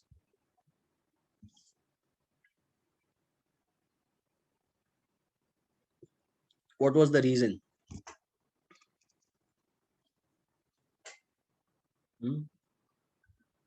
To build more international trade relations, to promote FDI, to bring more foreign investment into our country. The largest investment in India has happened in the last 10 years. Highest. Okay. So if we provide free entry or there is ease of penetration, we break all the barriers and welcome open heartedly all the investors to come and invest in India. Don't you think it will increase the level of foreign direct investment in India? So that's free entry or ease of penetration. One project that I have shown here, it is Make in India. Due to Make in India, friends, Kia has entered into Indian market, Apple has entered into Indian market, Mercedes, BMW has started production in India. And there are many other companies which are not that famous, but they are producing in India and exporting it to the world. Free entry or ease of penetration. I hope you are very clear in this. Next. Point number 9 is very simple. Diversification of risk. See, if you are present only in one country, then it is high risk. But when you are spread across the globe, and if one country is not working in your favor, still other countries are in your favor, still you can sustain. Diversification of risk. Do you agree to this or no? Now, when I talk about diversification of risk, my friends, please understand. There is this company called as Nestle. They have one product called as Maggie. Maggie was banned in 2016, if you are aware about it, because of the lead which was found in Maggie. Now, when lead was found in Maggie, friends, it was banned. The question was asked to the CEO of Nestle, how do you feel? He said, I don't care. Nestle is just, India is just one another country for Nestle. And Maggie is just one another product in our entire bag of products. So it doesn't matter to us. So this kind of attitude can be derived only when you have diversification of risk, yes or no? So they were not worried, but Indians were very much worried. Are you aware about it? Indians said, "Oh my God, Maggie, don't go, please don't go." This depicts Indians,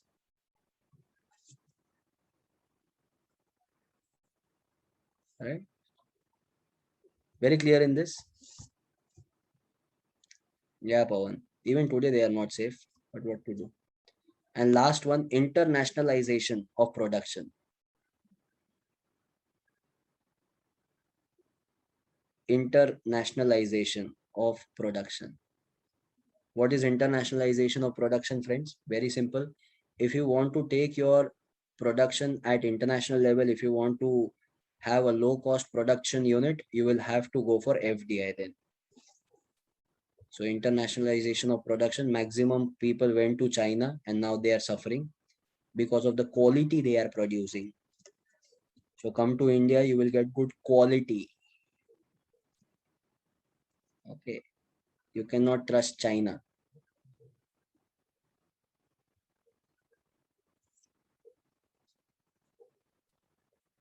Right. So I hope you are very clear in this.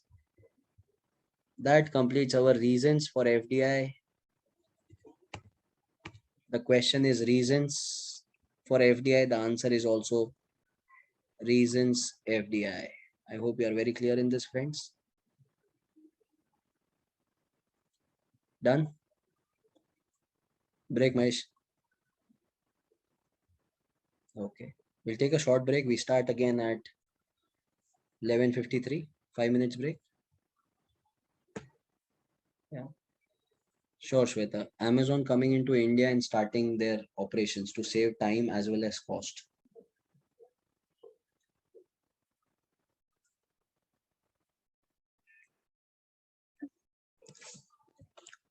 The next answer, friends, please give the heading in your notebook. Benefits of FDI.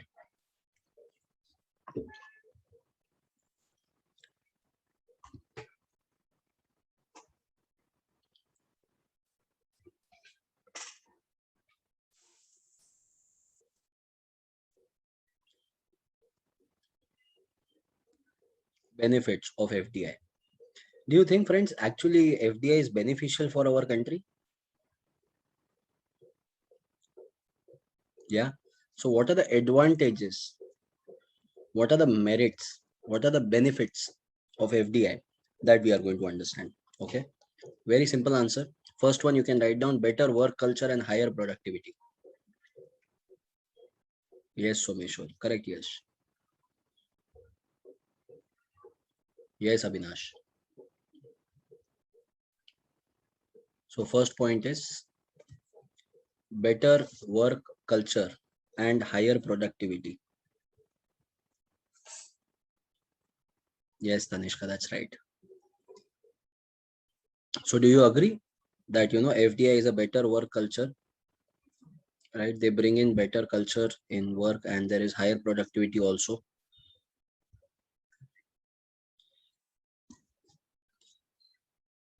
Work culture is because there is standard hours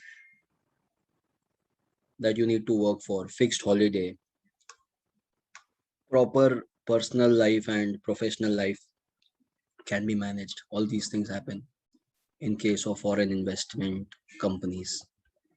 In Indian companies, we don't see that actually.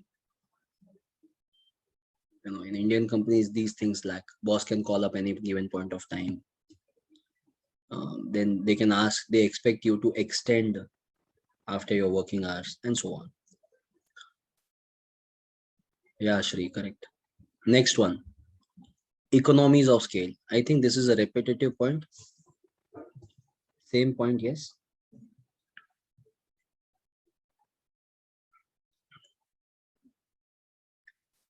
Economies of scale. Don't bother about what is written inside. You can write that in your own words. But points, head points should be these ones. Third one, new market access.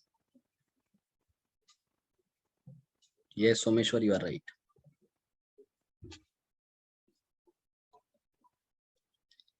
What do you mean by new market access? Thanks to foreign investment, now we can not only sell it in one market, but to multiple markets of the world. New market.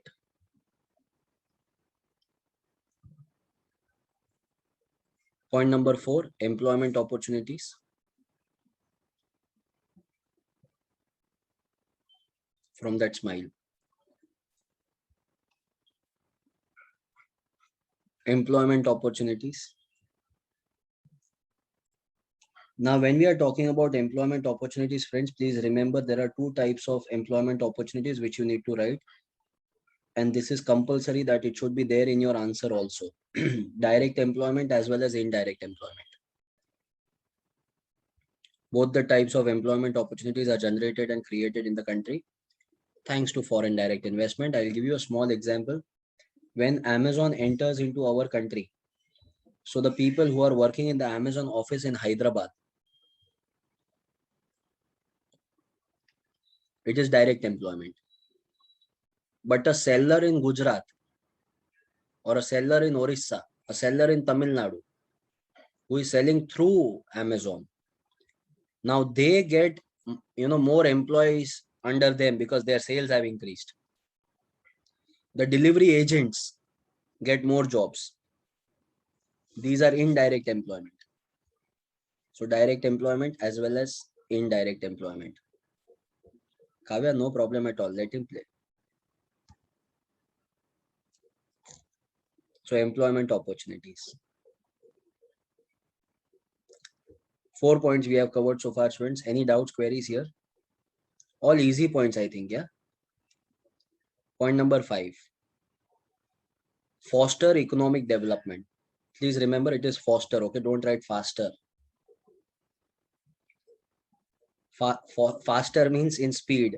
Foster means leads to. So it leads to economic development.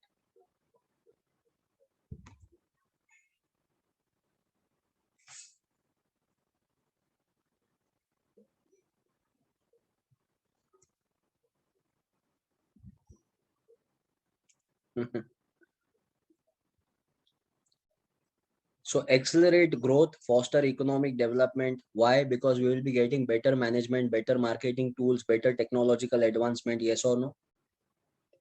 See, if Tesla comes to India, we will be getting advantage of it.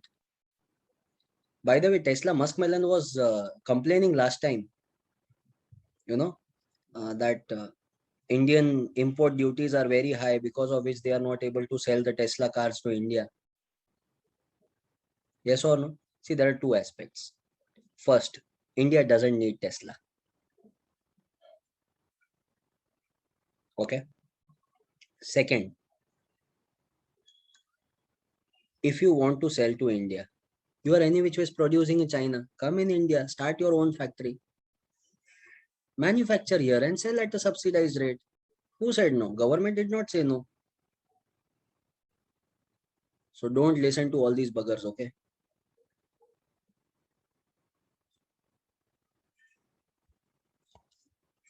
Foster economic development.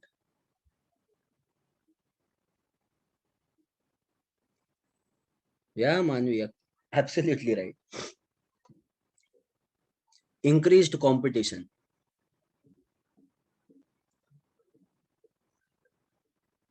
Do you think due to FDI competition will increase? How come it's an advantage? How come it's an advantage? Customer will get better variety, right? Lesser price, innovation. Even the domestic producers will try hard to acquire more and more customer. They will try to speak nicely. Yes or no? There was a time, before few years, the grocery owners, the mobile shop owners, the clothing store owners, they used to show attitude, when you go there. What is your budget? What do you want to buy? This was the language, this was the type they used to speak. Today, the online market has affected their business so badly. They are like, yes, sir, welcome. How can I help you? Yeah, yeah. Look at the tone that has changed, no? Because of increased competition. So if you see all these products, friends, all of these are international products. Axe, Surf, Kisan, Rin, Dove, Nor, Red Label, Lifebuoy, so on. Now, because we have all these products in India, that's why Dabur keeps on innovating. That's why Patanjali keeps on innovating. That's why Baidyanath keeps on innovating. Himalaya keeps on innovating. Imami keeps on innovating. Yes or no? So sometimes some competition is necessary. So let them come. We should learn from them, make our own strategy, kill these brands, throw them out, and enjoy. Fair and Lovely name change? I was not aware. Fair and Lovely, Glow and Lovely. I was not aware. Glow and Lovely. Nice. Better technology will come into Indian market. Do you believe that? Right, because of foreign investments. So look at the technological advancement that we have observed. The mobile phones have changed so much.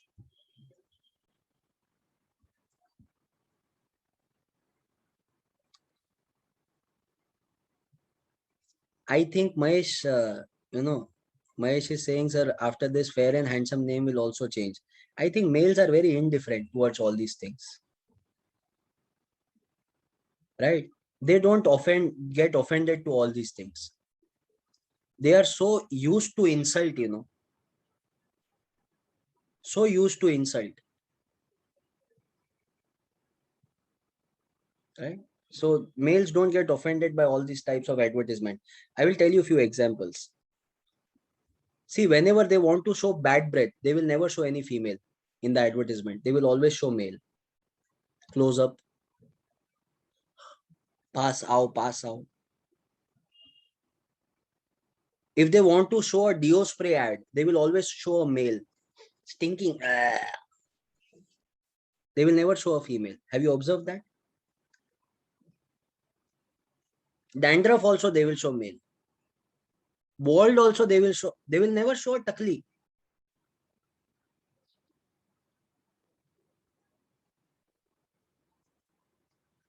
Right? So males, don't get offended. We are used to now this.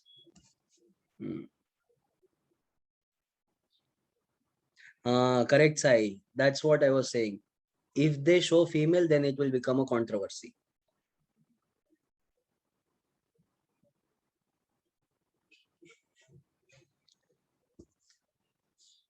Once 108% I agree with you.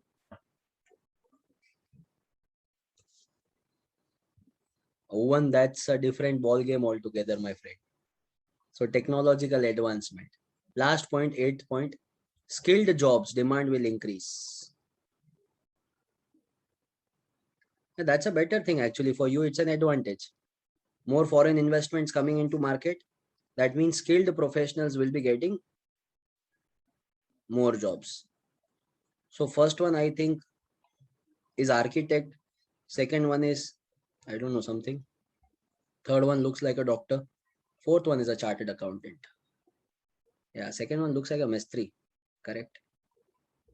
An engineer, or whatever. So skill job will increase. Benefits of FDI, right? Question is benefits. Answer is also benefits.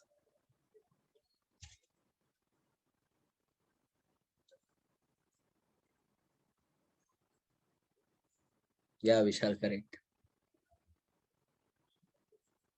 Done with the marking part.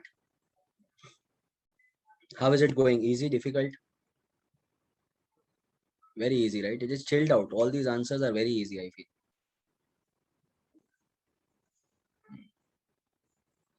So one more answer.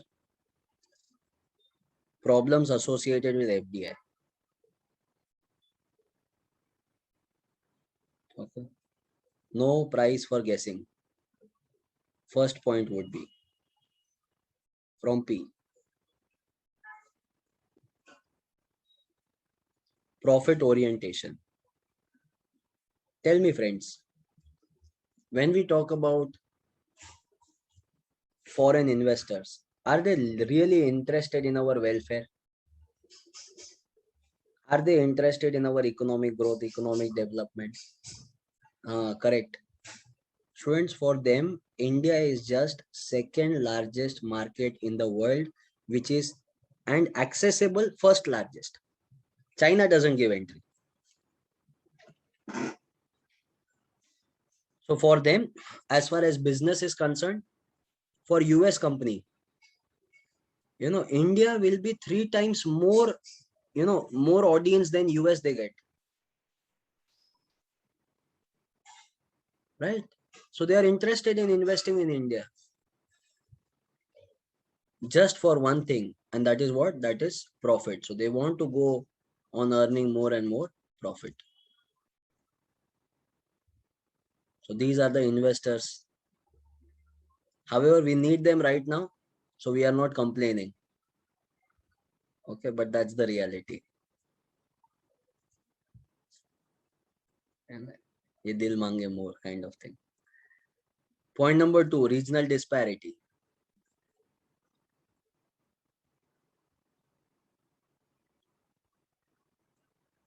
I'm going to show you a small image, friends. It is from Mumbai.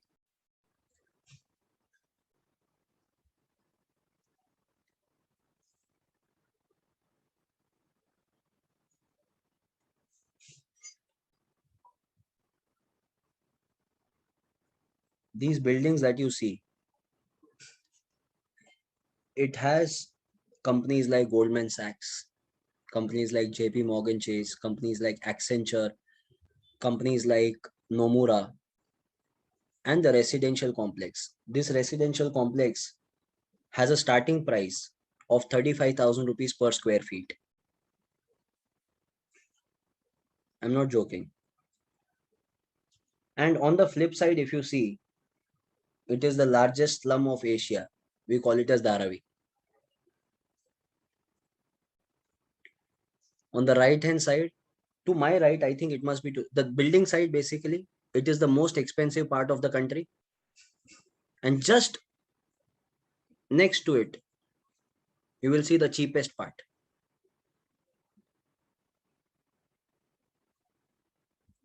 My question to you is, will this foreign investor do anything to uplift this Dharavi section? They can start their infrastructure project industry here also. No, there is so much of space. Will they do it? Time consuming cost is also there. They are not interested in all these things. Don't you think, friends? Then this is this regional disparity, right? Rich will become more and more richer. Poor will become more and more poorer.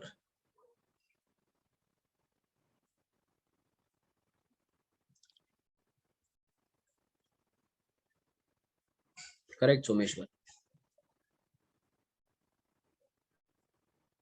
Even government doesn't care. How can we expect that from outsiders?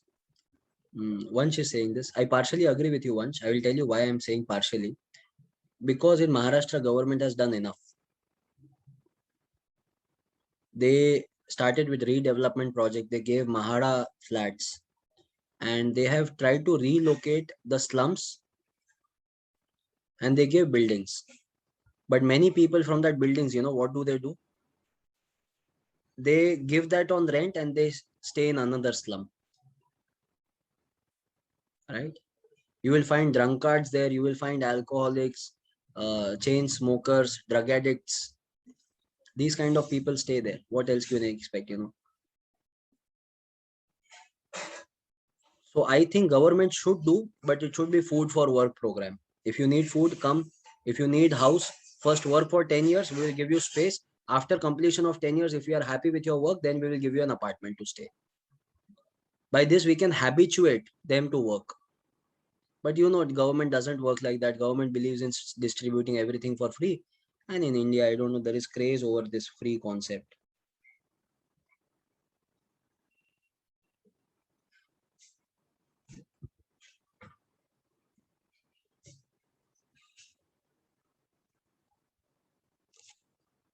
Sorry, excuse me.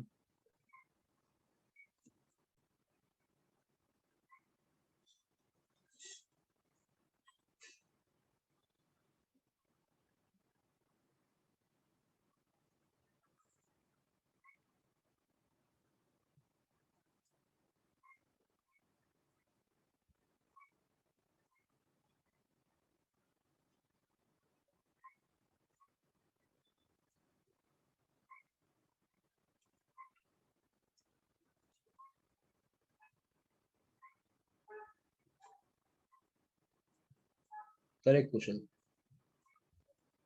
Next one. Point number 3. Please write down. Often leads to crowding out.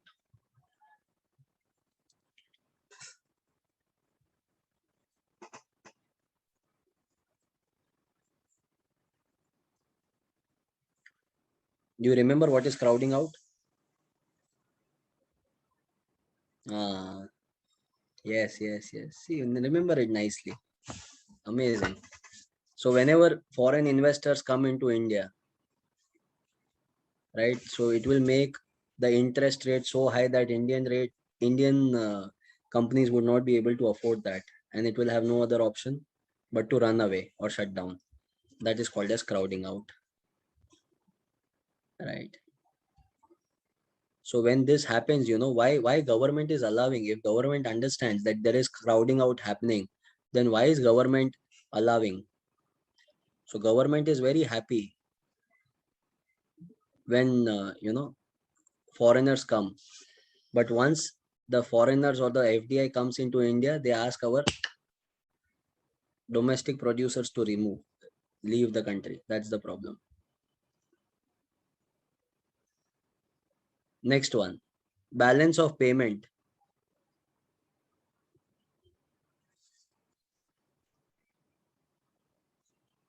Balance of payment can worsen. Friends, do you understand the meaning of balance of payment? It's a statement showing exports and imports of the country. So when I say it can worsen means what? Imports will be more than exports. And that's exactly what is happening in India, isn't it? Our imports are much, much, much more than our exports. Point number 5, lower labor standards.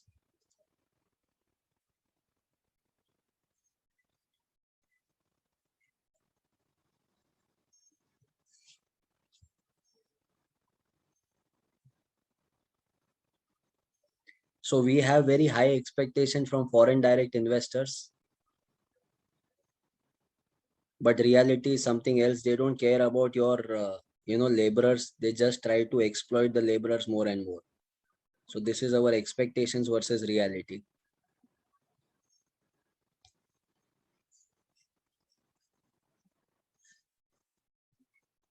Next, exploitation of natural resources. Yes, I correct. Now, first one is six pack, next one is family pack.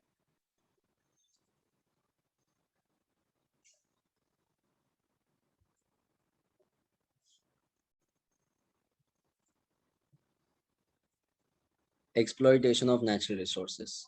Chaitra?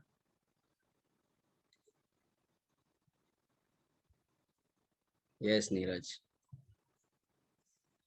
Now, what is exploitation of natural resources? This is harsh reality of today's world. I hope you will agree to this. This picture speaks a lot in itself. In search of diamond, we are losing on oxygen, right? We are going on destroying more and more forest.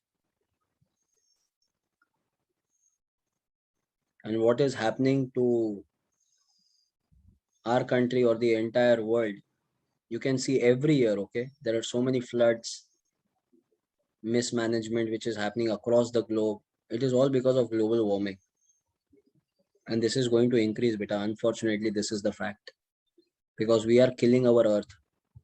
And Mother Nature has its own way to revolt. In the past, we have seen earthquakes, we have seen floods, we have seen droughts. Now we have seen even coronavirus.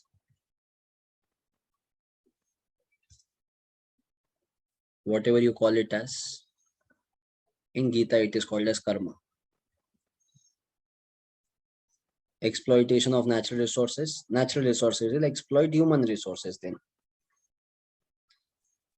Point number 7, makes survival difficult of the local market.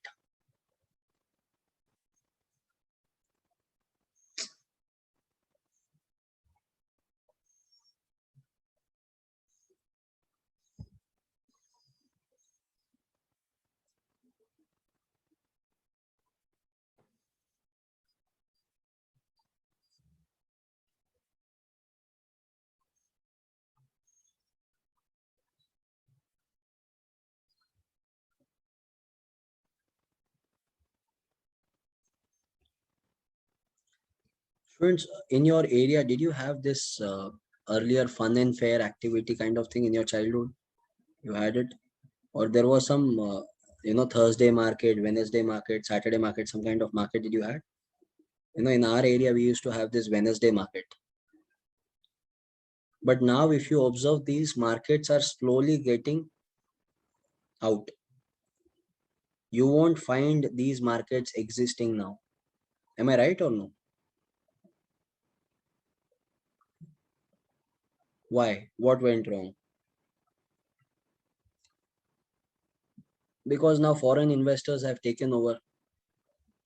They come and sell so much that every day everything is accessible online in shopping malls.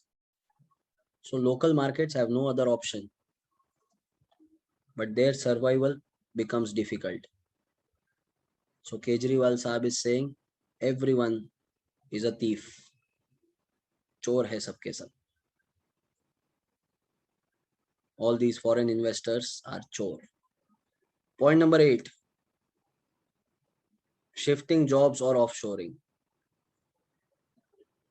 Why chore? They have taken our business. Earlier they took our gold. Today they are taking our money.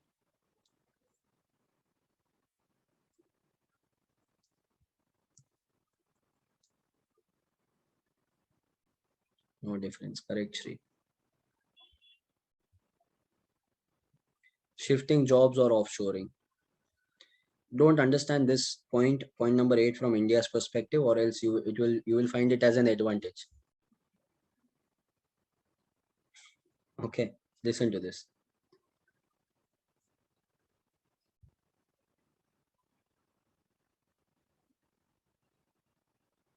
When outsourcing takes place,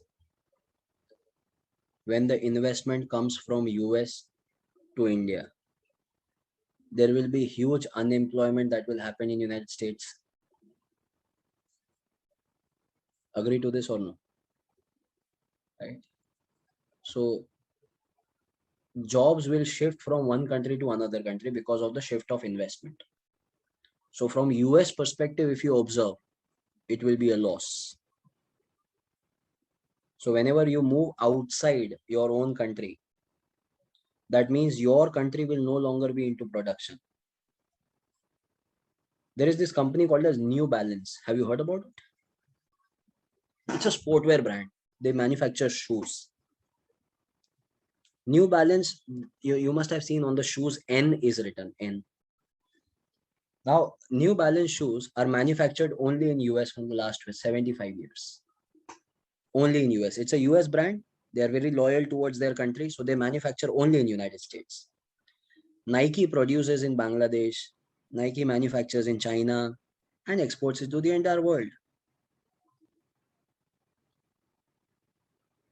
So the jobs that have been created by New Balance in US remains in US. But because of Nike, there will be many people who will be unemployed in US because they have shifted their production base to China. So from US perspective, it is a loss. Understood all these points?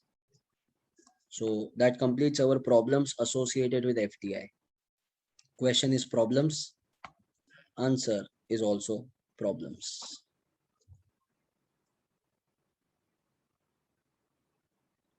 Very clear in these points. Okay, fantastic.